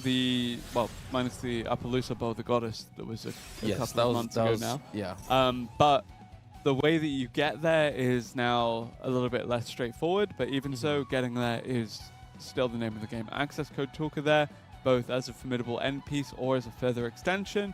You have access to the allied code Talker at Ignista later down the line. Firewall Dragon we saw earlier as well. Yeah, and I mean, Skilla, thinking about it here, activating Draco Tail Phimena. However, that card is so much less threatening when you have no other cards in hand, because it just cannot make a Draco Tail fusion monster. It is not possible to summon either of the Draco Tail fusions with no cards in hand, because they all say a Draco Tail and a monster in hand. So if you have no monsters in hand, you can't make them. So I wonder what we would even be making here with this Phimena. Honestly, it feels like a very desperation play. It's more like bluffing that this would do anything. So yeah, gonna prompt the MTP07 in response here to banish one of the monsters, and I believe if you just banish Arthalion or Gulamel here, then I don't think there is a fusion that the Phimena can even make with the Nibiru. So I think writing is on the wall here. I think it is very likely that Team UWS is going to take the 4-2 lead here. We're just going through the motions here of this Malice deck. But we have the Lingaribo to cover for the set trap card, so that is not a threat. So we've been keeping that Lingaribo around for a long time, which has been pretty well played. And the access code Talker is probably going to wipe out the field, and then we're going to go in for damage. But first we have to resolve that Phimena. Actually, not able to banish anything here because we don't have a Malice Link 3. So going to fuse Arthalion and Gulamel together, and that can make like a Secretarion or Mysterion. Okay.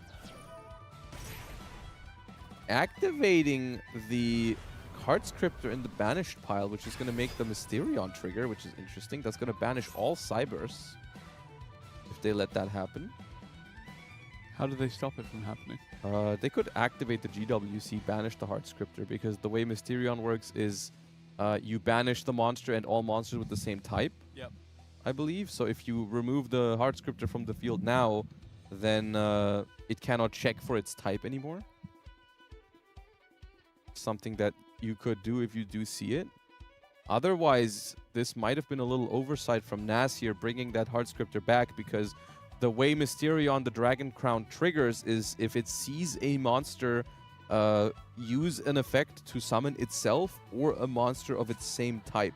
As it does actually banish all the Cybers monsters here. I mean, okay, Mal is still in a very commanding position because of all the cards in hand, but that was kind of an overcommitment into that Mysterion, the Dragon Crown, maybe, leaving a little bit of a window here. So maybe Skilla well off here, not conceding the game preemptively. I mean, I kind of already called it over, but I guess Nas has to work for it a little bit harder now.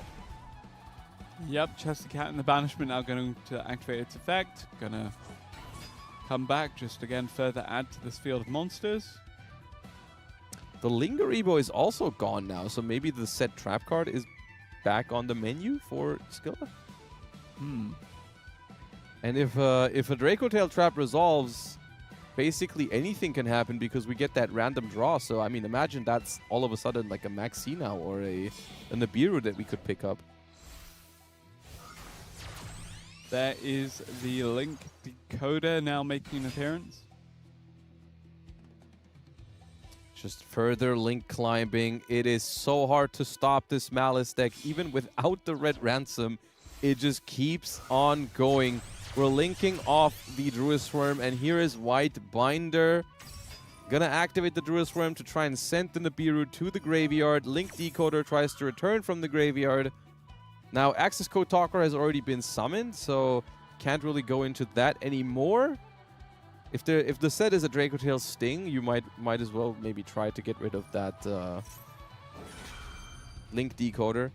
This is going to trigger Draco Tail Arthalion in the graveyard. Both of the Draco Tail fusions have the ability to come back if two monsters are sent to the graveyard at the same time. And here we have that play that I was alluding to earlier, but we have the Ash to prevent the Horn as well. So this was going to add the Nibiru back to the hand, but it's been met with the Ash Blossom.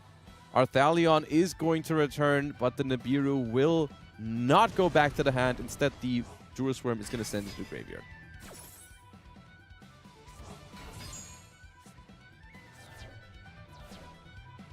This game's still very much alive here as the Malice is unable to close just yet. However, I think that we should see this game still go by way of Nuffs. I do think Malice is quite far ahead here. I don't know if they're going to be able to finish this turn because the Allied Code Talker, the Access Code Talker was banished. The Allied Code Talker is summoned now. So they have firm control over the game right now, but they might not be able to finish the game this turn necessarily.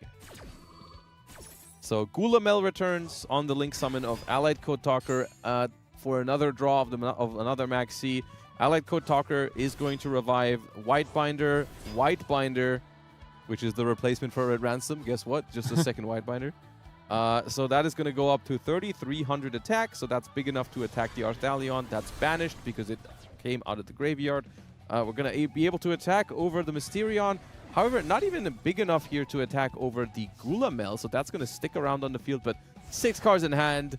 Big Allied Code Talker on the board, able to negate whichever card you draw off the top. I think it's looking rough here for Draco Tail, but let's find out what that draw was. Yep, what was the top deck skiller? Thinking about it. Still thinking. Thinking about it hard here. Going to the battle phase, going to be able to run over one of those White Binders. But since Allied Code Talker contribute anything it points to, or any, I think, Link monster it points to, we still have the negate alive here because it's double White Binder. Maybe a Typhon is the last way out here because Typhon is going to stop the Allied Code Talker from activating because it's over 3,000 attack. So could make like a very desperate Typhon, but I don't see how that leads to a win with how many cards Malice has in hand. And actually just goes to end phase, doesn't even have the Typhon in the extra deck, it seems like. So activates GWC here in the end phase. And at this point, I am not entirely sure what that face down card could even be for Skilla to have any chance in this game. So here's a Baldrake in the end phase. That's going to banish a Malice card as well. A lot of summons now just to close it out on the next turn once it does pass back over to Nuffs.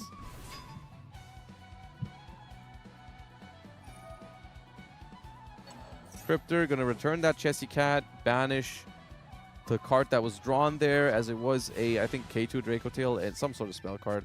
And I think all we have to do is move into the battle phase as it is enough damage being presented here already. Skilla sees the writing on the wall and concedes the game now, putting Team UWS into a 4-2 lead. It is not over yet, but they are in a phenomenal position for the last round of games because all they have to do is win 1 out of 3.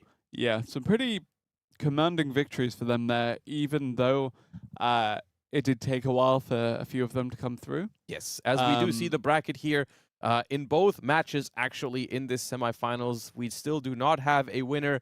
It is 4-2 in both of them. UWS with the 4-2 lead over FSN, and T2 with the lead over NSJL right now.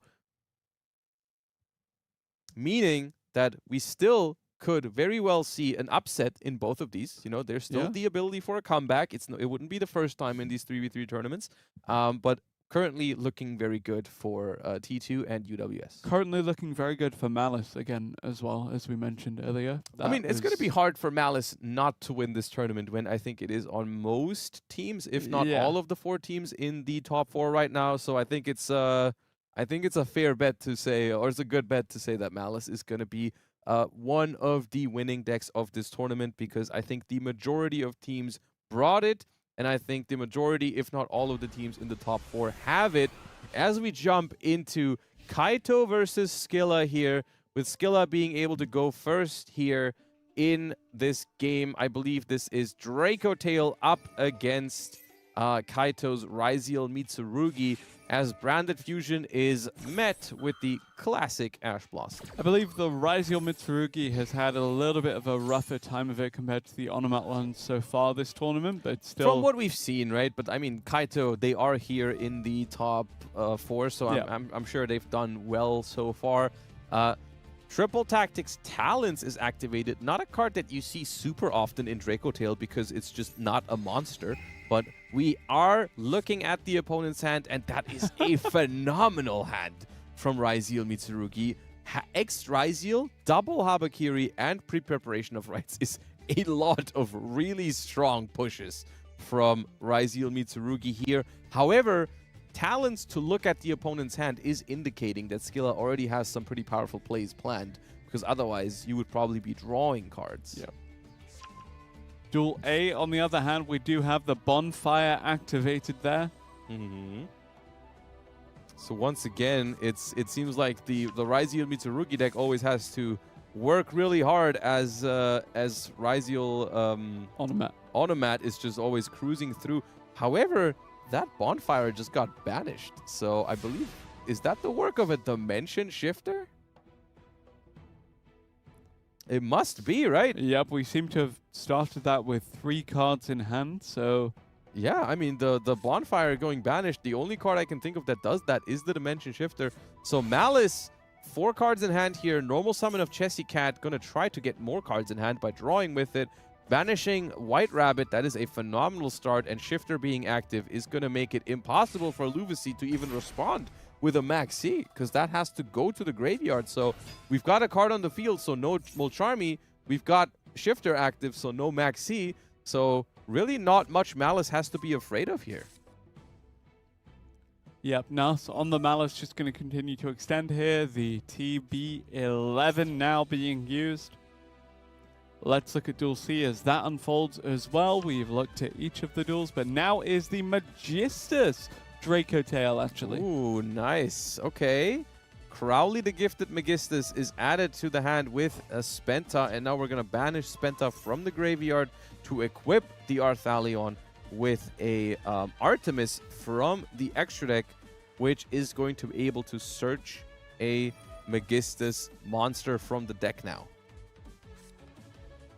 Talk to me a little bit about what the Magistus cards do compared to the other alternatives to the Draco Tail deck. It's just a very flexible engine that can do a lot of things for you, and in general, just like it provides a lot of ceiling. It provides a lot of power, but it also happens to provide a way to fusion summon, which is nice. So you essentially you can pick and choose depending on what your hand is. Do I need to go into like the Zoroa, which is a Magistus that negates monster effects, or do I potentially want to go into something like there's different lines available. Like there's Borreload Savage plays with it as well, but also just getting to the Crowley to perform a fusion summon is pretty nice. Yeah. Duel B, on the other hand, we have another variant of the Draco Tail unfolding there. Yeah, we saw earlier it was the branded version, even though we weren't able to resolve the branded fusion here. Even if the branded fusion gets hit with an Ash Blossom, it typically still provides value, because that Ash Blossom could have been used on like a Rahu or a Ketu, and those resolved now, so that's pretty good. So, remind me what we shuffled back with the Triple Tactics talent. I would assume it was the X-Ryziel. Okay. I'm not sure, but I think the X-Ryziel made the most sense, because you couldn't prevent the access to the Mitsurugi engine anyways, because there was 2 Habakiris and a pre-prep, so... Yeah. There is one Habakiri being used.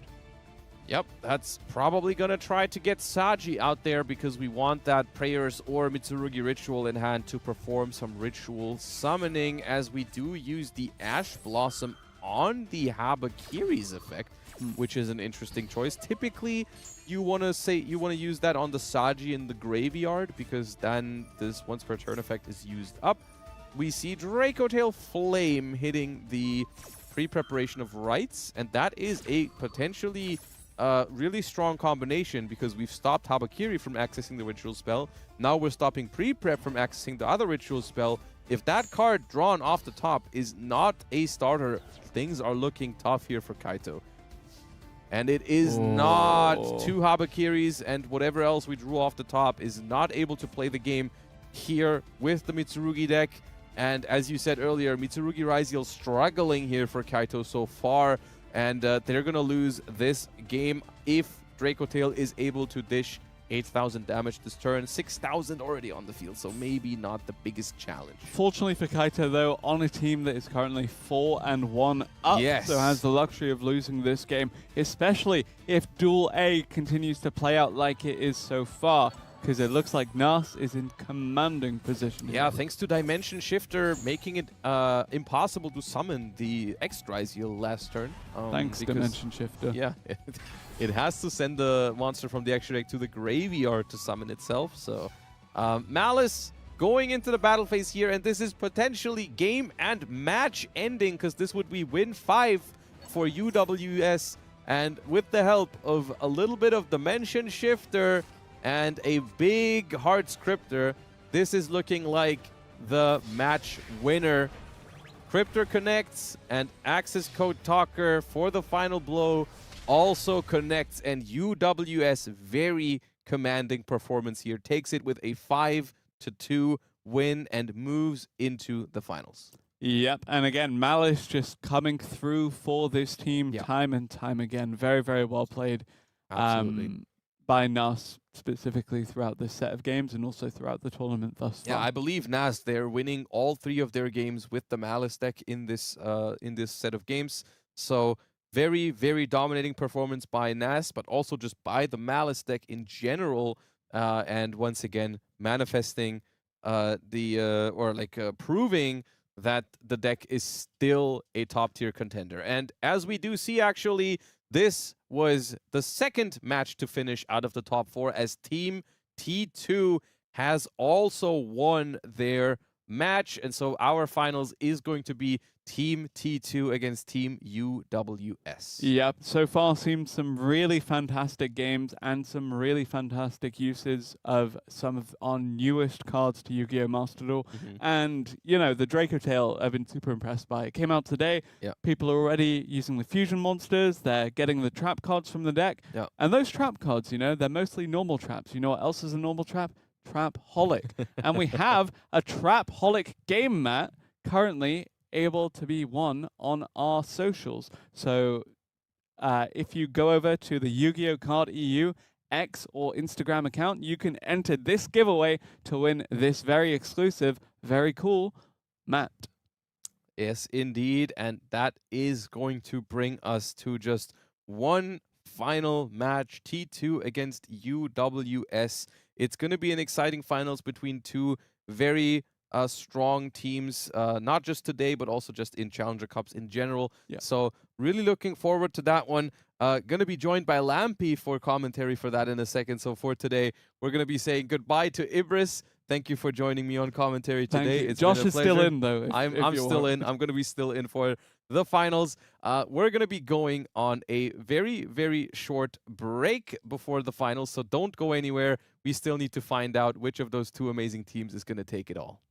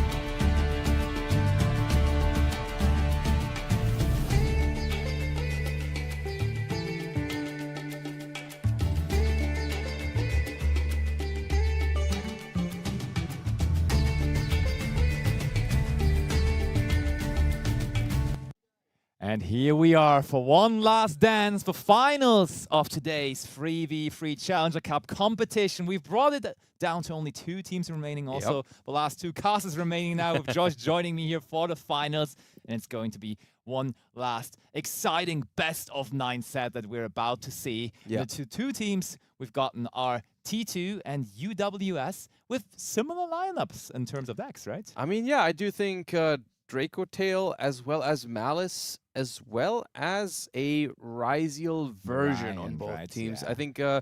I think that's where the main difference is between the two. I think on the one hand, on Team UWS, we are seeing a Ryziel Mitsurugi deck, whereas on Team T2, I believe Nicky Boy is a Onomat Ryziel believer. So that's where the difference comes in here. So from both teams, you're basically seeing a little bit of all the things we've talked about before the tournament. We're seeing a new deck in the form of Draco Tail. We're seeing a Ryziel version, and we're also seeing Malice. So both teams still believing in Malice, even without Red Ransom, saying that deck was so strong. With Red Ransom, we believe it's still good enough, even without that card entirely. And showcasing some options on how to maybe influence the new way to play Malice, right? Because we saw, for example, Ichichi. I was really impressed by that. Yeah. I saw that on the ranked ladder a little bit already, but still not something that is standard to be considered as that in the Malice deck. And also, we saw Silent Mining making a little bit of a comeback, so adding more consistency options to the deck. Why you lost that consistency card of Red Ransom, so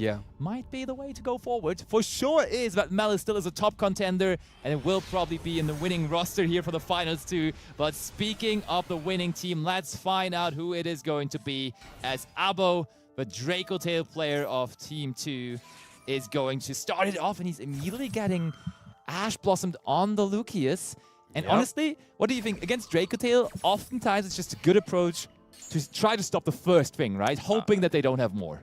I mean, Ash Blossom is pretty good on Lucius, but normally I was about to say it's dangerous to use an Ash Blossom on anything that isn't Branded Fusion against Abo Hamoud, because normally that man always has Branded Fusion. However, in this case, we do not have it, and that is probably the worst case scenario for Draco Tail here, as we are hit it with okay. With trading effect Veilers. We hit that Aramasa with effect Veiler, and that is potentially pretty big. Oh, but it resolved, because if there would have been a Mitsurugi Prayers now, that would have been huge. But that may have already been used in the draw phase. Triple Tactic Talents, though. Are we drawing? Are we in the need of more cards? No, we can actually look. Oh, we chained the Max C. Okay, a little bit of hope here for Abo Hamoud, if that resolves, and it does. Okay, well, I guess we're going to take a little look here. Let's there's look. Nibiru and Fuwalos, and I'm going to be honest with you, I think at this point, just pass it probably over, just maybe? pass. I think that's what we're going to see here. We're probably just get rid of the Nibiru here, leave the Fuwalos in hand. It won't do anything, probably, and then just pass over the turn. I mean, it's a little risky. We could draw into K2, we could draw into another Lucius, we can draw into Rahu.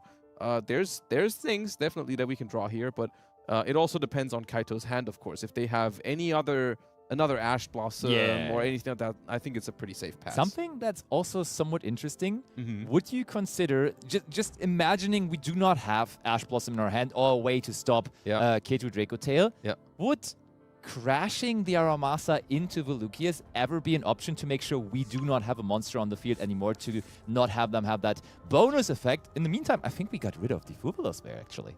Maybe because it's a normal summon, and we don't want them to be able to make a link too, because, I mean, knowing about Nibiru makes it a lot easier. But I think if we actually got rid of the Fuwalos here, we're definitely not going to push this turn. I mean, 100%. Yeah. Okay, so setting 2 cards from Kaito here, and now it all comes down to this draw for Abo Hamoud. Are we picking up, best case, probably a K2 Draco Tail or a Rahu Draco Tail? Or a Branded Fusion. Mululu, not a bad one. Mululu is I'm not going to lie, that I didn't even mention that one, but that is also very strong for a multitude of reasons. Activates Mitsurugi Prayers here. Prayers somehow. Did have that to dodge the effect Veiler if they wanted to, but did choose not to do it. Mululu is particularly good here because even if the set card is an Infinite Impermanence to stop it, or a Dominus Impulse, which it could be, it's a quick effect, so we could do it again on the opponent's turn. So in some ways, Mululu actually... It was like one of the best draws, right? Yeah, it really is, because the Lucius is also still around. So we have 2 options here. We can either fuse into a Draco Tail fusion. I mean, 2 options basically being Gulamel or Arthalion. But we can either use the Lucius or the Mululu from the field. We use the Lucius, which is going to preserve the Mululu on the board for a fusion summon on the opponent's turn, potentially. And here comes Arthalion. So we're going to activate that Lucius in the graveyard, as well as the Arthalion on the field. And this is very, very threatening. I'm still trying to find words for Kaito not using that Mitsurugi prayers on its own turn. Like, just dodging that effect, Valor seems so appealing. I think what they were trying to do was just look at the hand and then just activate prayers after, because that also guarantees a play, right? You can just prayers for Habakiri for a ritual spell. And I think they just wanted to check the hand for a Drolin Lockbird before, you know, performing any more searches. Well, yeah, I guess that does make sense. But we would have, when Drone Lockbird resolves, we would have already searched twice, because Aramasa and the prayers would have both resolved already. Sure, then we're kind of cut off our Mitsurugi ritual, possibly, because then we can't go into Visagi search anymore. But definitely an interesting decision. Let's see how that works out eventually for Kaito. As with that Mululu top deck, Abo certainly back into this game here. I thought about it more, and I'm pretty sure that Mululu might have just been the best card to draw. Like, I think if you top deck K2 Draco Tail, it searches for that Mululu probably. So the only difference here is that we can still activate K2 now because it's once per turn. We add Max C back to the hand for the next turn, and we already knew, or we already know that, you know, there was no answer to it last turn. So that is going to put Kaito in a very, very dangerous spot, because next turn the Max C is going to come down again. And Draco Tail, really one of those decks that you really don't want to push into a Max C against, because they have Nibiru in the deck, they have Phimena in the deck, so many dangerous things they can draw into if you push into those Max C draws. Yeah, I mean, the beauty about Mululu is also that it just doesn't play into Ash Blossom and Joyous Spring, which is a huge upside as well, of course. I mean, somehow eventually it might, but then you already have established quite a bit up until that point already. Like here, for example, right? The K2 could have been hit with an Ash Blossom, but then we still have... We made the Arthalion successfully.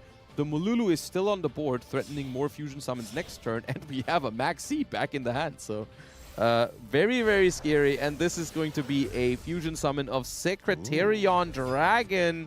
That is going to be triggering 2 Draco Tail effects in the graveyard now, and we are snowballing out of hand. I mean, it's also, like, what is this set card from Kaito here? Because it was not Infinite Impermanence or Dominus Impulse. Those would have definitely been used already. Yeah. So 100%. It must be a Mitsurugi set, right? It must be like a... Great Purification, It could be Great Purification. That'd be the worst case scenario, because that couldn't even be activated right now. Could also be the Magatama, maybe? I'm not sure how popular that is in Ryziel Mitsurugi. Not necessarily that popular, but could still be, of course. May always be an opportunity, a possibility, but has Abo found a new law? We know he knows every single branded card inside and out, but he's going after the next fusion deck now with putting all of his time and effort into the Draco Tail strategy. And apparently that is already going quite well on day 1 of that journey, as he's already in that final here tonight with his team members of T2. And actually, off of just that Mululu, we've established a board of over 8,000 damage. This is potentially enough to win the game on the spot.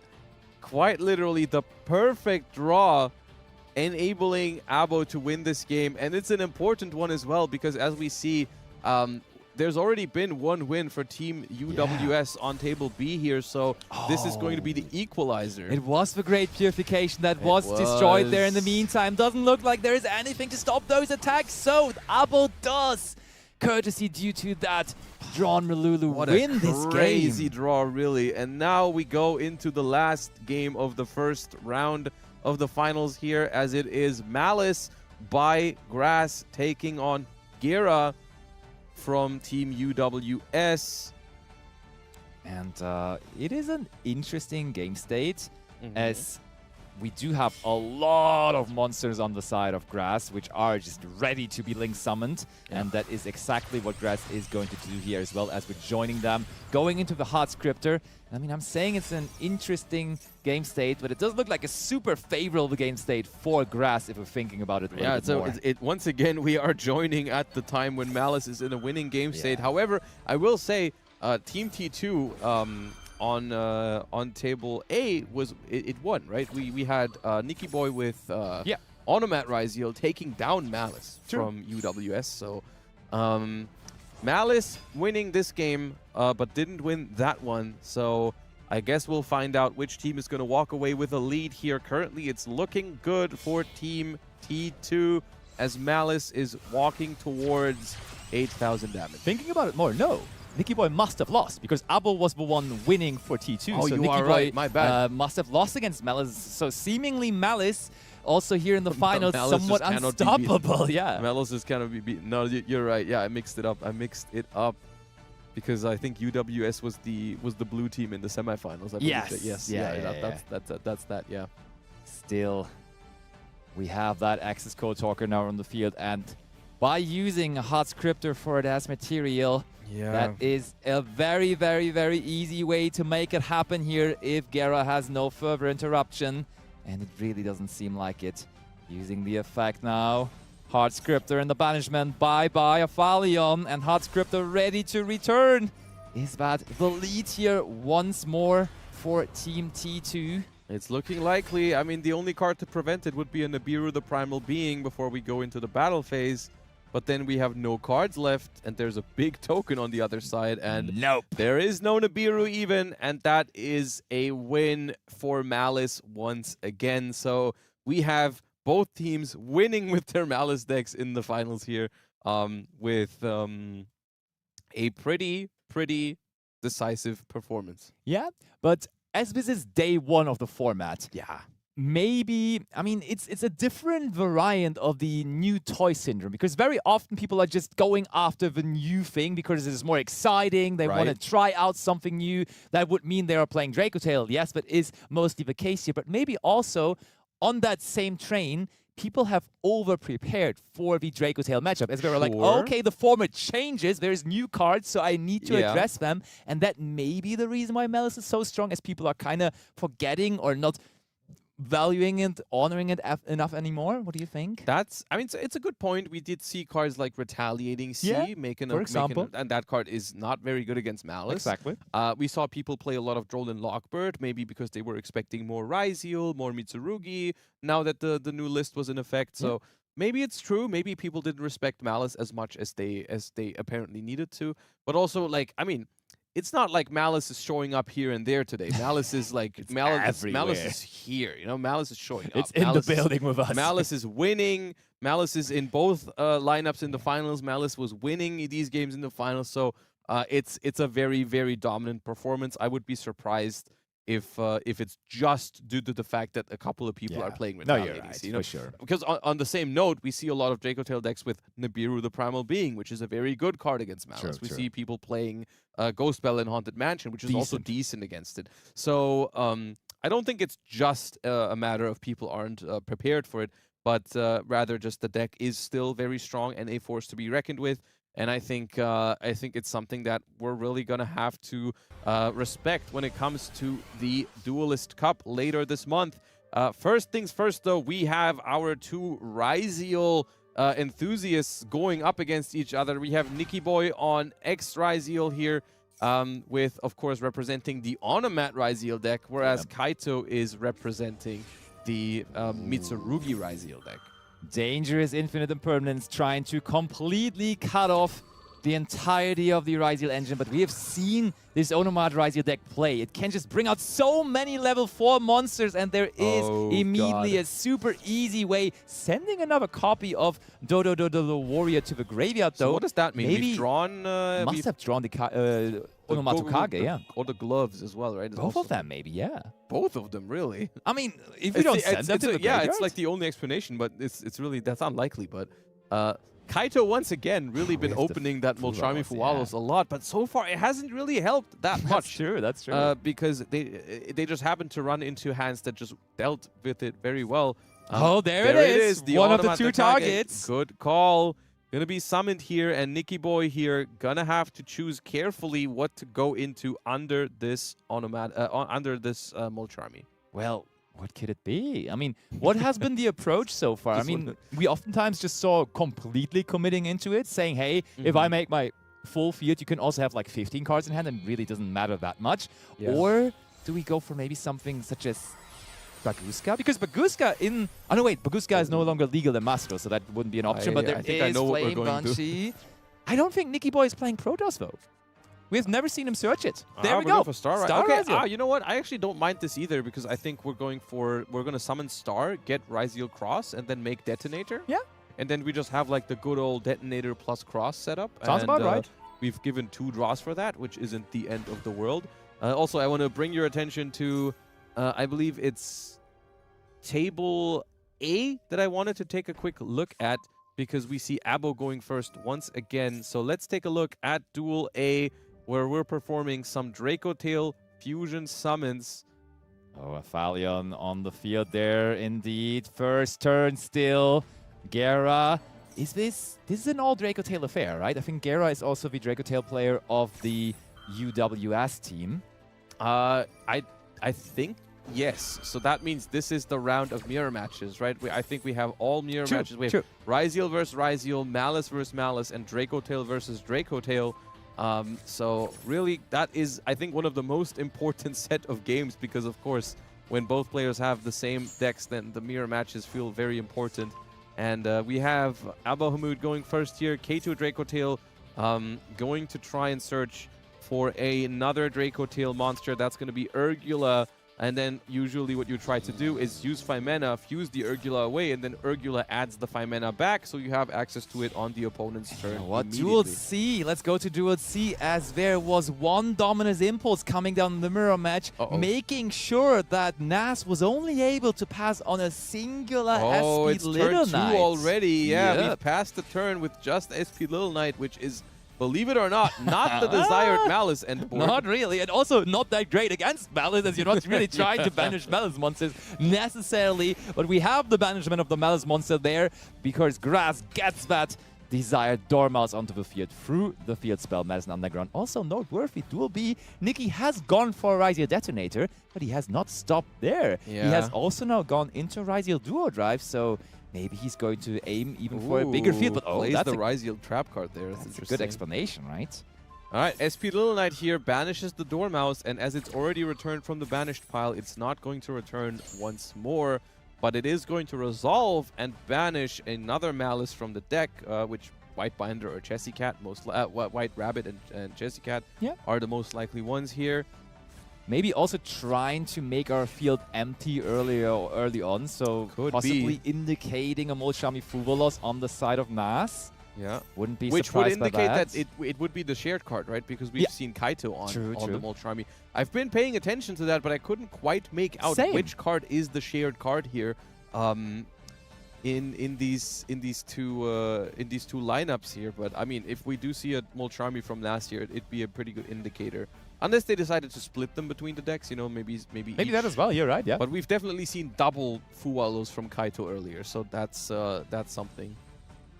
Absolutely true. So White Rabbit, and how far does get that White Rabbit here? Because we have already used the banishment effect of White Rabbit, so banishing it here with GWC not particularly appealing, but there is a gold sarcophagus following it up, so we don't even need to make it happen with only these 2 cards. Yeah, we instead, we haven't normal summoned yet, and also, I mean, it seems like Grass just does not concern themselves with the Forbidden and Limited list here. We've just drawn the 1-of Field Spell and the 1-of Gold Sarcophagus. So, life is good when you're a T2 player, yeah. Must be nice. Activate March here. Let's bring it out. Also, banishes Duel Chessy B. Cat, which is also limited. Oh, from the hand, you're right. Yeah, no, does not. Yeah, we just casually open Gold Sarcophagus, Malice in Underground, and Chessy Cat, as one does.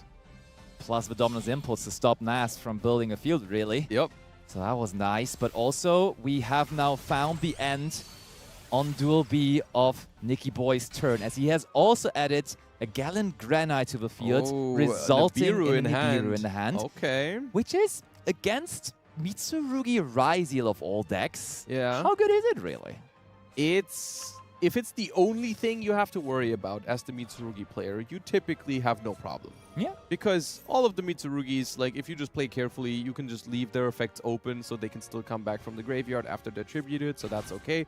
Or the Ryzeal portion, of course, can set up Ryzeal Cross. However, if you pair it with the fact that we have Ryzeal Detonator, Ryzeal Cross of our own, and Ryzeal Plasma Hole face down, you just might be able to use those disruptions carefully, and like if you use them in the right spots, then you can really make that Nibiru hurt in the end, right? Because it's one thing to play around the Nibiru when you're going first and you're just comboing. It's another thing to play around the Nibiru when your opponent already has a board set up. Ooh, early Ryzeal Cross Negate there on the graveyard effect of Saji, making sure Kaito cannot search for a Mitsurugi spell card here. Judging by the hand size of Kaito, though, I don't think it's super unlikely that he already has maybe a Prayers or Ritual or a Mitsurugi Mirror in there, so he will be Ritual summoning eventually now, and that is not going to be answered. Tributing Habakiri, which obviously was there in the hands. Hard draw Murakumo, I think is the biggest question. Is this Murakumo? It's a Futsu. That's okay, actually. That's all right. That's not the worst case here for Nicky Boy as well, because, you know, we would have definitely not liked to stare down a Murakumo here, immediately threatening the effect to destroy the entire board. Now, Habakiri is going to activate to try and search for another Mitsurugi card. Not the worst case for Nicky Boy, because we still have Detonator Pop available, as well as the set Plasma Hole. Ooh, and this could be a big moment with the Detonator, because when we activate Mitsurugi Ritual here, now possibly just chaining Detonator to destroy the Futsu could lead to them not being able to resolve the ritual even anymore. Is there another way to make this ritual summon possible is the question here. Any response to the Ryzeal Detonator? There is Mitsurugi Prayer, so we can just tribute off the Futsu and search for something to make the ritual summon still resolve. So that was perfect from Kaito. Really he was just asking for that Ryzeal Detonator chain. Really strong Mitsurugi Prayers here from Kaito, searching for an Aramasa from the deck. 800 life points. Bringing back that Futsu immediately because we want to tribute it for the ritual. So that's going to be the tribute to summon a Murakumo from the deck. In the meantime, though, I mean, we see that Duel A was decided in favor of T2, and we also see that Duel C has just ended, and therefore I believe this should be a 4-1 overall score right now in favor of T2, putting them on match point here. Oh, which means that if Nicky Boy is able to convert this game into a win, they will be taking the entire tournament 5-1 here, as the aggregator is attempting to stop this Murakumo from destroying the entire board. It is a massive chain link forming here from Kaito's end. But here's the thing, right? This is what I was referring to earlier. This could lead to a massive Nibiru eventually, which we know is there. That's true. So, like, the more you push, the more of these effects that you use, this Nibiru might potentially hit even harder eventually. We search for Mitsurugi Mirror, but that's already been activated this turn, and it is once per turn, so we cannot use that again. Futsu is going to return, but has now already used its effect to tribute, to bring itself back after it's been tributed, so that will not activate after the Nibiru is eventually going to be used by Nicky Boy. We do have the Ryzeal Plasma Hole still available at any point to not just destroy a monster, 2 monsters actually, but also reattach a material to this detonator. Okay, we have found the Ryzeal part of our deck as well. Not really surprised with how many, we've seen how many cards Kaito had in his opening hand due to the Fugalos resolving. Still, that's really strong. It's not the best Ryzeal to start with, because that's fair, yeah. Normal summon Sword Ryzeal means you're not going to be normal summoning Ice Ryzeal ever this turn. And since we started with the Mitsurugi cards, we have non-level 4 monsters on the field, meaning X Ryzeal cannot search. True, but we still search for the X Ryzeal here with Sword Ryzeal. So maybe there already is an Ice Ryziel also in the hand. Wait, if there would be Ice Ryziel, possibly we would have heard about that right now. You're right. Possibly we would have thought about normal summoning that one. That's a good argument to be had there. I agree. But Kaito really has to make sure the aggregator that is being sent here is really not that big of a deal right now, because we have used all of our face-up cards there already. Okay, yeah, Ryziel Cross is negated, but it has done the trick early on already. So also well done from Nikiboy actually to make sure that happens early. And now immediately before we can even go into the first rank 4 monster, we go with the Ryziel Plasma Hole, destroying not only the Sword Ryziel, but probably also just, I mean, we could also destroy the Habakiri. That doesn't sound too bad. I think not the Murakumo, yeah. I think it's got to be the Murakumo, because it's too big, so it can attack over the detonator, and it also hasn't been tributed this turn yet, so it can still come back after you activate the Nibiru later. So I think the idea here is the Futsu. Interesting call. Okay. Very interesting indeed. So those go off. We do get a material underneath the detonator now as well, which obviously is super strong. Actually, maybe a little bit of a misstep from Kaito deciding to negate the Ryziel Crossbear earlier on. Oh, we see a Ryziel Plasma Hole in the battle phase, and that's going to be the Utopic, the Zexal. The new one, it is the Utopic Future Zexal. The future is now, and T2 wants to win another tournament. I mean, in a Ryziel mirror match, Utopic Future Zexal just goes crazy, because it doesn't only account for your own Exceed monsters in the graveyard, but also in your opponent's graveyard. And they send the Mariologic aggregator to that. That's giving this thing, so that alone gives it 4,500 attack. And I mean, that's massive. They pushed into the Molcharmi going first with Ryziel on the mat. Typically a deck that's pretty weak to cards like the Molcharmis. But they're looking very fine here. Gonna respond with Utopic Future Zexal. Oh, guess what? That detaches another Exceed monster. It's going to get even bigger in just a moment. We have the Purification to counter it, though, so we're going to tribute the Murakumo to negate and destroy the Utopic Future Zexal. However, Ryziel Cross is online to detach off of that detonator to stop the Murakumo from coming back from the graveyard, which is a really big deal. And I think Nikiboy is in a prime position to close out this game and actually secure a win without even having to go to a third set of games for Team T2. In a final match, in the final round of the tournament, making it happen without even having to go to that negating that Murakumo in the graveyard with the Ryziel Cross. So powerful. Still able to draw now off of the Ryziel Cross. Going to go back to 2 cards in hand. And at this point, Kaito is going to need some real help from the cards in hand. And so far, one thing we know for sure is that there's no Maxi. Yeah, absolutely true. Nikiboy does what he does best throughout the entirety of this tournament, and that is going into the extra deck and fishing out another rank 4 monster, and this is going to be Ryziel Dual Drive, and we Kaito actually go ahead cannot stop and it anymore. Have no interruption in the hand, and we throw the towel in.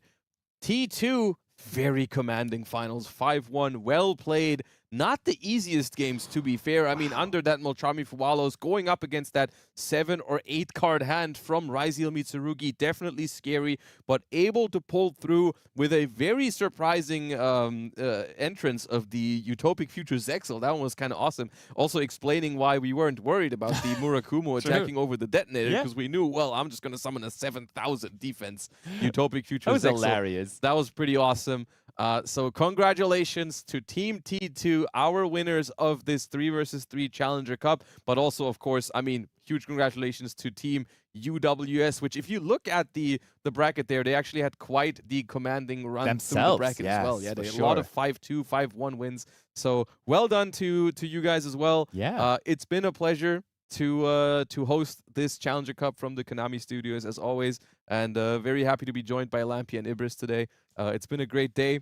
Any last and final words? I just gotta say, what kind of a 2 days Nikiboy had. Nikiboy yesterday qualified for the in-person final in March by placing top 4 yesterday, and now he won the tournament today with his team as well, making sure that his name is to be heard in the community. And then also, of course, we knew his one teammate, Abo, but he was joined by someone I wasn't super aware of, Grass, and Grass really put up a show. He was winning in the finals as well, so maybe another star rising there in the T2 team. We shall see, but yeah, was super fun. I hope everyone enjoyed. And if you enjoyed Challenger Cups in general, but maybe didn't have the chance to join today because maybe you didn't have teammates or any other reasons, tomorrow and the entire weekend, there is one last Challenger Cup for this season, as there is a big open event, a 2-day Challenger Cup essentially, with big pricing. So make sure to head on over to the Discord server of the Yu-Gi-Oh! Master Duel Challenger Cups, and there you can find all the information on that and how to register. I would absolutely recommend it to you, as it is free to enter. You can just play from home. It's big time fun, and you can also have your favorite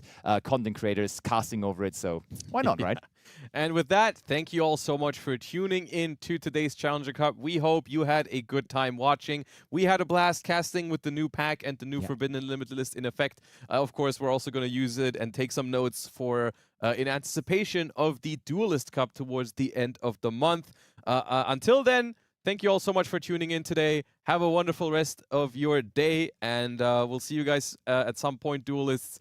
Bye-bye, everybody. Thank you for watching.